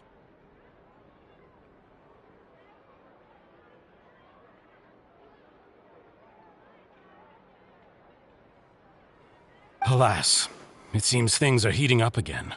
The peace that Callus sought so dearly will soon become a thing of the past.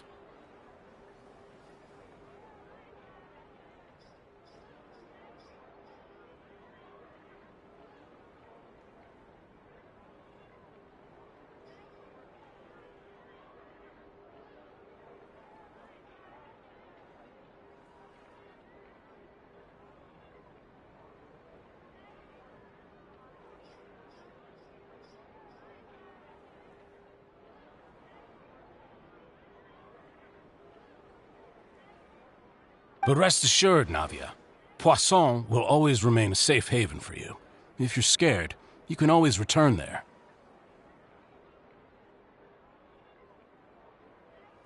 If anyone dares to lay their hands on you there, the Confrérie of Cabrières will use its funds to the last Mora to bring them to justice.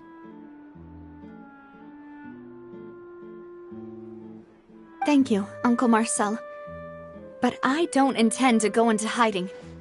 I'm going to strike while the iron's hot.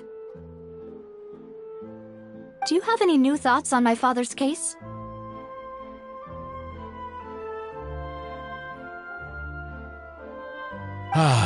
About that. Sorry, my age is catching up with me, so it'll take me a while to recall my memory. The Confrérie was responsible for that banquet, so I was out and about the whole time making sure things were running smoothly. I didn't even have the time to drink with the guests.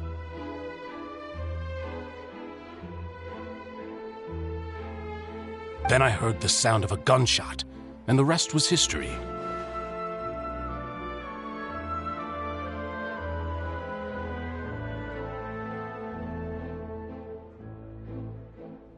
Oh, it's okay. No need to push yourself. We'll ask around some more, see if there are any valuable clues elsewhere.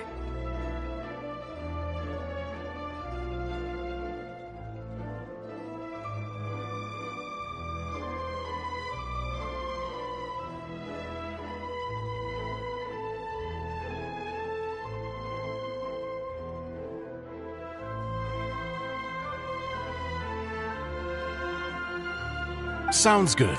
Just let me know if you ever need Mora. All my wealth comes from Callus's patronage and support. I'll spend however much it takes to clear his name.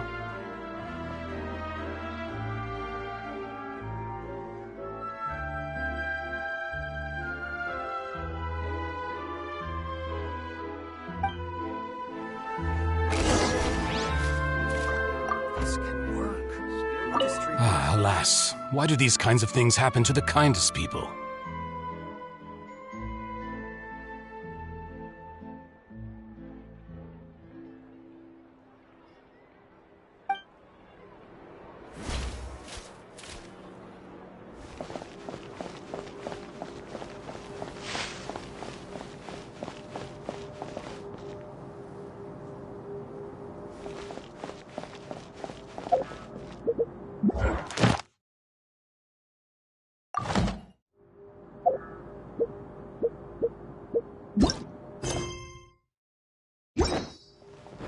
Water jet!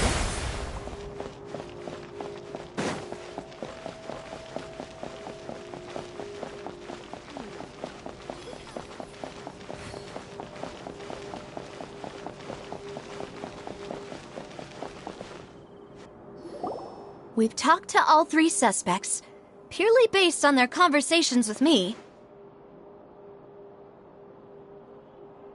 None of them sounded particularly suspicious.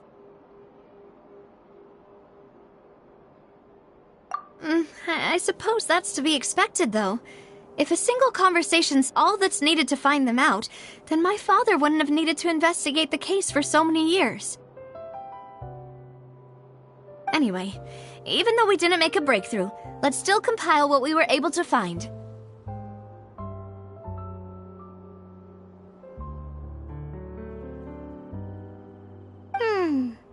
But where should we start? Ah, you're right! Flora mentioned that Callus probably only ended up with the gun because of circumstance.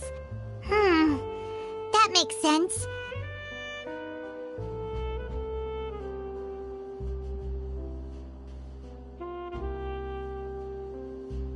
According to Jacques' family members, he already told them that he had been discovered, and that he had no choice before he left home that day.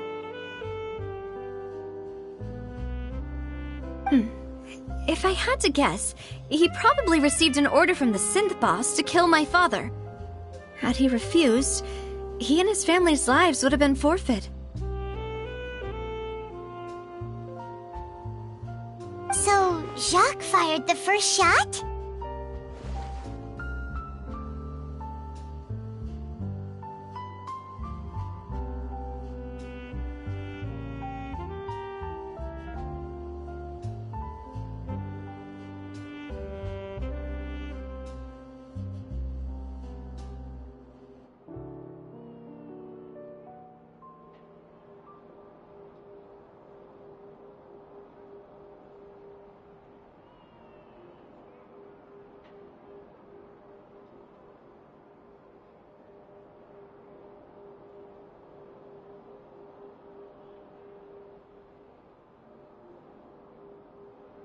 Oh?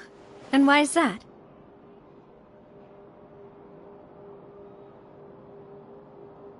Ooh, that's a good point. Jacques probably already knew that he was just being used as a tool for murder. And once he had completed his mission, he'd be of no more use to his boss.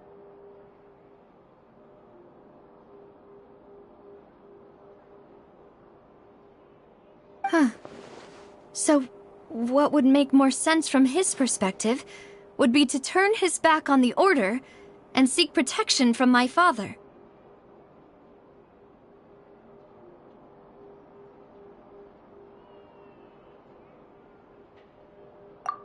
Makes sense. But without evidence, that's still just a theory. Besides Jacques, the attack from the Gardamex has been bothering me quite a bit as well. It's obvious that our enemy has become more antsy after the secret of the primordial seawater was revealed.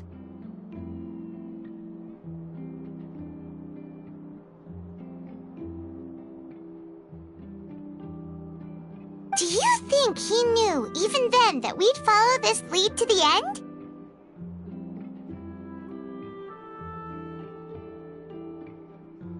Given everything that's happened since, it's quite possible.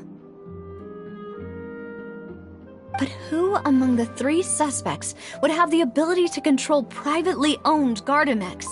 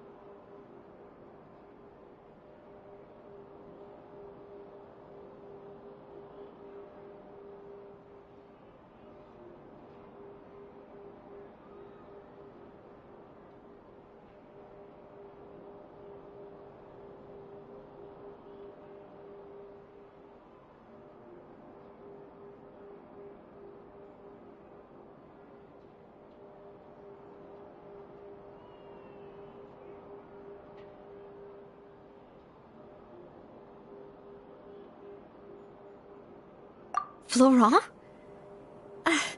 It is true that he was closest to my father, and thus had the best chance of learning about his dealings with Jacques. But as Spina di Rosula's advisor, his work mostly deals with personnel and security, so he shouldn't have much means when it comes to finances. So you're saying he's too broke to afford a mecha army? Exactly. He can't. And even if he could, I don't think he would be able to dispatch a whole group so quickly.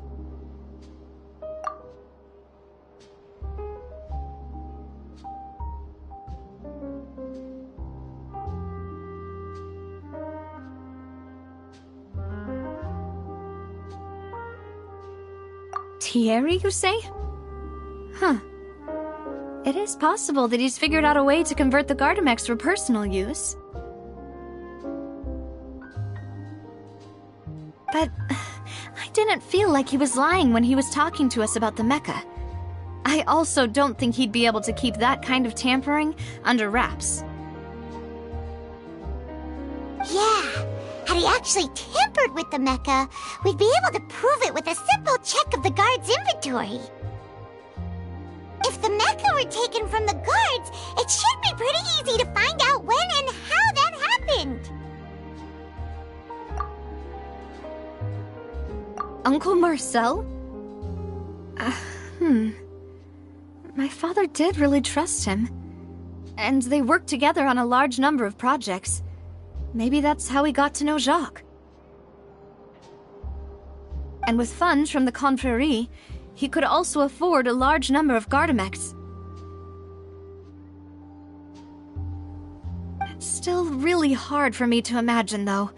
After all, Uncle Marcel has been around since I was just a child.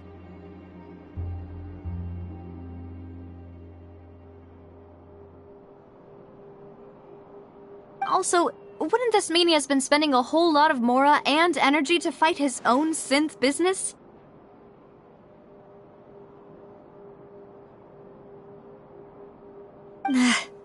Who could it be?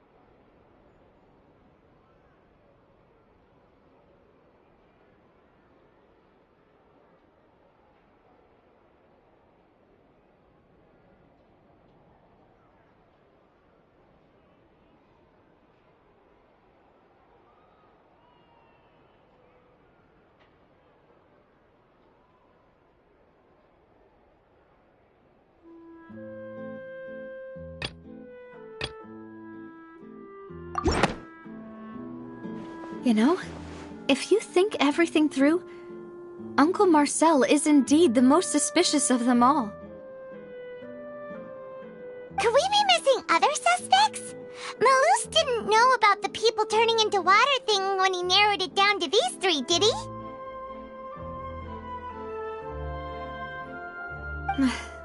Malus has always been very reliable, and his judgment of others' trustworthiness has been fair and well considered. When he laid out his case for the three, the rationale he gave me made a lot of sense as well. The suspect is knowledgeable about the Spina's internal affairs, has the means to dispatch Mecha to assassinate us, and possesses significant intellect and foresight.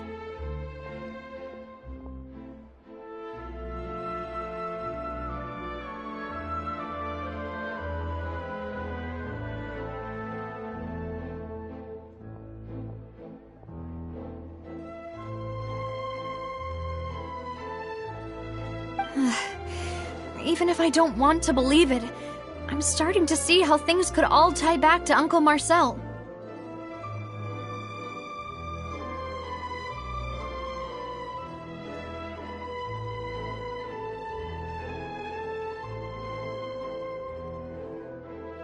Well, another trump card on top of all the theorizing and speculating.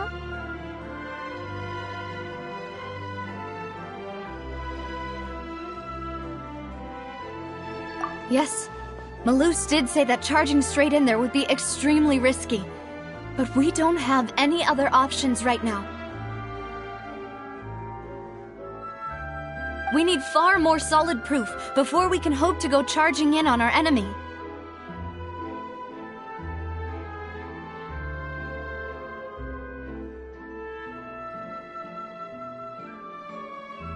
Navia, here you are. Oh, I've been looking for you.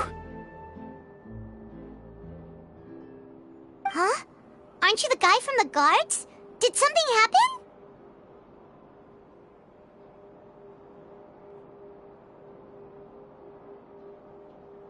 Yeah. News came from Irenaeus just after you left. We've got another trial on our hands.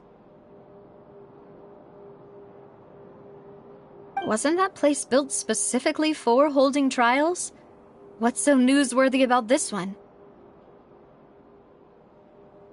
I know. But they said the person they're putting on trial is a Fatui harbinger called Tartaglia. What? Is that someone you know? Yeah, we know him. Maybe even a little too well.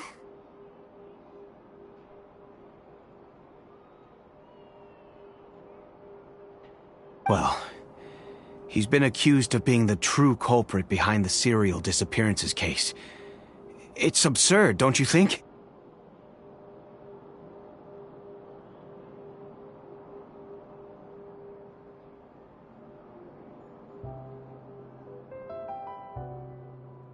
Wait, how? None of our investigations have had anything to do with him. That's what I thought was strange about it, so I came to tell you the news right away. If the charge against him stands, then it'll be next to impossible to get the guards to support any of our planned investigations. Right, because they'll think they've already found the culprit.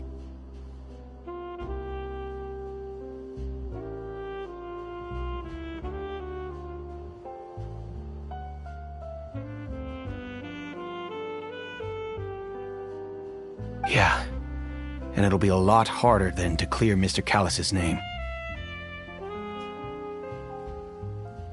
I understand.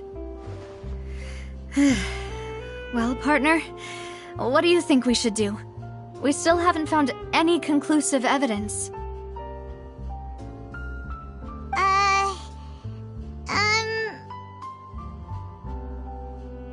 Huh? Split up? What do you mean?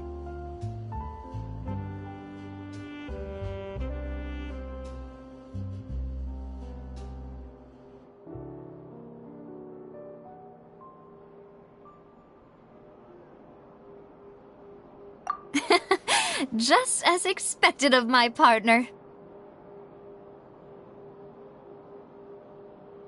Since this is a trial about the serial disappearances case, the culprit's attention will be focused on Irenaeus, leaving his home base wide open. You're right. This is our best opportunity. All right then, let's do this. I'll stall them at the Opera House and charge Marcel as the true culprit. I won't have any chance of making that charge stick, though, unless we find more evidence. It'll be up to you to make it back in time and hand the decisive evidence to me. We'll help you, just like you helped us in Linny's trial. Demoiselle, please allow us to accompany you. I'm ready. Ah, Malus, Silver. When did you two get here? We heard that you'll be leaving Poisson and figured that you might require our assistance.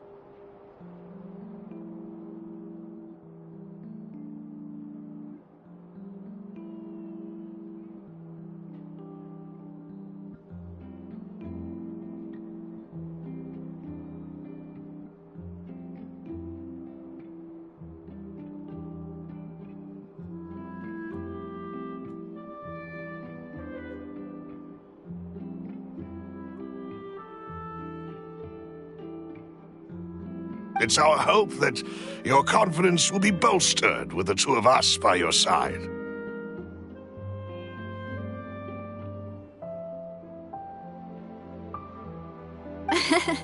Thank you so much.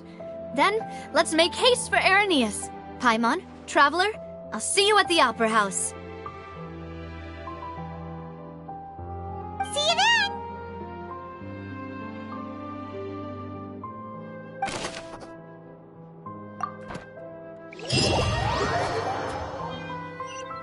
Now that Navia has set out for Irenaeus, we should also get going. The location has already been marked on the map, so let's head over.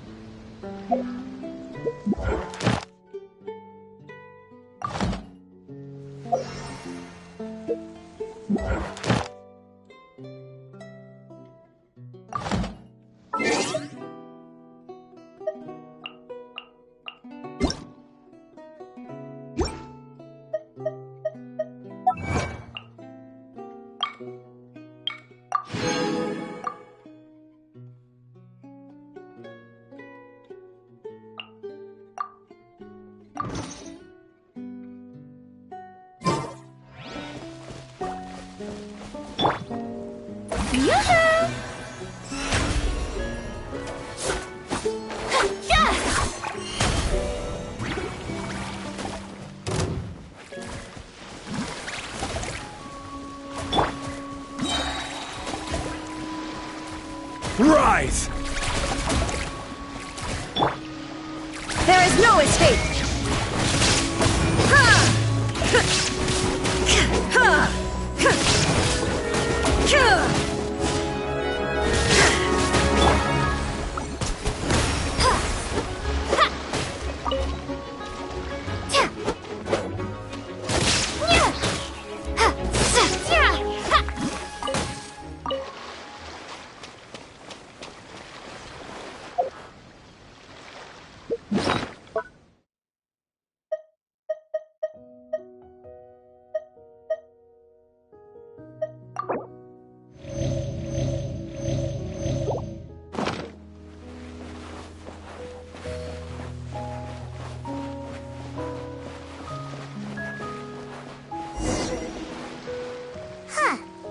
According to Malusa's info, the synth production base is underwater.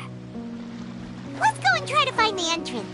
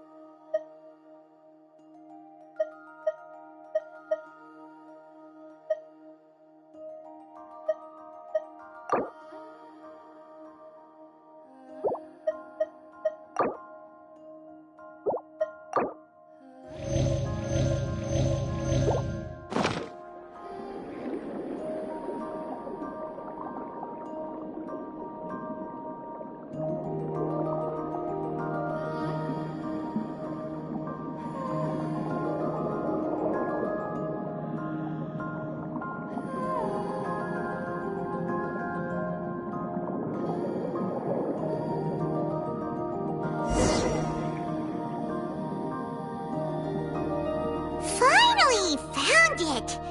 Huh. So this is the entrance that leads to the synth production base. It sure doesn't seem out of the ordinary at all.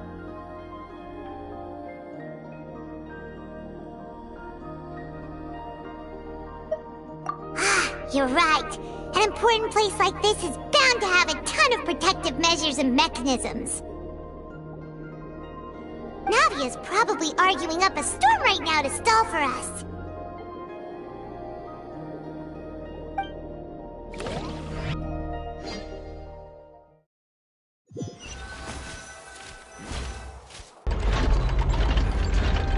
It would appear that I must repeat my question again, Mr. Tartaglia.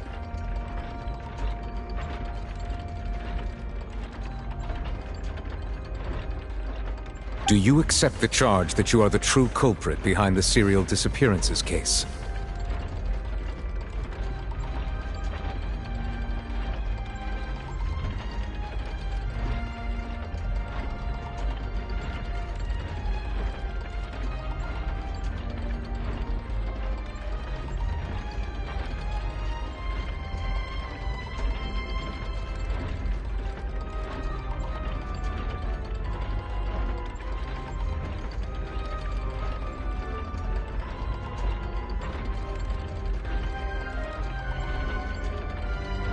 To be perfectly honest, I don't understand your country's complicated court system, or the reason why I'm being charged with something I've never even heard of.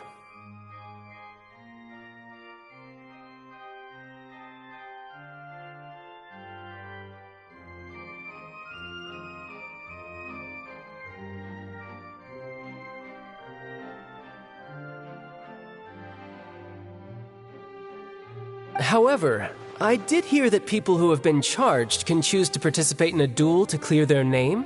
Is that right?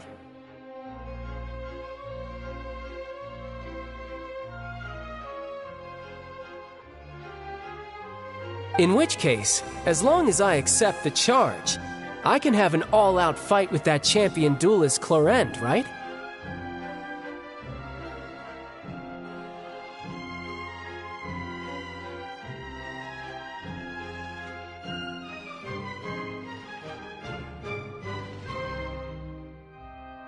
I've got to admit, that's one of the most enticing offers I've ever received.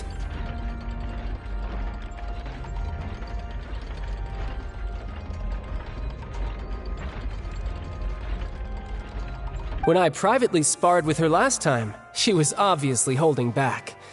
Real disappointing.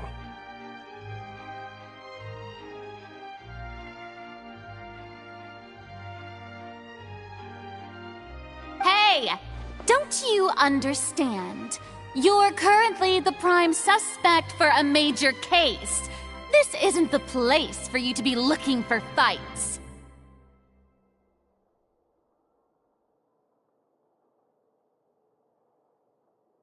Oh? Sounds like the Hydro Archon wants to lecture me on the ways of the Opera House.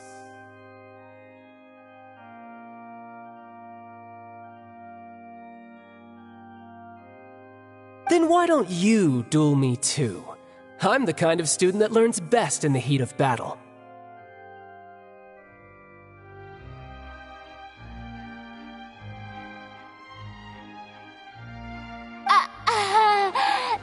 No. That's not what I meant.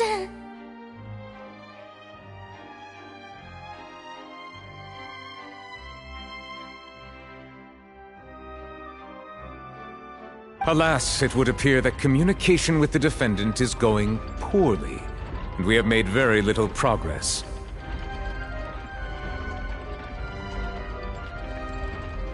In that case, let me explain everything from the very beginning again. The goal of this trial is to determine the culprit behind the serial disappearances case.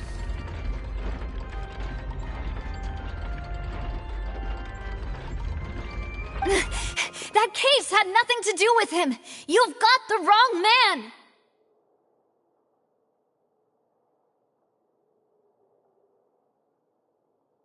Huh? What's going on? Why is she interjecting again?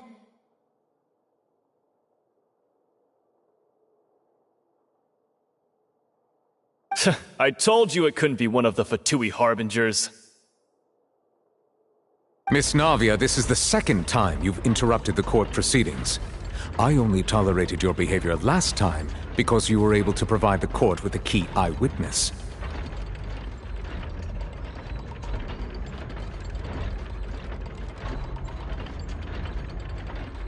But that was an exception rather than standard court protocol. I can very well charge you with contempt of court for your interjections.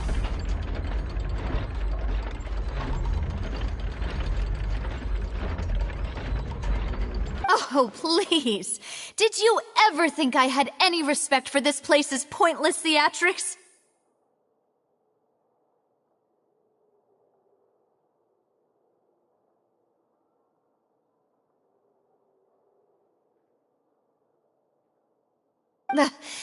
We can put that discussion aside for now. I'm not here to argue with you. I'm here to charge the true culprit behind the serial disappearances case.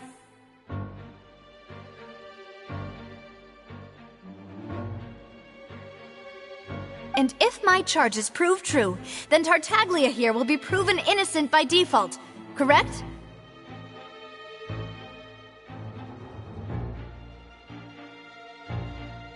Oh, a young lady has charged in and offered to clear my name. How fascinating. Well, I'd gotten half bored to death by all these rules and procedures anyway, so I'll take you up on that offer.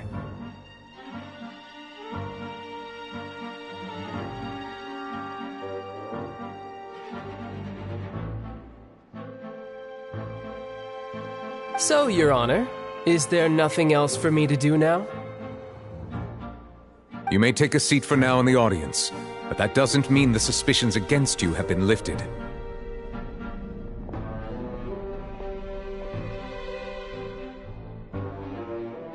Now then, Miss Navia, who is the person you would like to charge instead? That person is...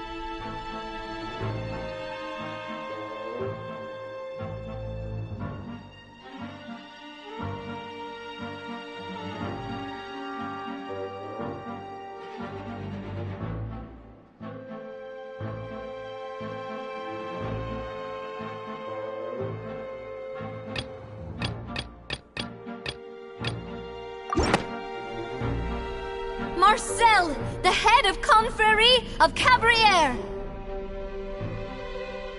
Huh? What confrérie? Never heard of them in my life.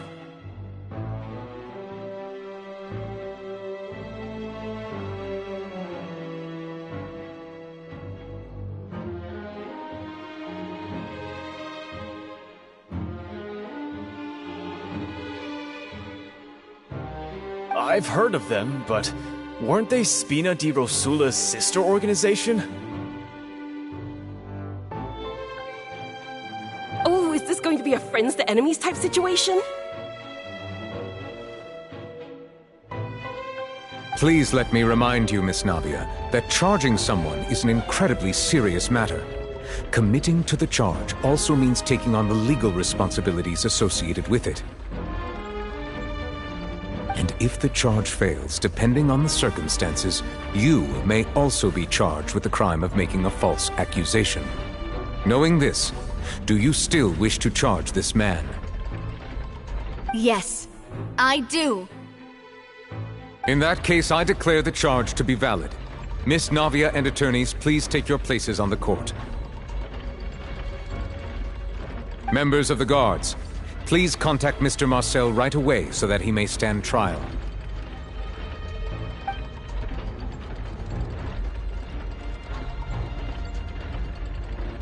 Mr. Marcel, you will not require an attorney. Is that correct?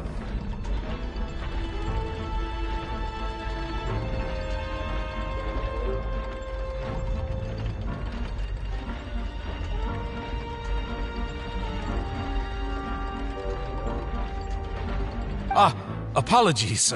It all just happened so quickly. I still haven't figured out what's going on.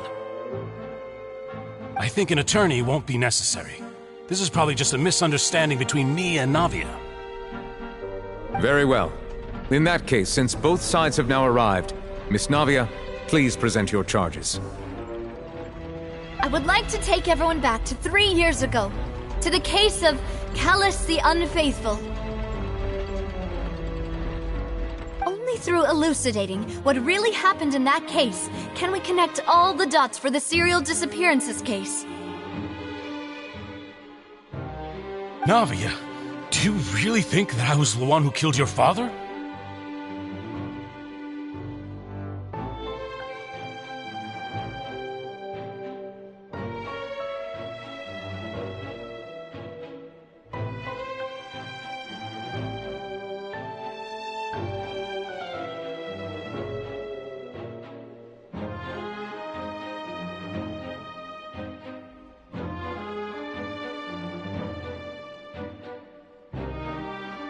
Come on, why would I do that?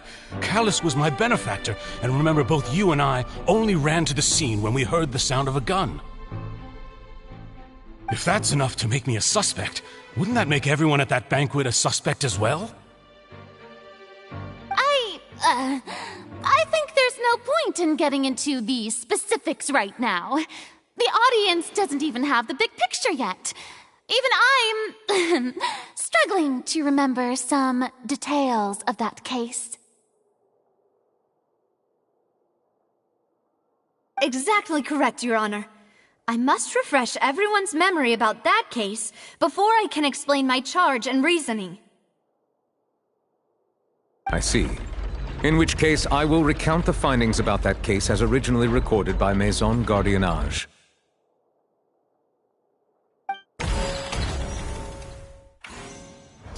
On the day of the murder, Spina di Rosula hosted a large banquet in a countryside estate owned by the Confrérie of Cabrières. During the banquet, all attending guests heard 2 gunshots from the courtyard.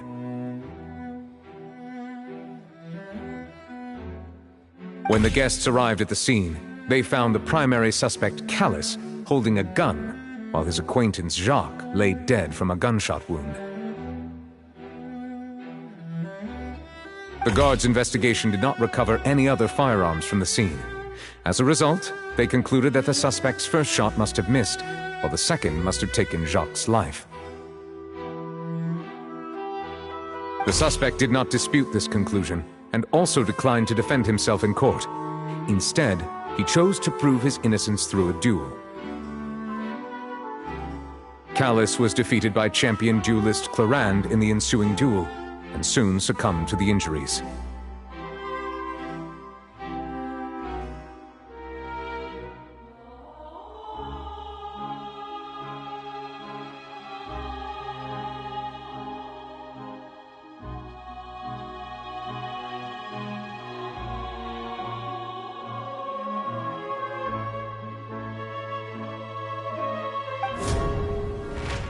These are the known facts about the case.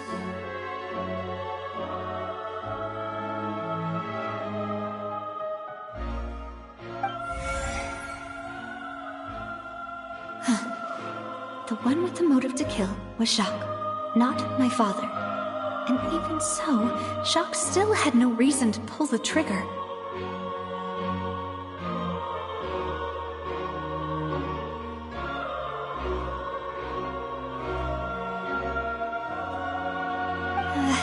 In truth, the third person shot Jacques first, and was shot in turn by my father when my father seized the gun from him.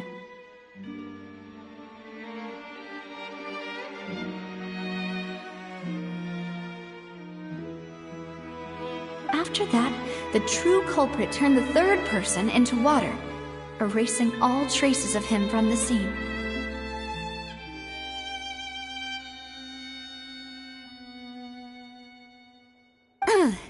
Thank you for the summary, Your Honor. Of course, the guard's conclusion appeared quite sensible to us at the time. However, we should revisit the case now that we've gained new information about the abilities of water from the primordial sea.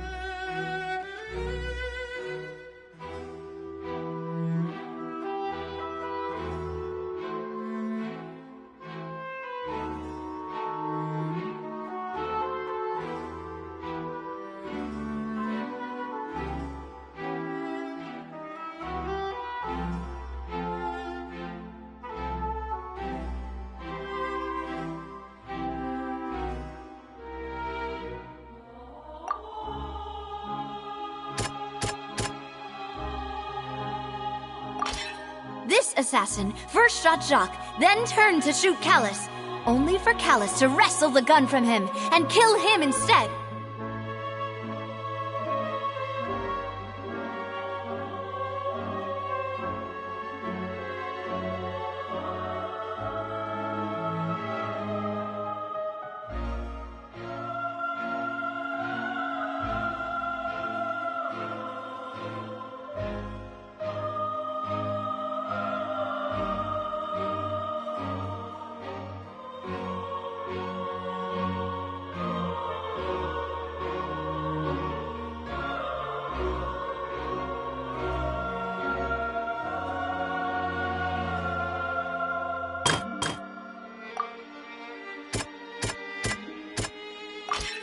A pile of clothing was found at the scene.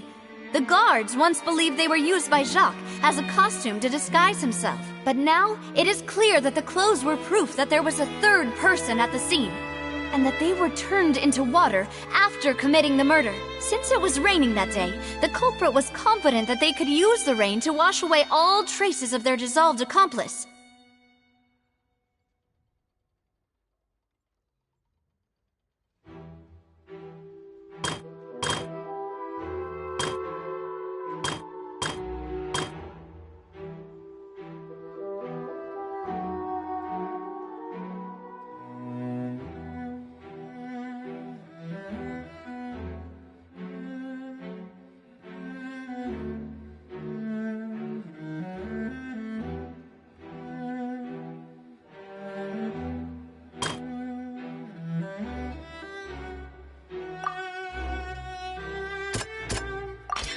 The testimony of the victim's family confirms that Jacques had thoughts of assassinating Callus when he set out for the banquet. However, in the end he reconsidered, and instead shared everything with Callus, hoping to seek the latter's protection. Unfortunately for Jacques, the true culprit had already considered this possibility, and had sent out another assassin.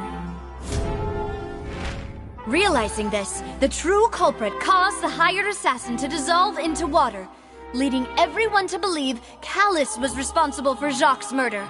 This is the true version of events.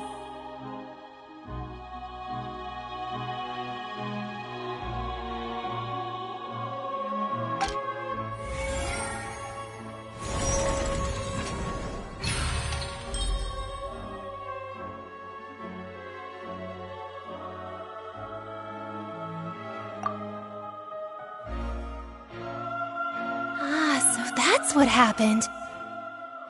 Wait, you're telling me something as dangerous as water from the primordial sea has been used for all these years? What a great theory. It also explains Callus's and Jacques' respective motives. I guess they didn't shoot each other after all. Mr. Marcel, you are the one being charged with the crime. You should provide a rebuttal if you wish to prove your innocence. But I think I agree with everything Navia just said. In fact, there was nothing in her speech that directly implicated me.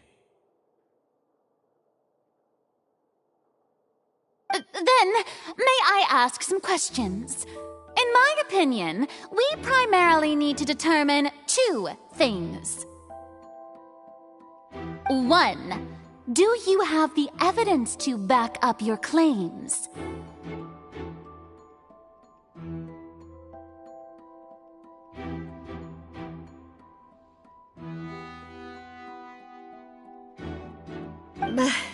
I'm afraid not. At least not at this very moment.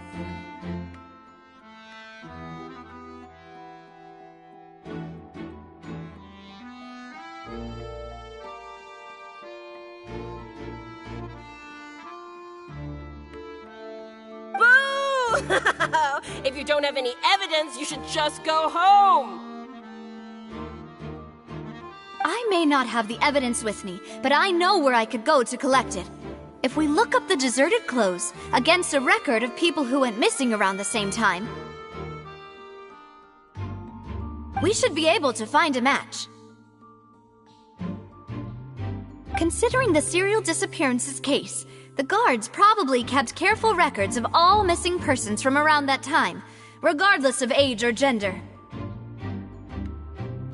That makes sense to me. Monsieur Neuvillette, I would consider this to be a reasonable investigative direction. Why do I feel like Farina's acting a little differently today?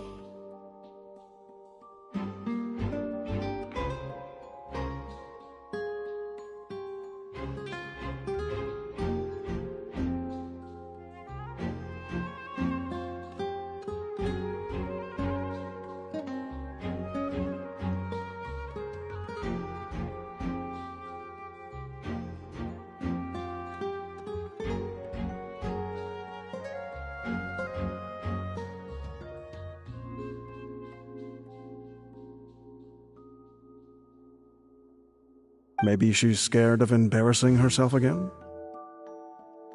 Alternatively, she's become more diligent after charging an innocent citizen in the last trial. My second question has to do with the ensuing duel. If the truth is indeed as you described, then why didn't Mr. Callus explain himself in court? If he had testified that a person had been dissolved, he could have at least mounted a defense.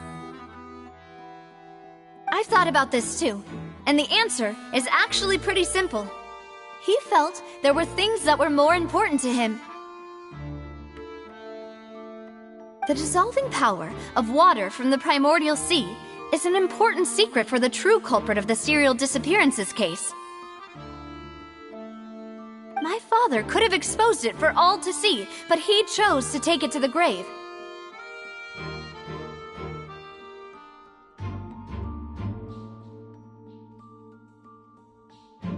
At that time, Spina di Rosula was in dire straits, and his reputation had already been shattered. He had no guarantee that going forward with the truth would allow the culprit to be brought to justice.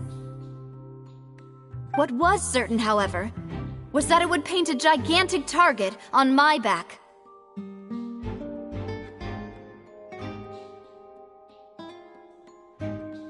Boss once told me that Demoiselle had already been selected as the next target of the serial disappearances case.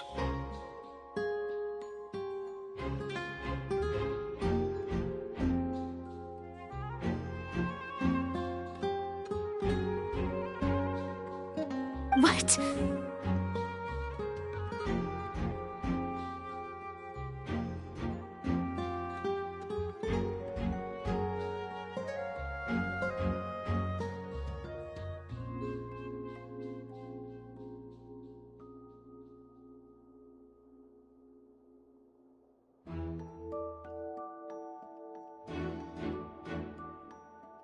If the secret had gotten out, the culprit would have fought an all-out war with Espina right there and then. I wouldn't have been the only one in danger. All of us would have stood to lose our lives. Of course, the guards might eventually figure out the truth of the matter and determine that we were in the right. But what good would that do? How can a hollow verdict protect anyone?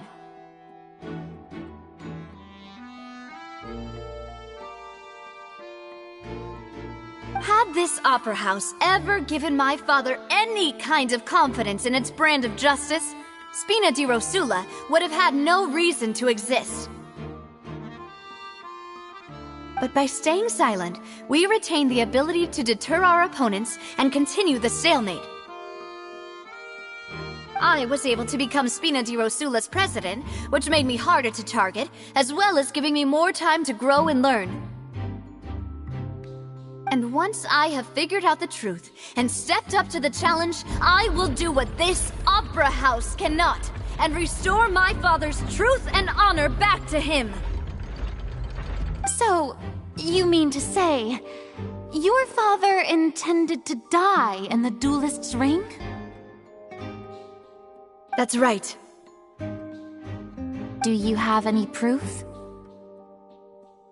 Of course. All you need is to ask his opponent, Clorand.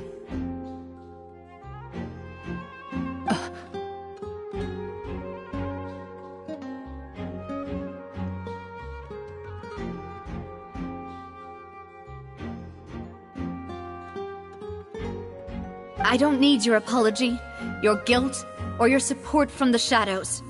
You don't have to do anything for my sake. But since he entrusted his will to you, Clorand, you should tell us the truth about his sacrifice.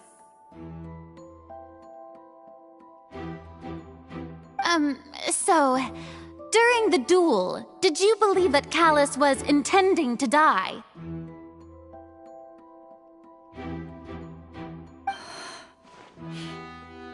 Yes, I did.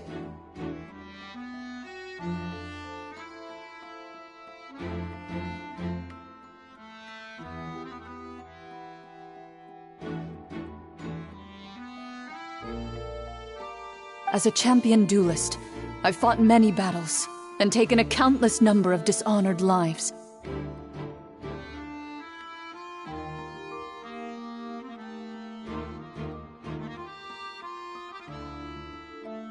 In my line of work, I've seen all kinds of people give their all for the faintest hope to continue living. Some were determined, others passionate, and some even manic and twisted.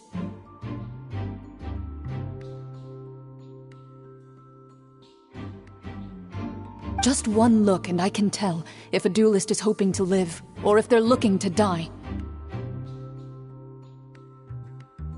I hereby swear on my name and honor as a champion duelist that Mr. Callus never intended to leave the ring alive.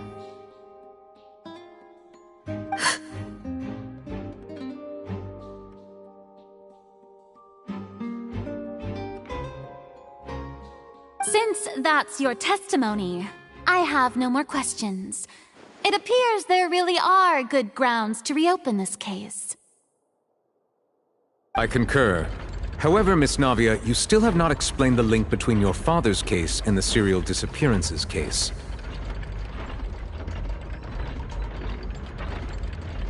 Right? What she said was fascinating, but kind of beside the point. Wait, weren't they just talking about the serial disappearances case?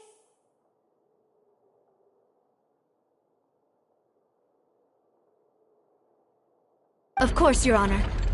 The two cases are connected via a matter of timing.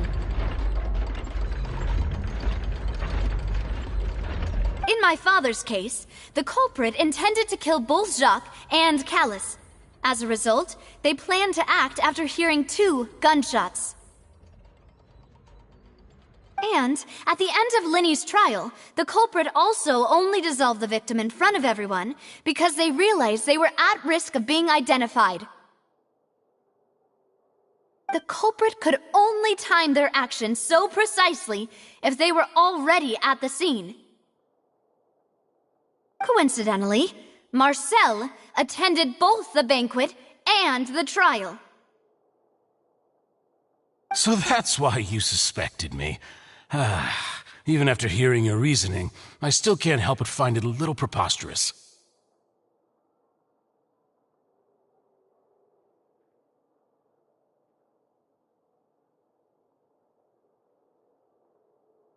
I'm used to it, though. You've always been an impulsive and sentimental child, Navia. It's one of your most endearing traits. No need to appeal to pathos. I won't try to refute your points one by one, but even if everything you just said was true, can you prove that I was the only person present at both events? On top of that, does a person have to be physically present to control the timing? Can't someone remotely monitor the place? I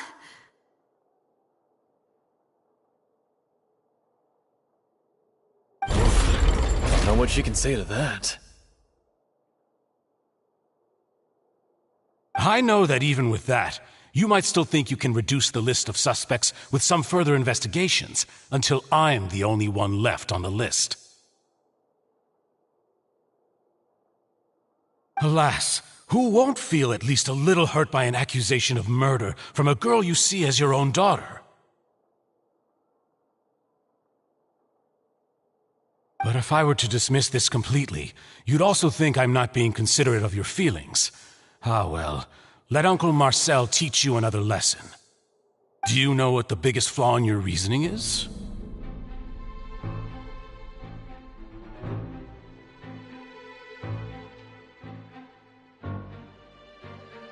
I suppose you're gonna tell me anyways.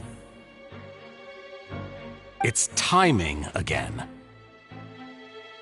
I'm a businessman by trade. From that standpoint, there's no reason for me to kidnap young women. It's a high-risk action with nothing to gain.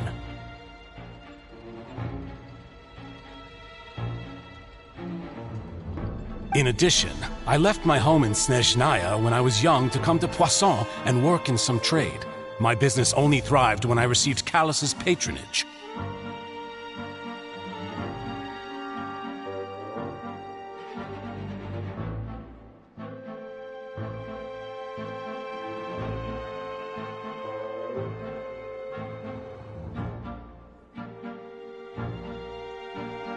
But the disappearances began before I ever stepped foot in Fontaine.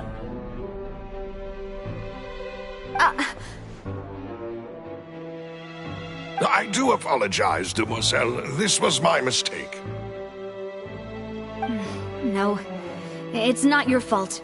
I'm sure he had come prepared.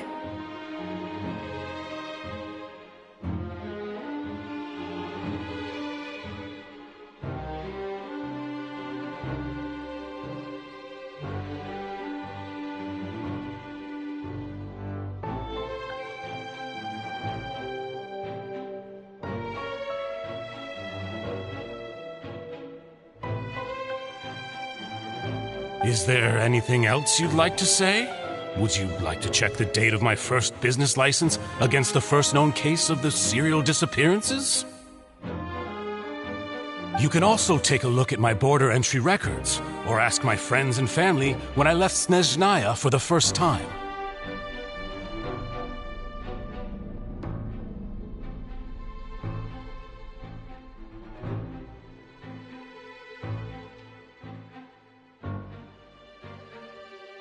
Could those records and testimonies do something to appease the unspeakable anguish in your heart?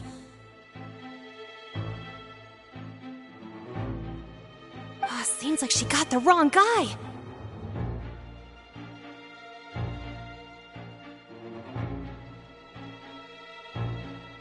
At this rate, Navia will be convicted for falsely accusing him.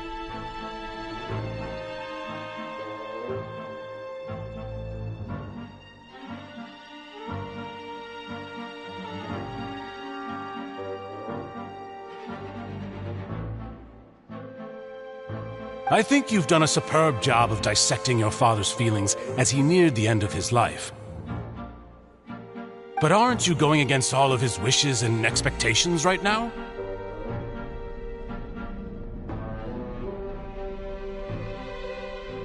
He wished for you to become more rational, collected, and conscientious, instead of dwelling only on your own feelings. Once you've learned to be more considerate of others' feelings, and to stop rushing headlong into things, you'd have met most of his expectations.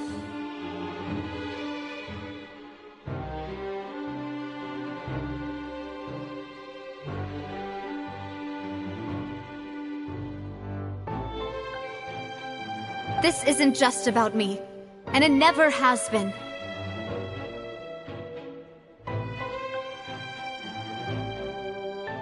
The biggest difference between me and the rest of the victims is that I still have the ability to search for the truth, while that same agency has long been taken from them. The people whose families were destroyed by synth abuse, the people who lost their loved ones to the serial disappearances, and the people who suffered tragic ends due to their sense of justice. Many people's images are flashing before my eyes. I'm sure some are coming to those of you in the audience as well. And whose image do you see, Marcel?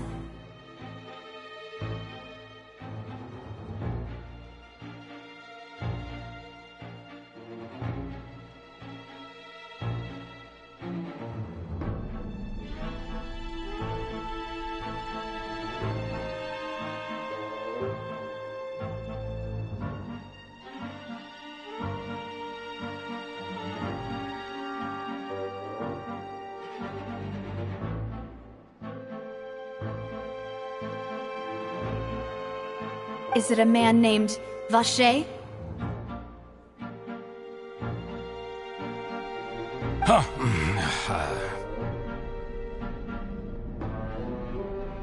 Oh, so you do know that name.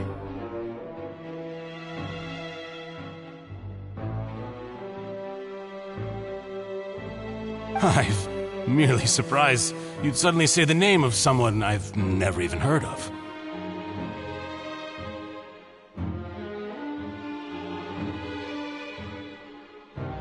I was waiting for you to say that.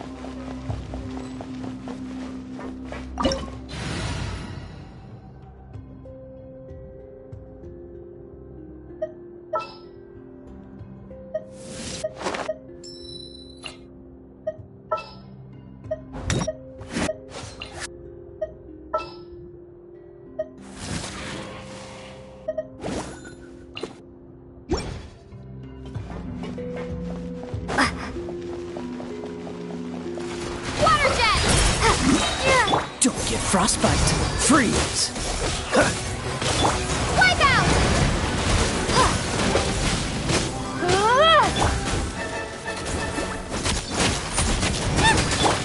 Water jet! Shiver! Judgment!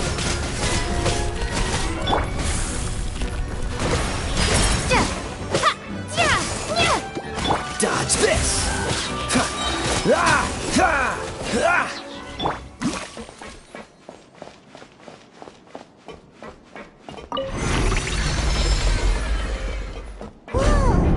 The floor is going up! Is it because of this mechanism in the middle? That guy really prepared a lot of stuff for this place.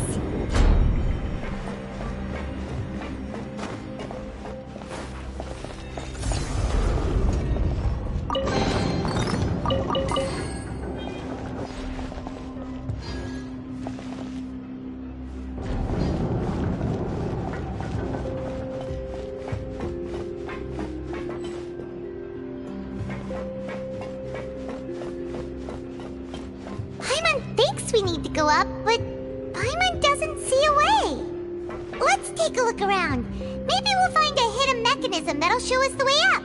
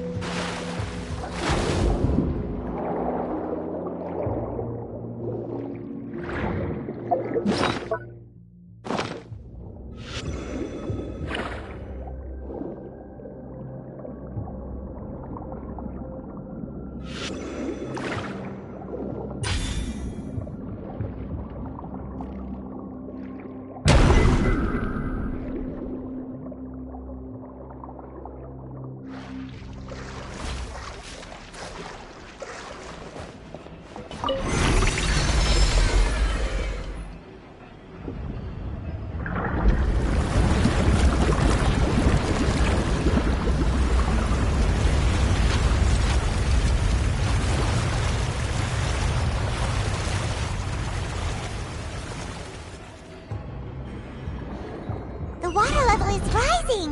Now we can swim to the top! But this is still a ways away from where we need to go.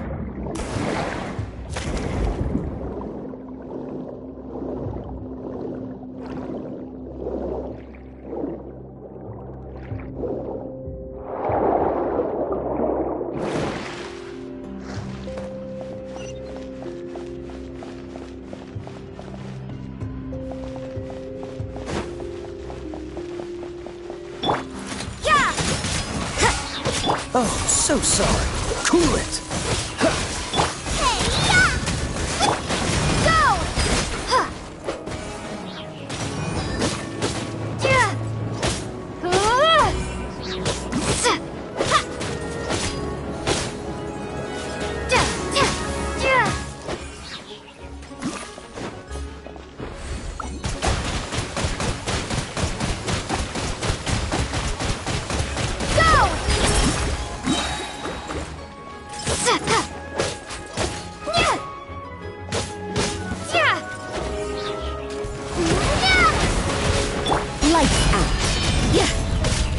You can't run!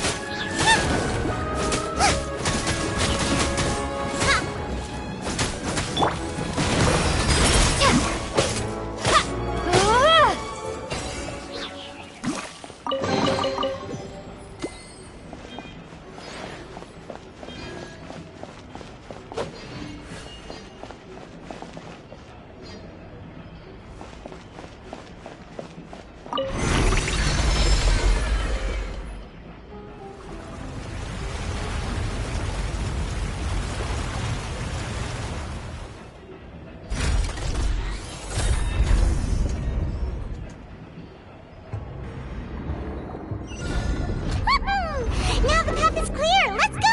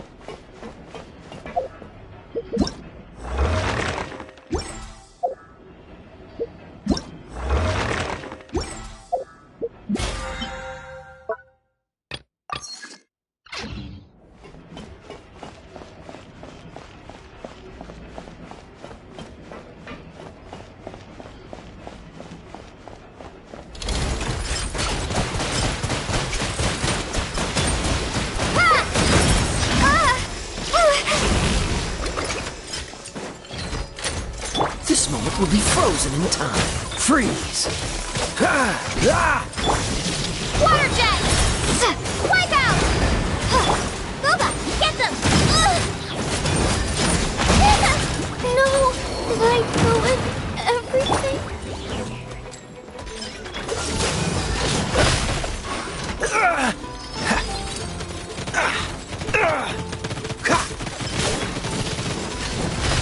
Cool it! Punishment!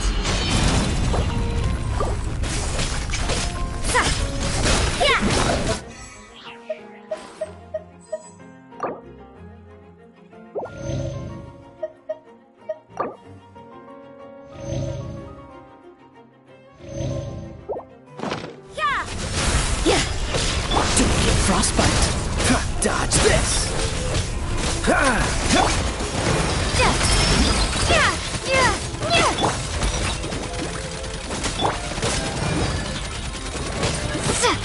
Cool it! Judgment! Shiver!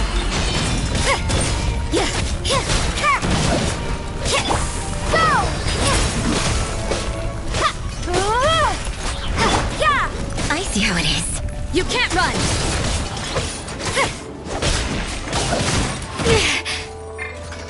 Oh, so sorry. Dodge this!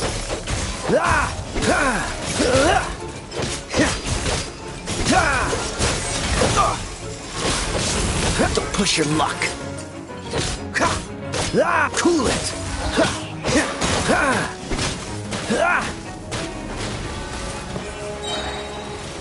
Freeze!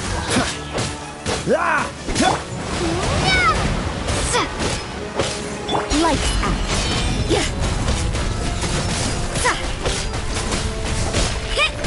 This moment will be frozen in time.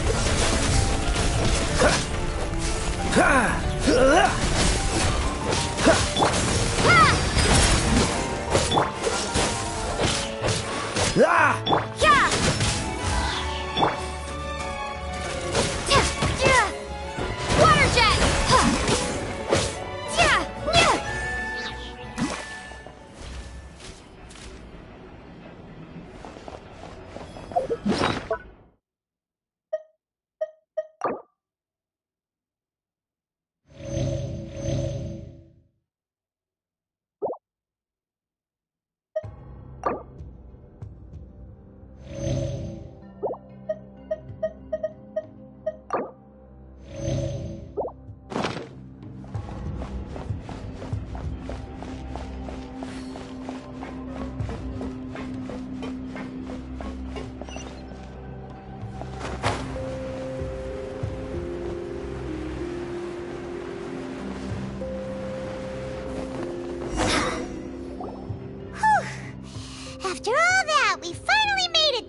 innermost sanctum.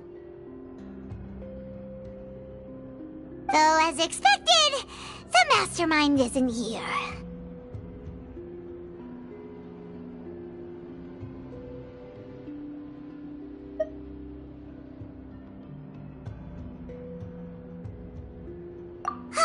That's right. Then let's hurry up and find some evidence so we can get back to the Opera House and help Navia!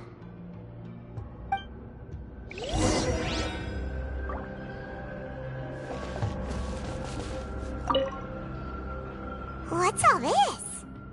Aw, it's a bunch of really cute things! Pink accessories, a hair tie, a necklace, even a makeup box!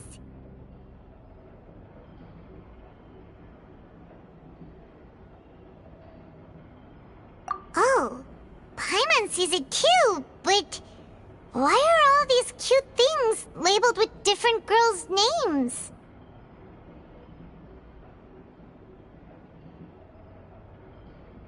Huh?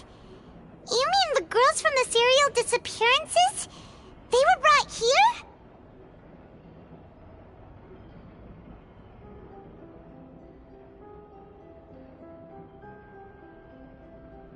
And then they were turned into water.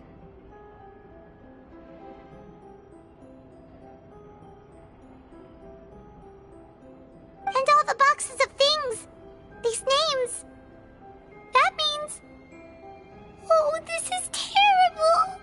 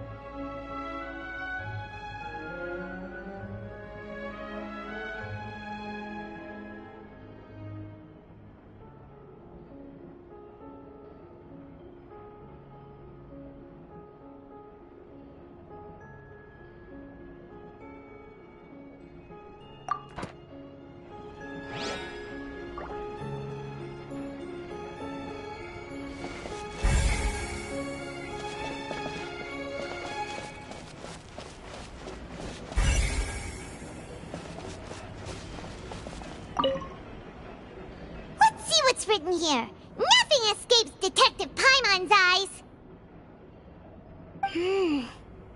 Callus.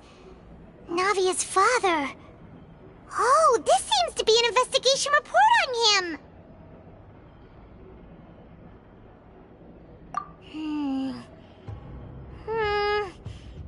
Yep, it's about finding someone to assassinate Jacques and Callus because of a lack of confidence that Jacques himself would go through with it. This should prove the existence of the third person, right?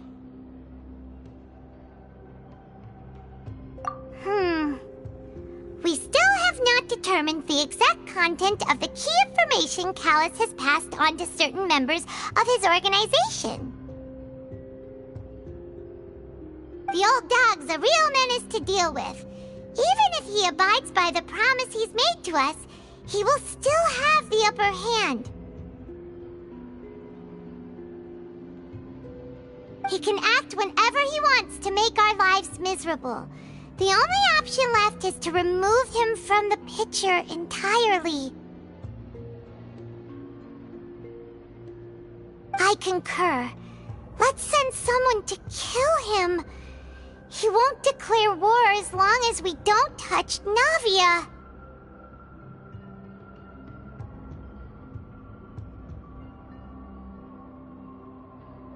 Oh, seems like we've got a bunch of correspondence between the higher-ups.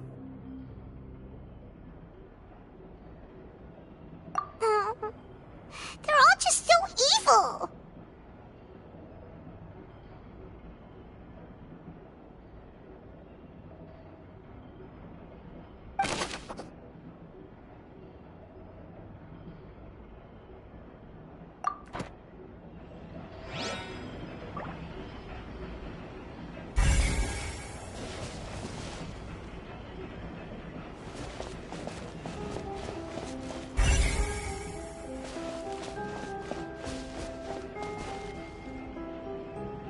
Oh,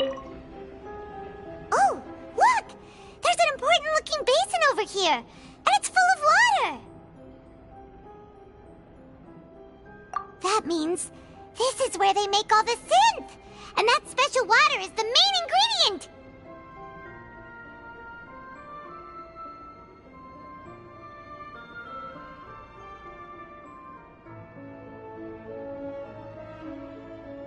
If you dilute it with normal water, you'll get synth, but the pure stuff can dissolve a human!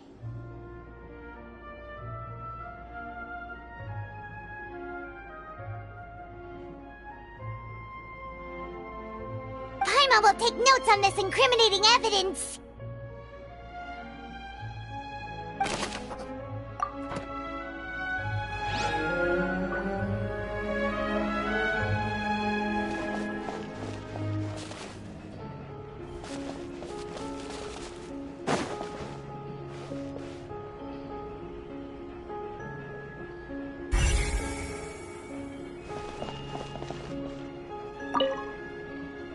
What's this over here?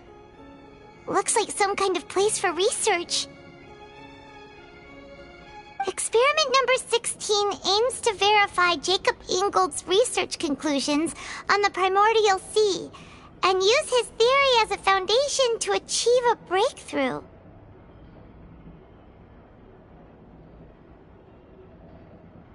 The experiment was a failure. No individual managed to resurface from the water from the primordial sea. Female specimens 22, 23, and 24 were dissolved.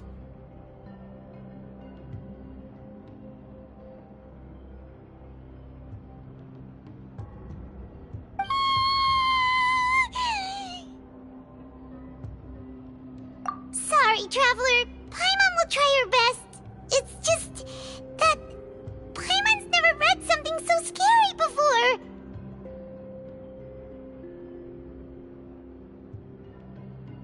How can someone write something that terrible in such a matter-of-fact tone? You read the rest. Paimon's too scared to keep going.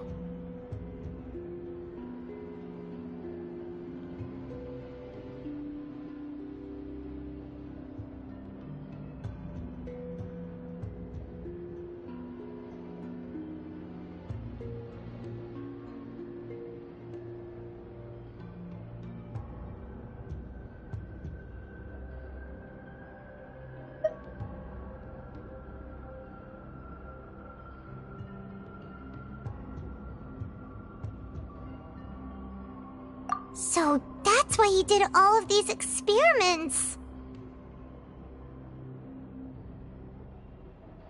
Wait, did he really think he'd be able to find a way just by dissolving people over and over? That's just insane!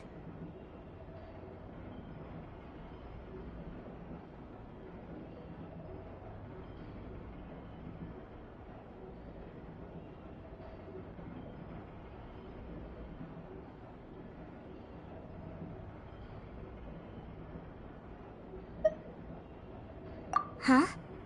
Isn't that the name you heard by the fountain? Paimon thought he was an eyewitness in the serial disappearances case.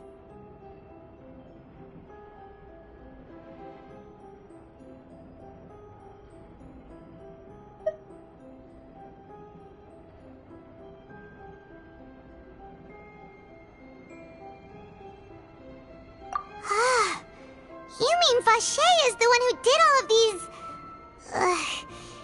experiments?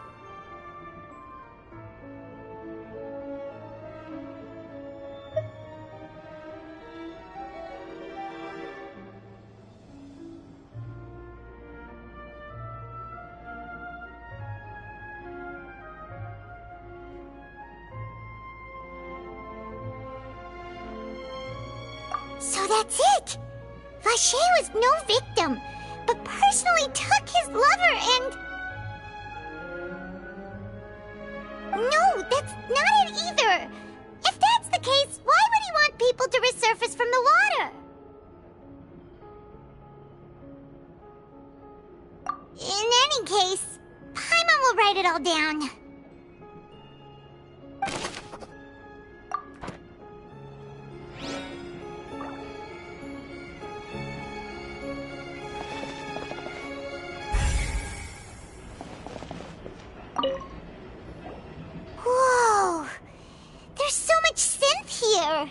And so many bottles of ingredients that probably just contain the waters of the primordial sea.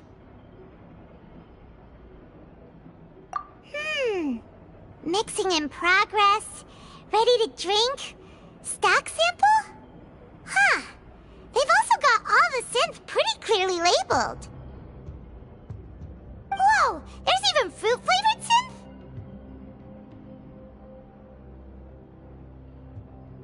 Yep, it's super obvious.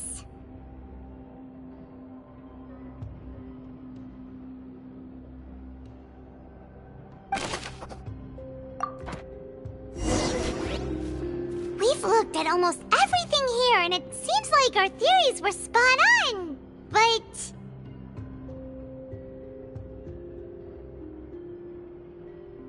yeah, we haven't found anything that reveals his true identity. No wonder even Nervalette wasn't able to find anything. Whoever it is probably destroyed everything to do with that name a long time ago. That way, even if we bring all this back to the opera, we won't be able to identify the true culprit.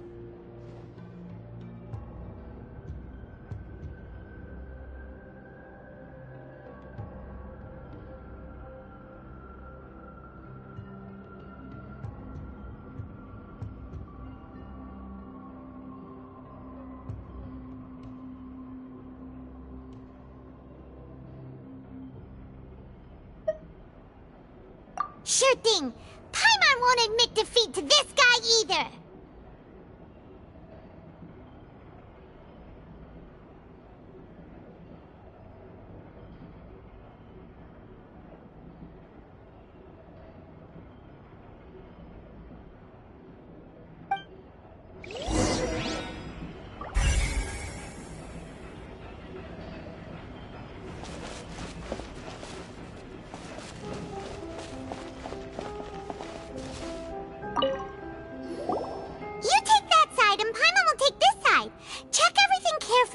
We'll find something for sure.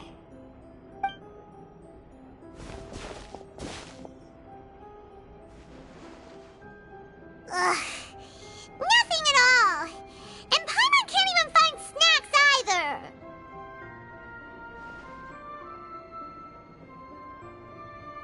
Whoa, really? Let Paimon see.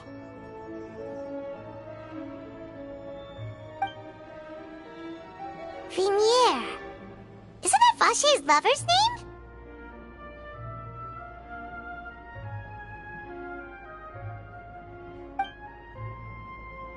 Then you found her diary.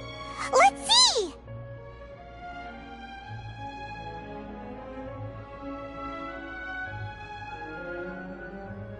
Aw, it's just a normal diary chronicling their love story.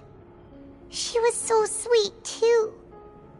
Oh, Paimon feels even worse for her now.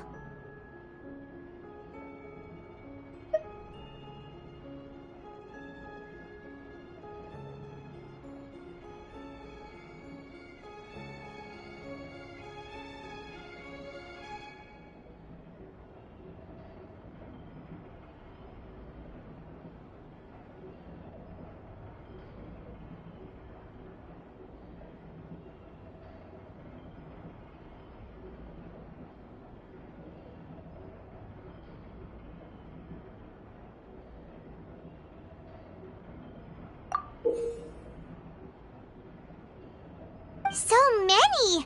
A whole page's worth! But they're all crossed out. Was she unhappy with all of them? The final name she decided on was... Marcel.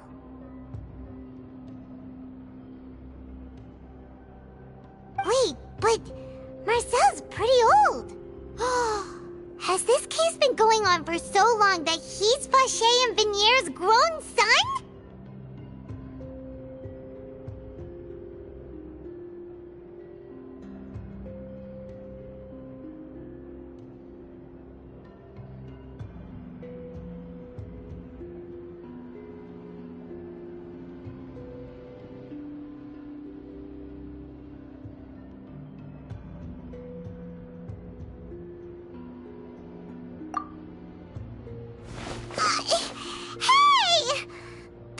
still hasn't figured it out yet?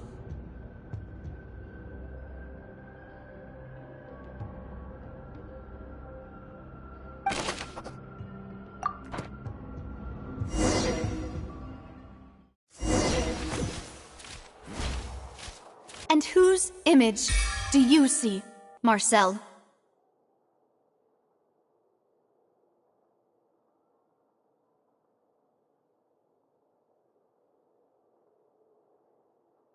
Is it a man named Vacher?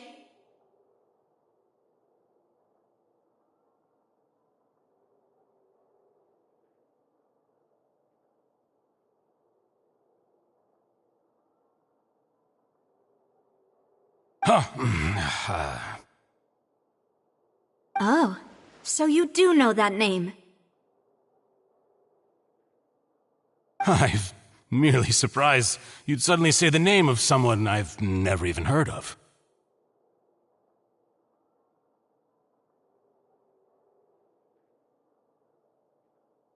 I was waiting for you to say that. Navia! We're back! As expected of my partner. I just knew you'd return in the nick of time. Just how often do you intend to flout the rules of this court?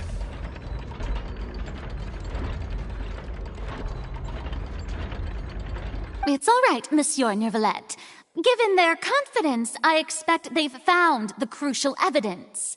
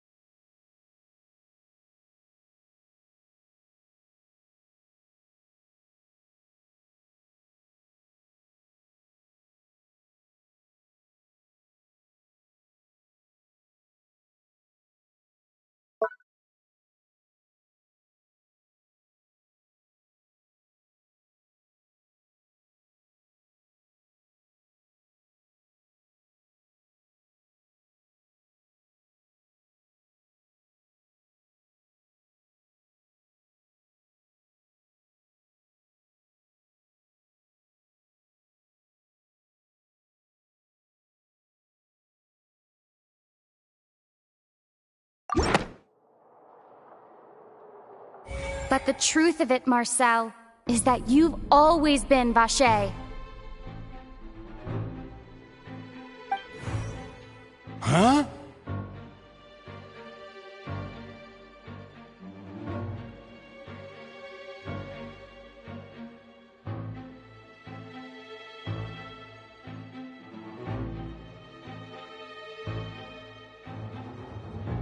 We've investigated your lair and we already know everything! After your lover, Veneer, was dissolved, you kept abducting young women to experiment on the hopes of bringing her back to you! You even created Marcel as a new identity and destroyed all records of your past as Vacher! So that's it. Even the villains in opera performances rarely go that far.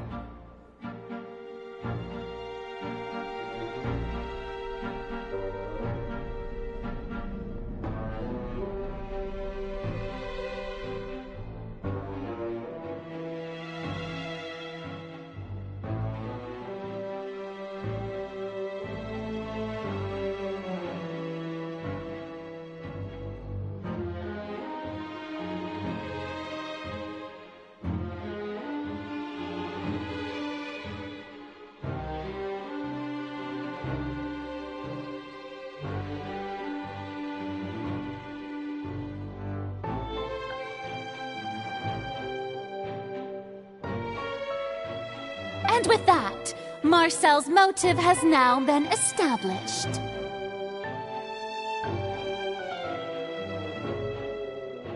This information regarding your past also dismantles your prior timing defense.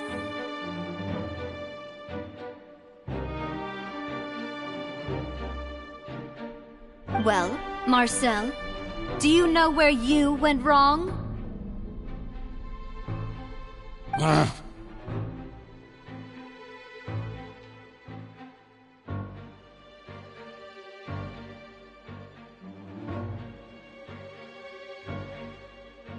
You fixated your gaze on the lover that passed away, instead of paying attention to the living people around you.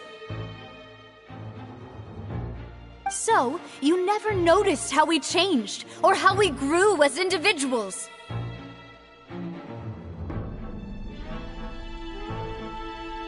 You also never understood Boss's real expectations for his daughter. Or our determination to see things through. Your determination. Mr. Marcel, please speak up now if you would like to defend yourself. Otherwise, the trial will move on to the next stage. Do you really think I wanted to do any of this?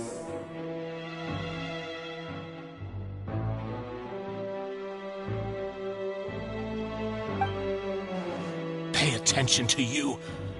What for? Have you ever paid attention to me? Ever empathized with my pain? Ever known how it feels to watch the love of your life dissolve right in front of your eyes? No one helped me. No one even believed me. All those decades ago, even the officers from the Maison Gardiennage were laughing at me.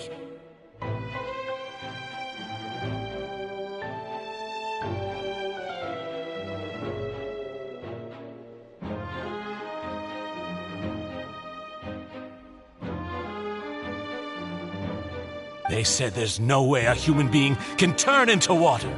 So I must have gone mad from grief. Vignier's death was brushed away by all of you as if it didn't matter at all. Well, now you know, don't you? Ha! Well, it's too late now. All those who were dissolved are gone forever. You only have yourselves to blame.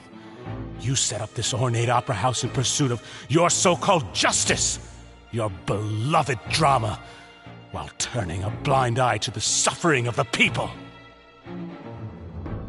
Vignier is dead.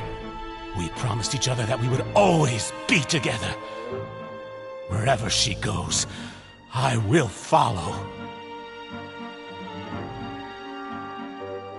But I'm not from this blasted place, so I can't be dissolved, no matter what I do.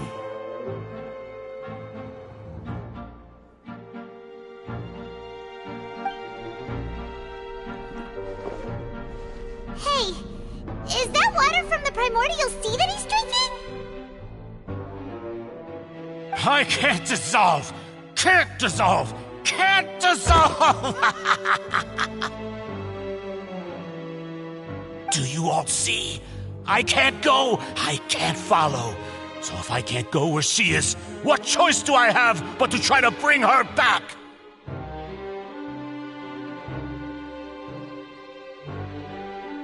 I did all of that, and in the end, that accursed Callus still got the better of me. I spent my entire life living on pins and needles, only to get stabbed by his idiot daughter at the very end.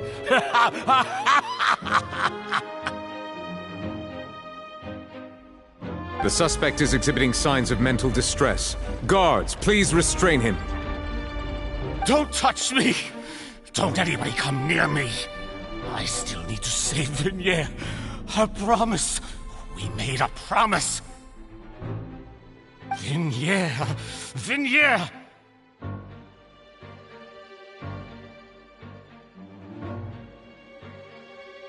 Please, then, yeah. Don't think badly of me. All I want to do is fulfill our promise.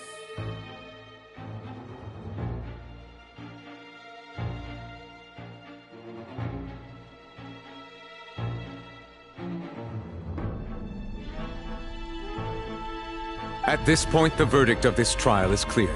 With Mr. Marcel's conviction, the charges against Mr. Tartaglia no longer have any basis.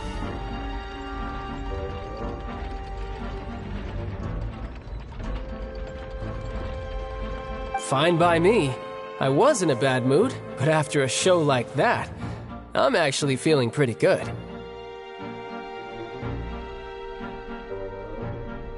Traveler, please submit all the evidence you have collected to the guards, so that I might review and summarize the truth behind the serial disappearances case.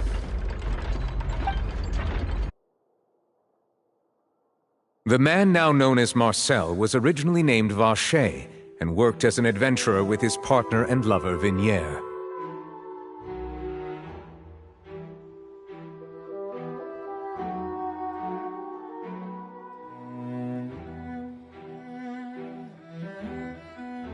During an underwater expedition, Vignier accidentally came into contact with water from the primordial sea and was dissolved in front of Vacher as a result. Vacher learned of the primordial water's existence through the work of others and began to kidnap young women for research, with the goal of discovering a method to restore Vignier back to life. To cover his tracks, he invented the new alias of Marcel and began to operate a business in Poisson. During the course of his research, Vacher discovered that a diluted concoction of water from the primordial sea can induce feelings of euphoria and began to manufacture and market synth. However, as he accumulated wealth to fund his continued research and expanded the scope, he came into conflict with Spina di Rosula. After exchanging blows with Spina di Rosula for many years, Vacher decided to assassinate their president Callus at a banquet. Although the assassination did not go as Vacher expected, he was able to turn Callus into the murder suspect by dissolving the assassin he sent to the scene. And just recently, Vacher attempted to frame Linny as the culprit of the serial disappearances case, using a similar method.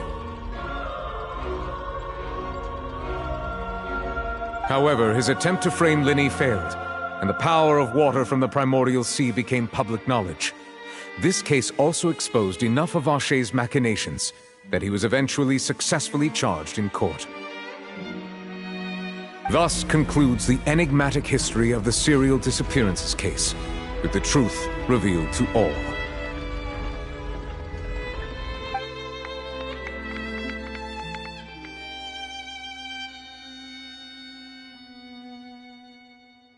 The Oratrice will now deliver the final verdict regarding the charges against Mr. Vacher.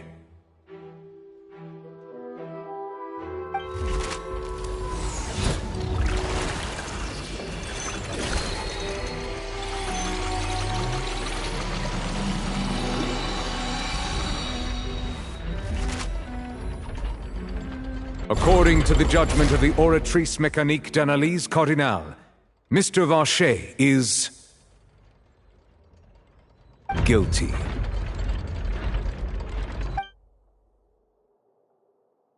Guards! Take Vacher away. Good. It's what he deserves.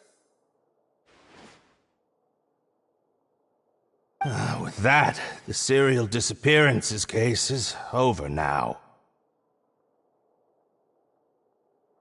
We really just witnessed history. Who would have thought the true culprit would be such a polite and well-spoken guy? Yippee! We helped Navia bring the bad guy to justice! He's hurt so many innocent people, and now he's finally getting what he deserves!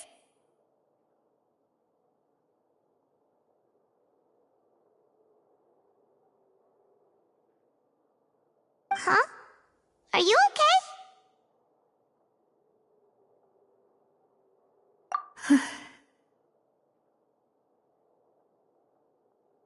Demoiselle, you were absolutely brilliant. The day our late boss had always hoped for has finally come. You can rest easy now, knowing justice has been served.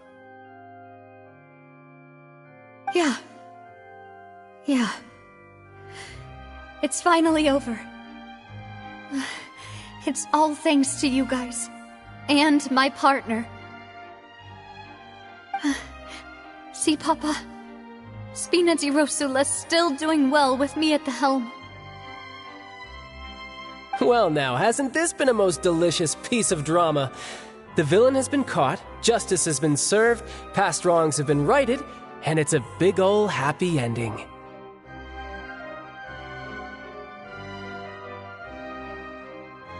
Since it's been such a great show, I'll just let the false accusations against me slide. Either way, I've still got some business to attend to. So, if you'll excuse me... Please wait just one moment, Mr. Tartaglia. Ugh, what now? None of this has anything to do with me.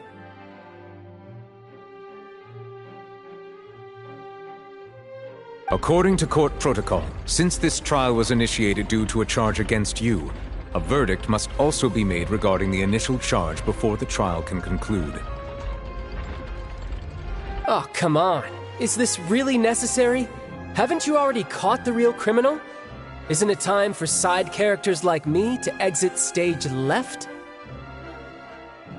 Please respect the laws of Fontaine. This has always been the rule.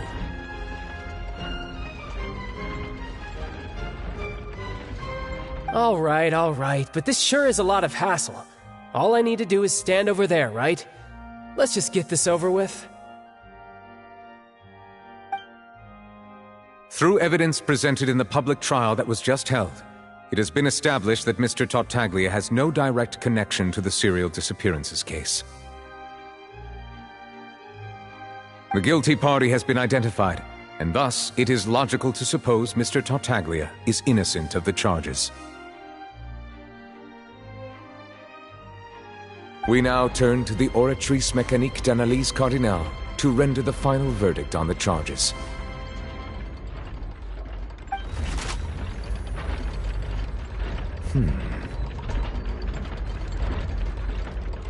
According to the judgment of the Oratrice Mécanique d'Analyse Cardinale, Mr. Tartaglia is...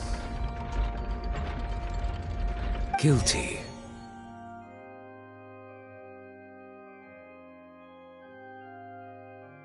What?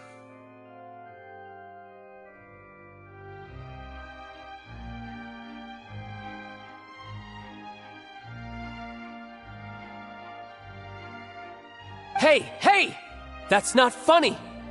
Didn't you just say I'm supposed to be innocent? What's with this verdict? Is your justice machine malfunctioning? Huh? This has never happened before. The Oratrice actually returned a different verdict from the Chief Justice.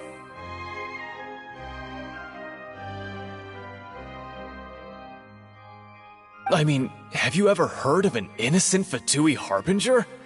Do you think the Oratrice might have just convicted him on general principle?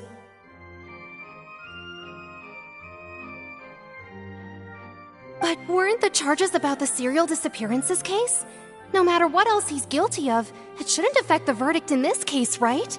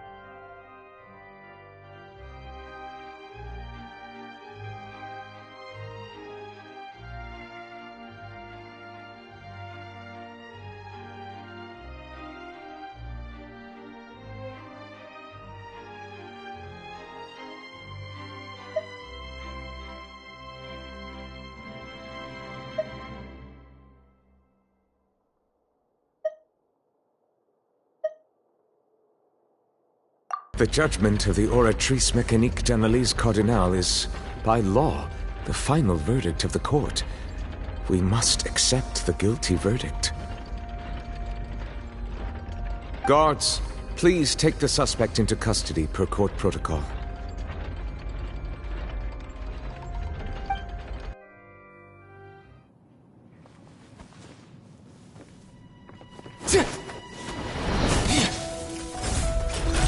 So this is how justice is done in Fontaine. What a joke. You've got your rules. Well, I've got mine too!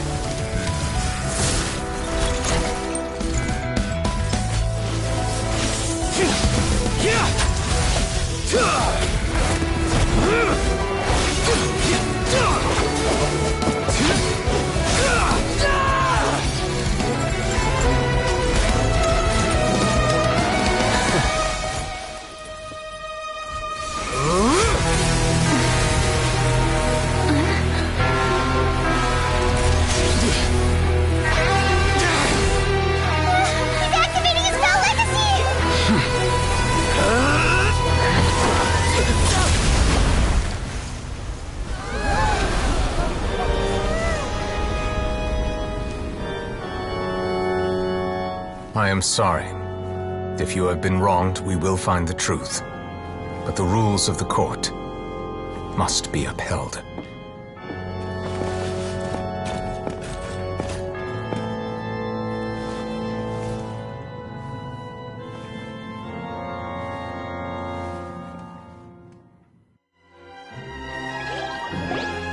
Hey, Monsieur Nouvelette, what's going on? Shouldn't they have been cleared already? Apologies. This is also the first time I've encountered such a situation. However, according to the rules established at the conception of Fontaine's court system, the Oratrice's judgment is the final verdict of the court. All I do is follow court procedure. As for why the Oratrice arrived at the conclusion it did, you should probably ask someone more knowledgeable than me.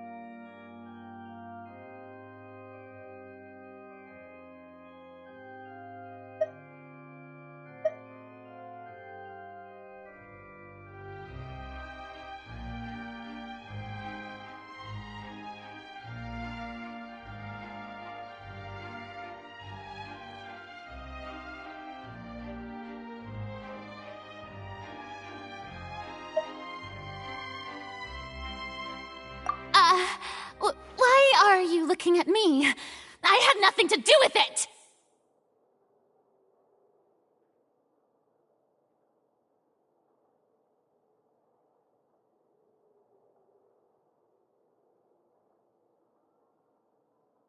I don't know what happened there either. Hey, stop staring at me!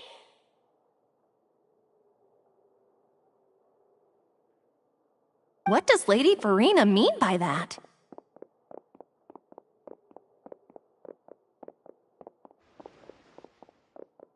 She says she has no idea either?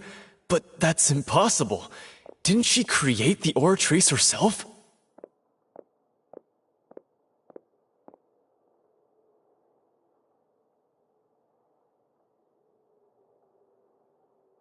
Yeah, so are the verdicts reliable or not? Can results like this really be called justice?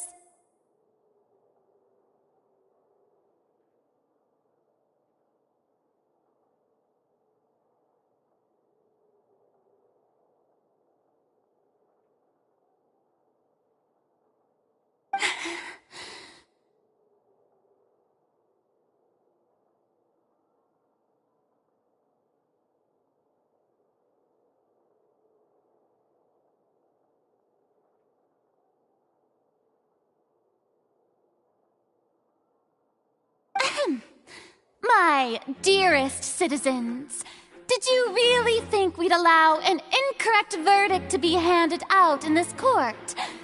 Did you really believe that the judgment could be mistaken or be the result of some sort of random mishap?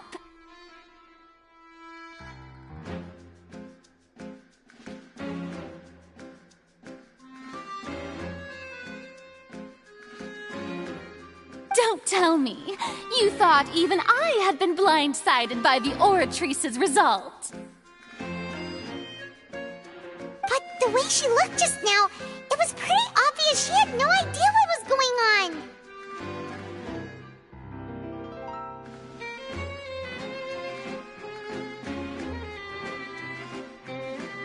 However, given the state of things, I shall give you an explanation. Everything that just took place, including my supposed shock and bafflement, was a part of an elaborate performance, with every action meant to stir up drama and excitement. And, of course, for every performance, there is a script. Everything has unfolded exactly as I expected from the very beginning. As the embodiment of the very concept of justice, the Oratrice shall never render an arbitrary judgment!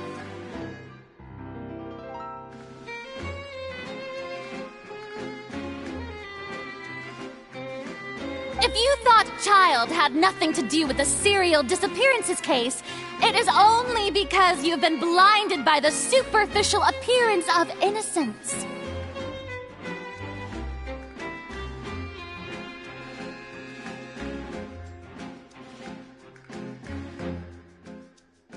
Everything he's done, not to mention the danger he poses, are beyond ordinary comprehension and completely unforgivable! All shall be revealed in time. You will come to understand my noble intentions, as well as the absolute correctness of the Oratrice's verdict.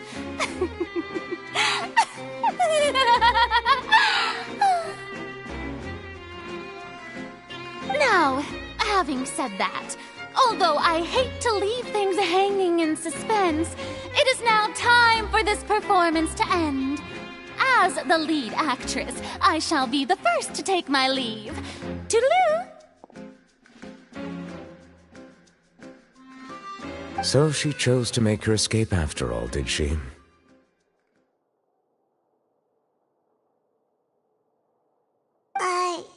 So you're saying we shouldn't put much stock into what she just said? She probably just put on that performance to save face. As for the truth, it's unlikely that she actually has any idea. However, please be assured that I will continue to investigate this case in a personal capacity. Just as I promised, if the judgment has been incorrect, we will do our utmost to clear his name. All right. Even though we feel pretty badly for him, we'll take your word for it for now. After all, he's done plenty of bad stuff, so he should have known he'd go to prison someday, right?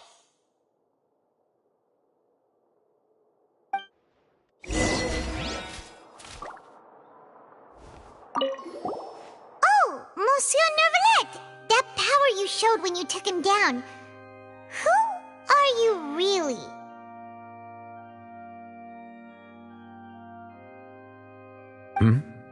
I'm the Chief Justice of Fontaine, of course. If officers of the law lack the strength and capability to enforce it, then it makes a mockery of justice.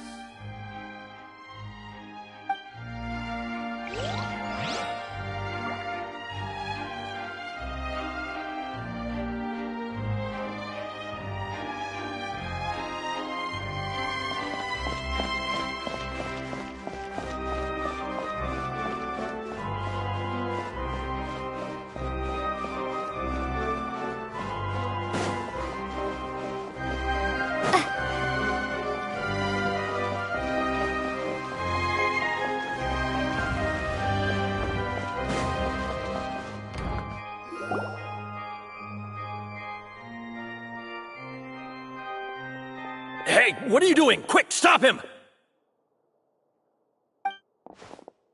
Traveler! Hey! Traveler! Marcel! What are you doing over here?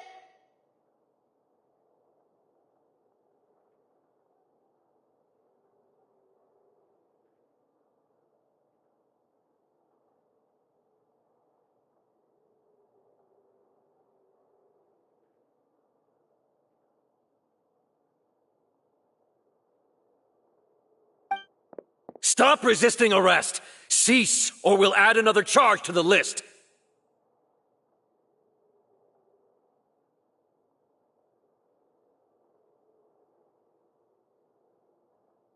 No, wait! I just want to ask the Traveler something. I'm not looking to run away. Please, just let me ask this one small thing. Go on.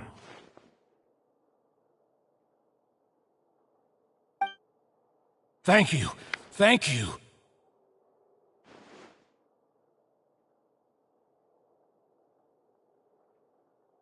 I was being led away when I finally realized something. Where did you first hear the name Vacher? I erased all records of that name. So, unless... Are you still trying to prove your innocence? Give it up. You've already been convicted.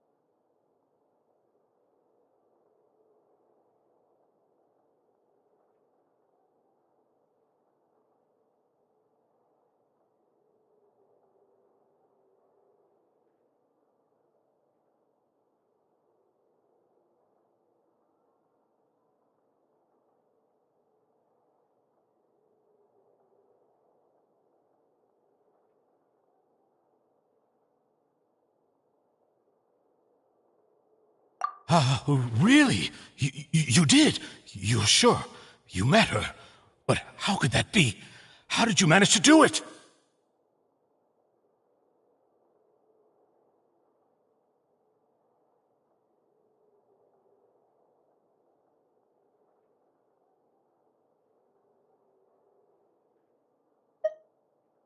The Fountain of Lucine? Then she's been so close to me all along. And I just never... Please give me a chance to talk to her again. Just let the Traveler take me to the fountain to see her one last time. This is the last request I'll ever make in my life. You can do whatever you want to me afterwards. I don't care.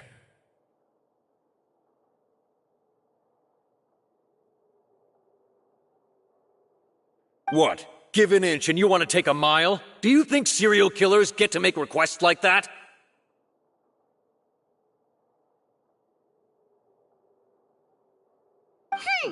Paimon agrees! Why should we give him what he wants when he's only done a ton of super terrible things?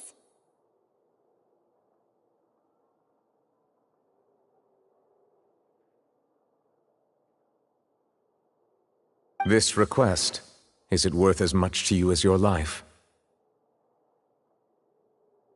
Of course! Wait, no. It's worth even more than my life. Humans. Will they betray the instinct to live just to satisfy spiritual needs?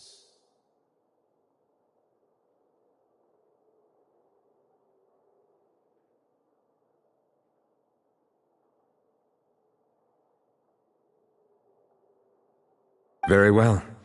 I will grant your request. Your Honor, I fear that... I will go with him. You do not need to worry about any escape. In that case, I shall leave him in your most capable hands, Chief Justice.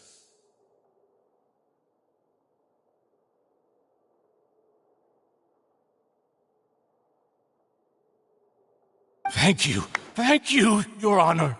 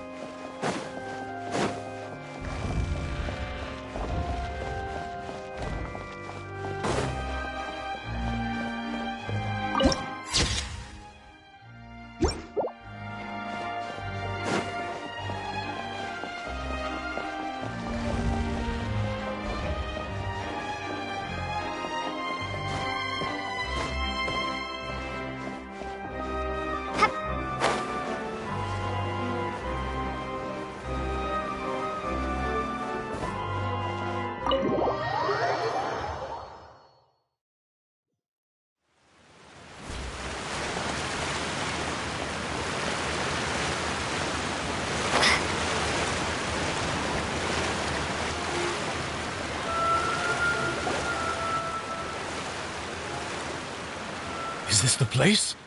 You said she's here, but what do I need to do to see her?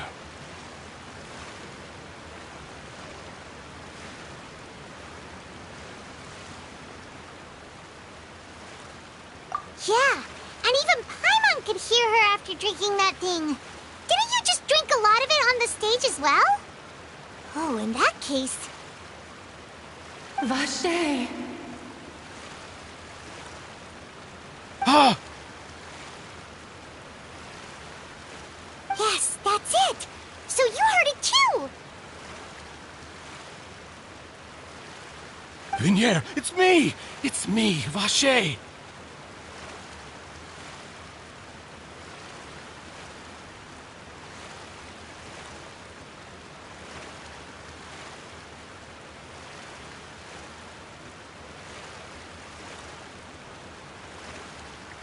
Vache? Vache?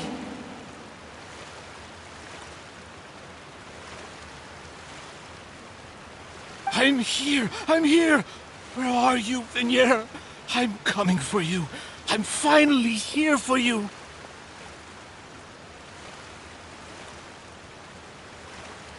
Hey, wait! Be careful! Hey, wait!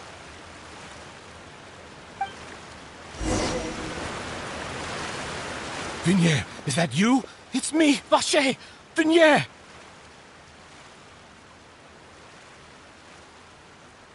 Vache? Why did you come? Didn't I say? You don't need to look for me. You look a lot older than I remember. How long has it been?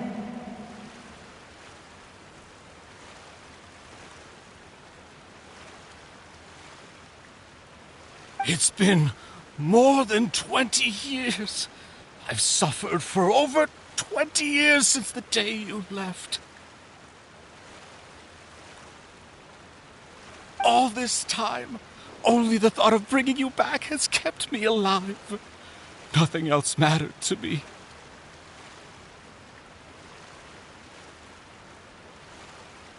I must be dreaming.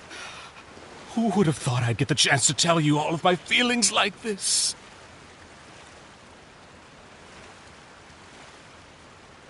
Vinier, you are my everything. I really don't know how I could live without you.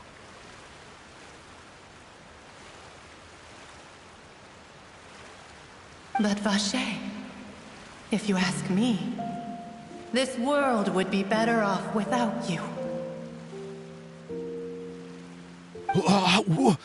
What are you saying? If not for you, I would have finished my law degree and probably become a top-tier attorney one day. If not for you, I would have continued to pursue my love of the arts, and my works would have been displayed in the Palais Mermonia itself.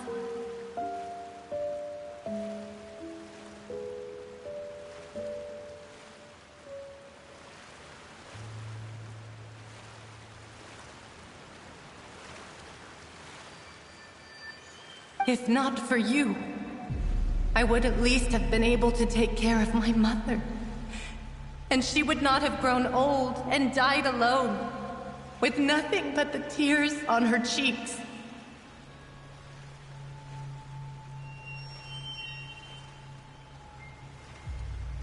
It's all because of your selfishness, Vache.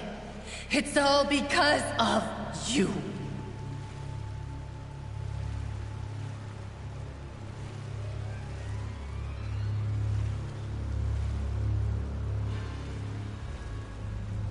You...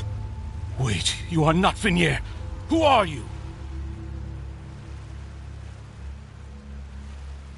You're right. I am not Vinier. I am the sacrifices.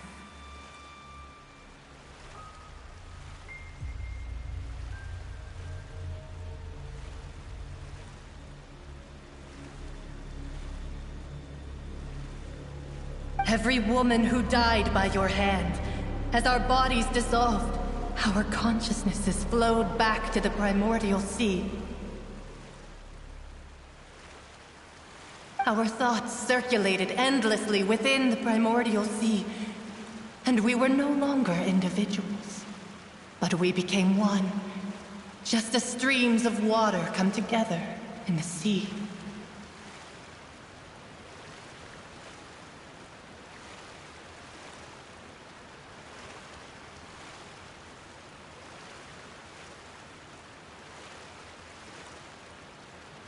I'm Cressy. I'm Lemony. I'm Azine. The only one I am not is Vinier.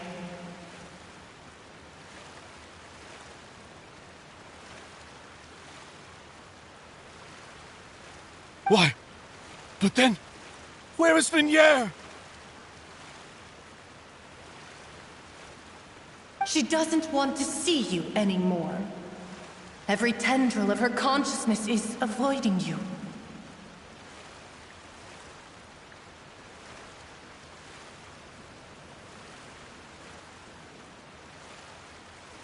This is what you get for your selfishness. Your selfishness robbed us of our lives and our futures. You said time and time again that you'd do any and everything for her. But did you ever consider whether she'd want to see you do the things that you did? If she would despise you for what you became?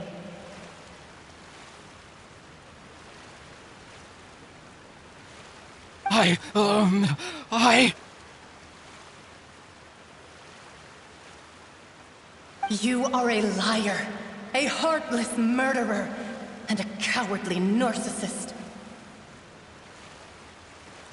The only thing you are not is Vinier's beloved.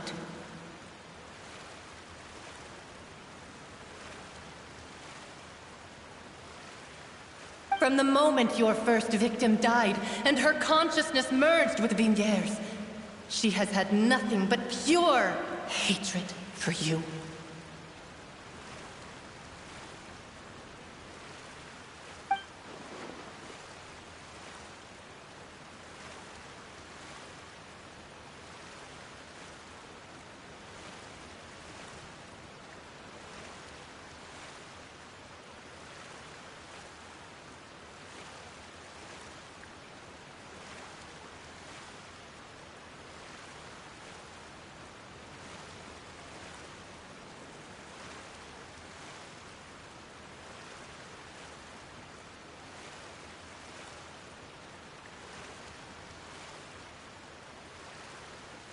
No!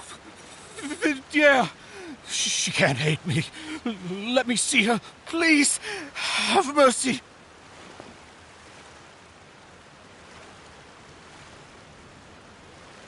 You still don't understand. When I said don't look for me, that came from the real Vignier. She really doesn't want to see you anymore. But on top of that, she also said that because it's her final drop of pity for you. She said that because she knew that if you did come here, we will show no mercy to you.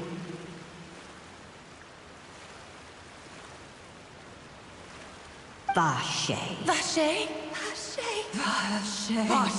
Vache. Vache. Drown.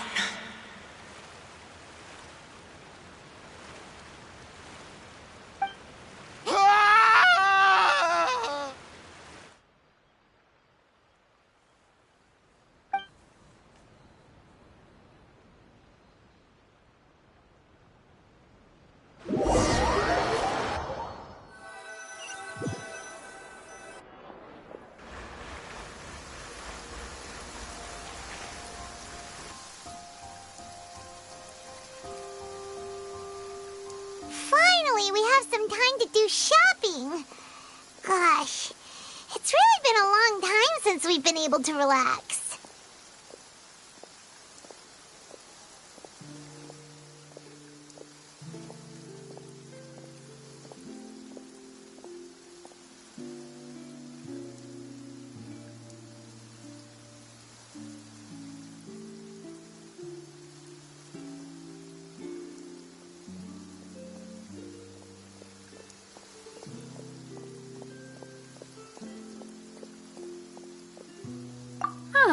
Well met, partner. I knew something great was going to happen when I woke up in such a good mood today.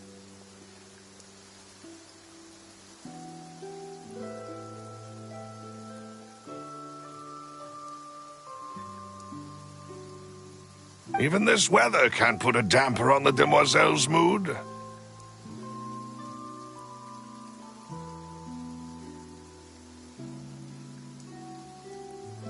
It's a pleasure to see you both again. Oh, hey, Navia!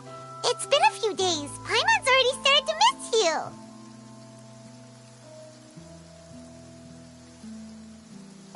Oh, now that I believe.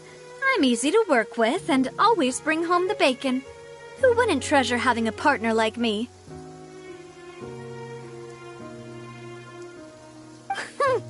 Sounds like you're really enjoying life these days, Navia. What have you been busy with since the trial? It's just been one thing after the other. I've been making non-stop trips between Poisson and the courts in Seine. Everyone from Spina di Rosula organized a memorial for my father.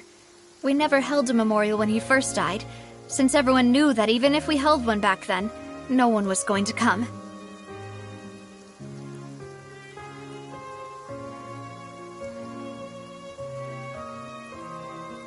This time, though, everyone in Poisson, and even many people from the court, all attended. So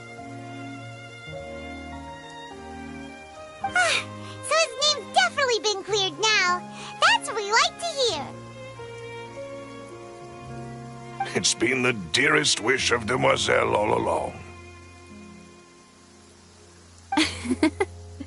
That blasted stubborn fool. I was right to put my faith in him. I'm so glad I didn't give up on the case all those years ago. Oh, by the way, I ran into Charlotte just after I left the memorial service.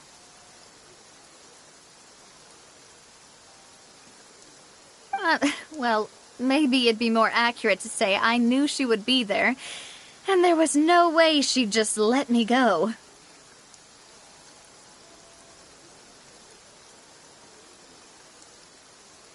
Huh?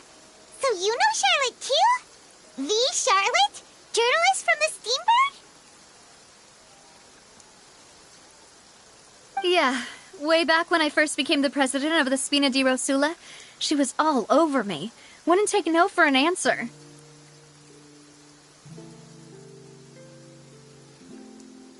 the story was called The True Heart of Darkness, Secret Tales of the Yellow Rose.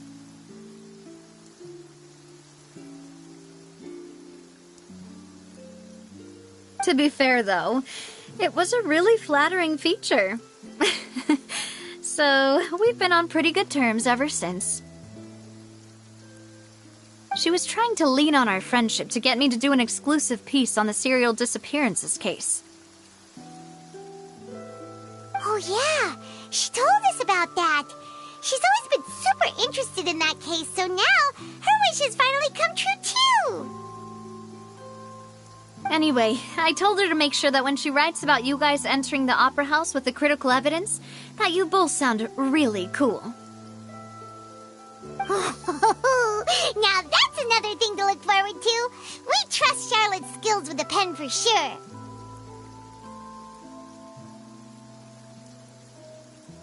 Oh, and in other news, I also took Clorand out for a meal.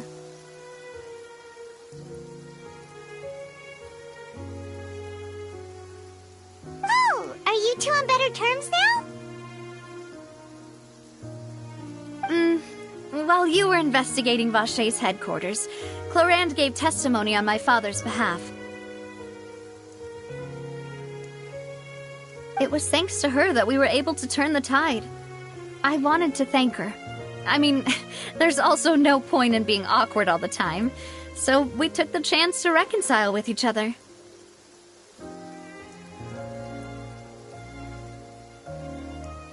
Oh, that's great! Paimon also thought Clorand wasn't actually a bad person. It's always good to have more friends.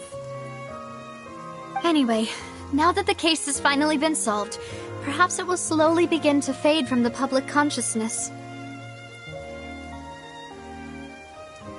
Oh, actually, there's still one last thing I need to do. What is it? I should pay a visit to my father's grave and tell him the truth of what happened, as well as how it all ended. And on top of that, just how much people still look up to him, to this day.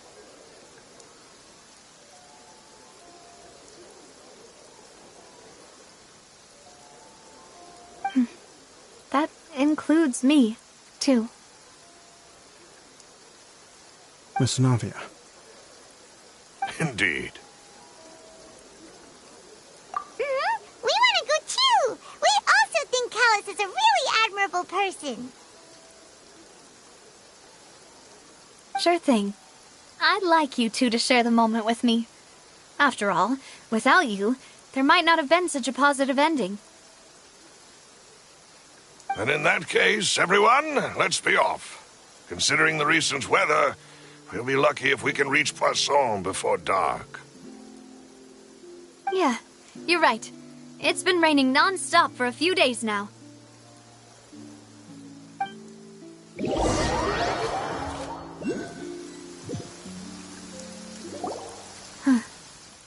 This is where my father's grave is. To be perfectly honest, even I haven't been back here for a long time.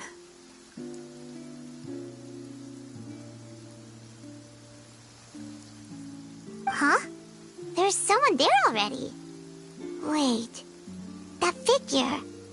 It can't be.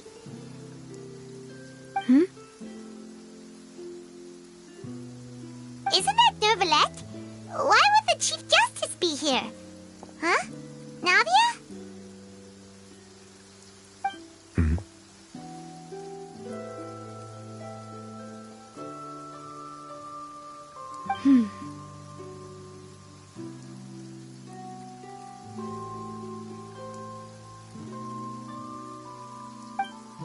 My apologies.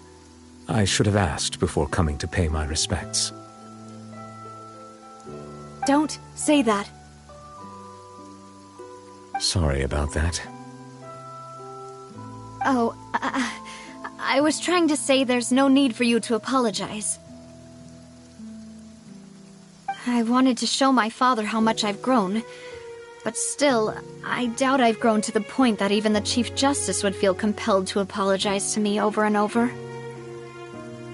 In that case, I will stop apologizing for now.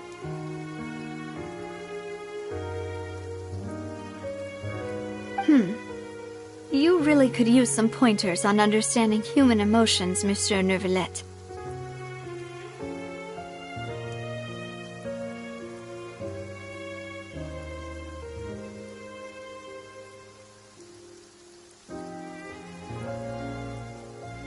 In any case, why did you come to Poisson? Well, ever since that day, I've been turning a question over and over in my head. Just what is justice, anyway? There was once a time when I didn't want to believe that there could be anything more important to humans than life itself.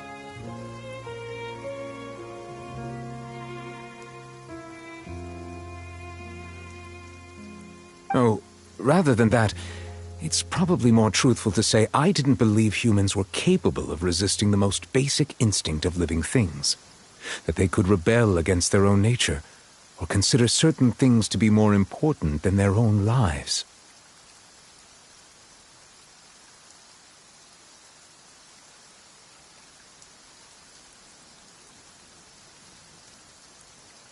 Which is also why I didn't stop your father from beginning that fateful duel.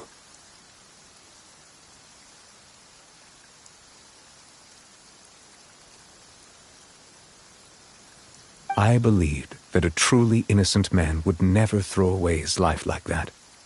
That there was nothing, should have been nothing more important than one's own continued survival. But Mr. Callis proved me utterly and decisively wrong. If not for his sacrifice, the serial disappearances case would have remained unsolved to this day. Mr. Callis made the choice he did for his daughter, for his associates, and for many people completely unrelated to him. And in the end, from a certain perspective, one could say that he did it all for the sake of justice. A justice that's higher than life itself. So, you asked me why I came here. I just wanted to say my apologies to Mr. Callis in person. I should have noticed all of this much sooner.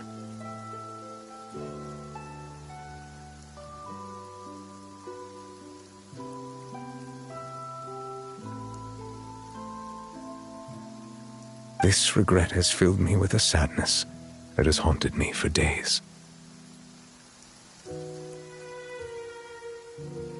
That high and mighty chair in the Opera Epiclese indeed insulates one from many important things. Spina di Rosula, thank you so much for your hard work and perseverance.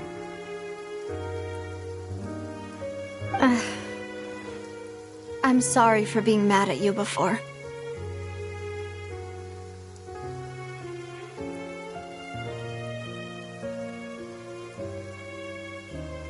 So, you're actually one of those types that's cold on the outside, but pretty thoughtful on the inside, huh? That reminds me of Silver, one of my guys.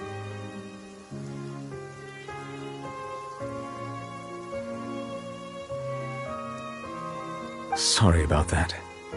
Self-expression is not one of my strong suits. Didn't I just say you don't need to apologize? Ah, so Navia and Neuvillette seem to have made their peace as well. Let's not disturb them for now. We can wait till after they're done.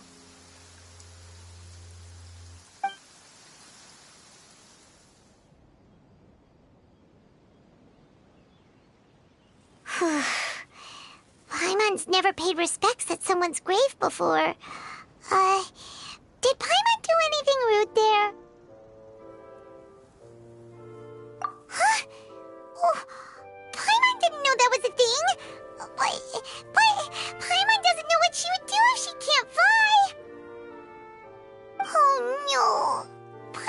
promise Miss Navia won't be too mad. Anyway, Nervalette is still standing around there. It's not often that we can catch him alone like this, so why don't we go talk to him for a bit? If we can't talk to Lady Farina, we can at least talk to him, right?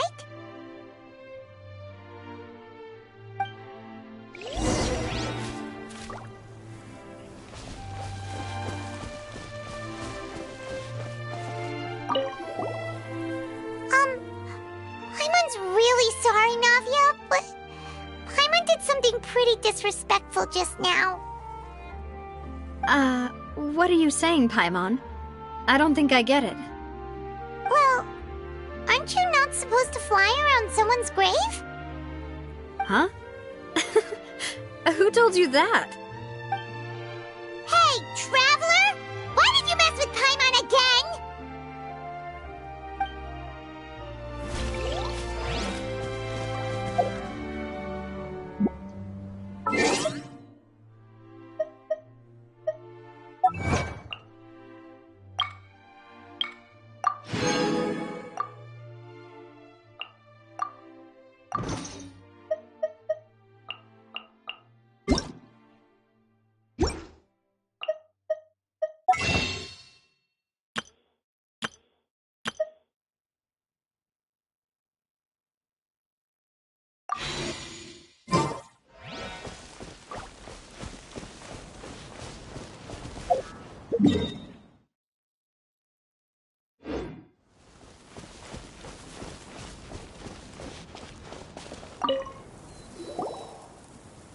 Oh, it's you two. Did Miss Navia invite you to come pay your respects to her father? Mm-hmm. We ran into Navia on the streets today, so we just followed her here. I see. Then is there something that I can help you with? Well, it's pretty hard to run into you like this, since you're usually super busy. So we figured we could try to ask you a few questions, if that's okay. Please feel free. Though outsiders, you helped us solve one of the greatest mysteries in Fontaine, and it would be my pleasure to return the favor.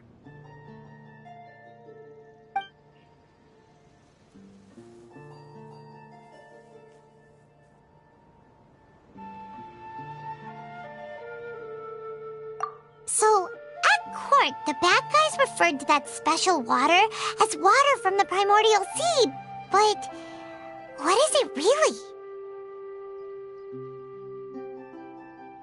Truthfully, that name is already quite accurate. I can only surmise that Vacher and his ilk only learned of its nature and existence after extensive research. There used to be a special sea on the surface of this planet. The nature of its seawater was rather different from that of the sea we know today.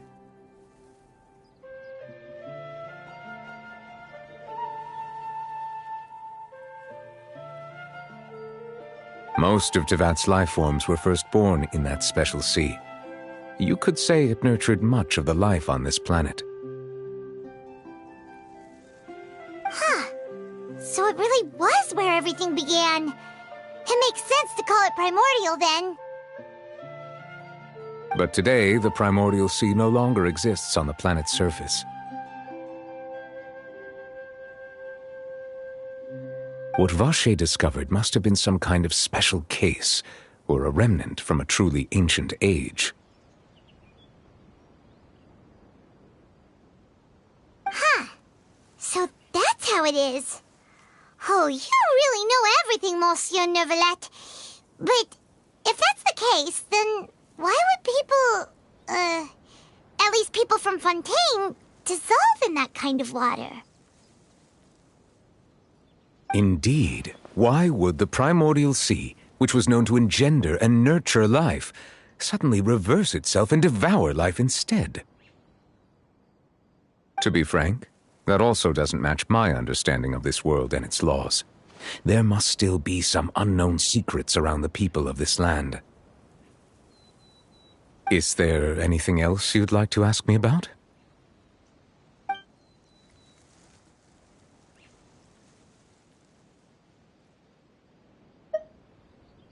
That the sea levels will rise and everyone will be dissolved in water, leaving Farina crying alone on her throne, but the sins of the people will be finally washed away for good.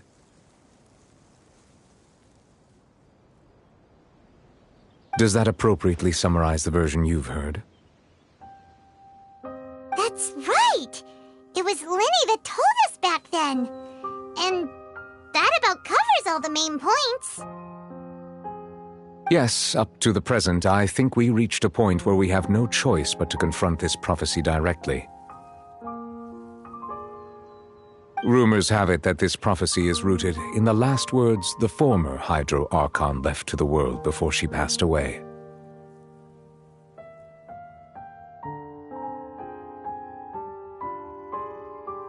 A prophecy? Of the former Hydro Archon? Wow. This is the first time that we've ever heard of it. Two parts of the prophecy have already proven correct. The rising sea levels and the ability of the people of Fontaine to be dissolved. We should be more vigilant and stay on the watch for further signs. Speaking of the prophecy, Farina has also always taken it quite seriously. Indeed, she has been collecting information and intelligence from across Tevat for this purpose.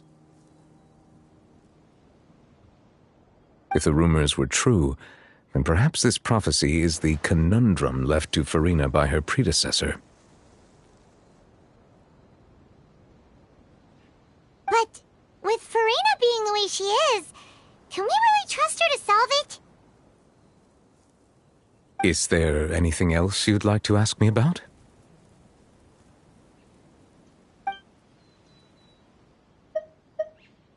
My apologies. My investigation has still not reached its conclusion. However, I still believe the judgment of the Oratrice was not rendered arbitrarily. Huh? But you also said you thought he was innocent. For many years, I have been quite aware that the Oratrice does not simply mechanically repeat the verdict that I give on each case.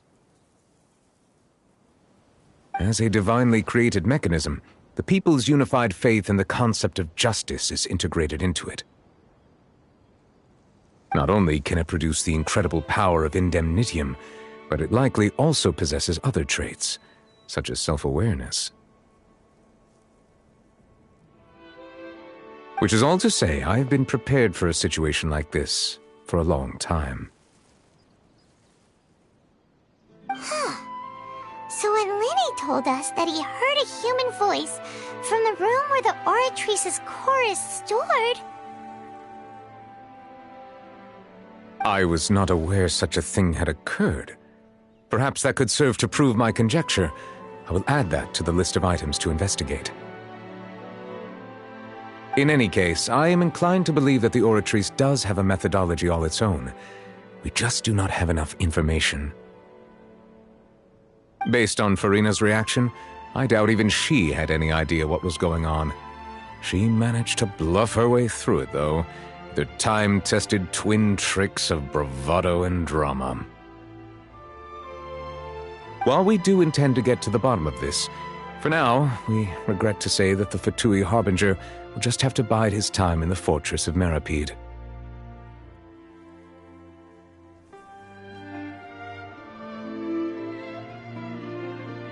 If we did incorrectly convict him of crimes he did not commit, we will most certainly compensate him to the fullest extent allowed by the law. If you ask Paimon, the only compensation he'll want is a no-holds-barred fight with you. Is there anything else you'd like to ask me about?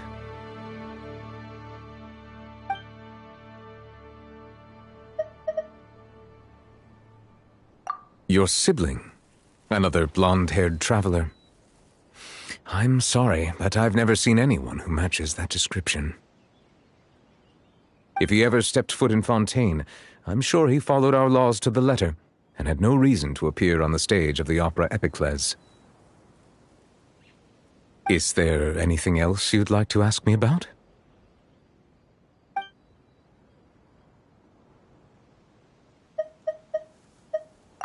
Very well.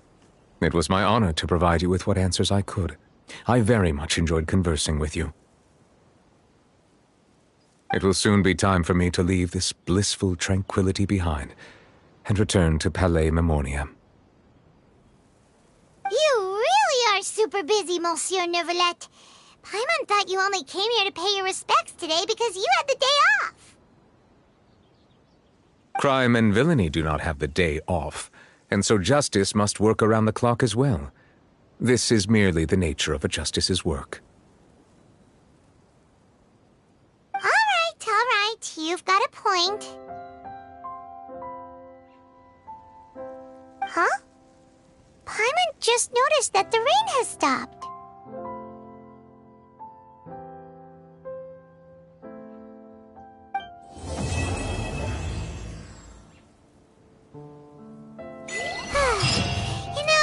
We've been walking around for a while now. Why don't we go back to the Spina di Rosula base in the Court of Fontaine and have a rest? Navia said something about having a place ready for us there, didn't she? Come on, let's go!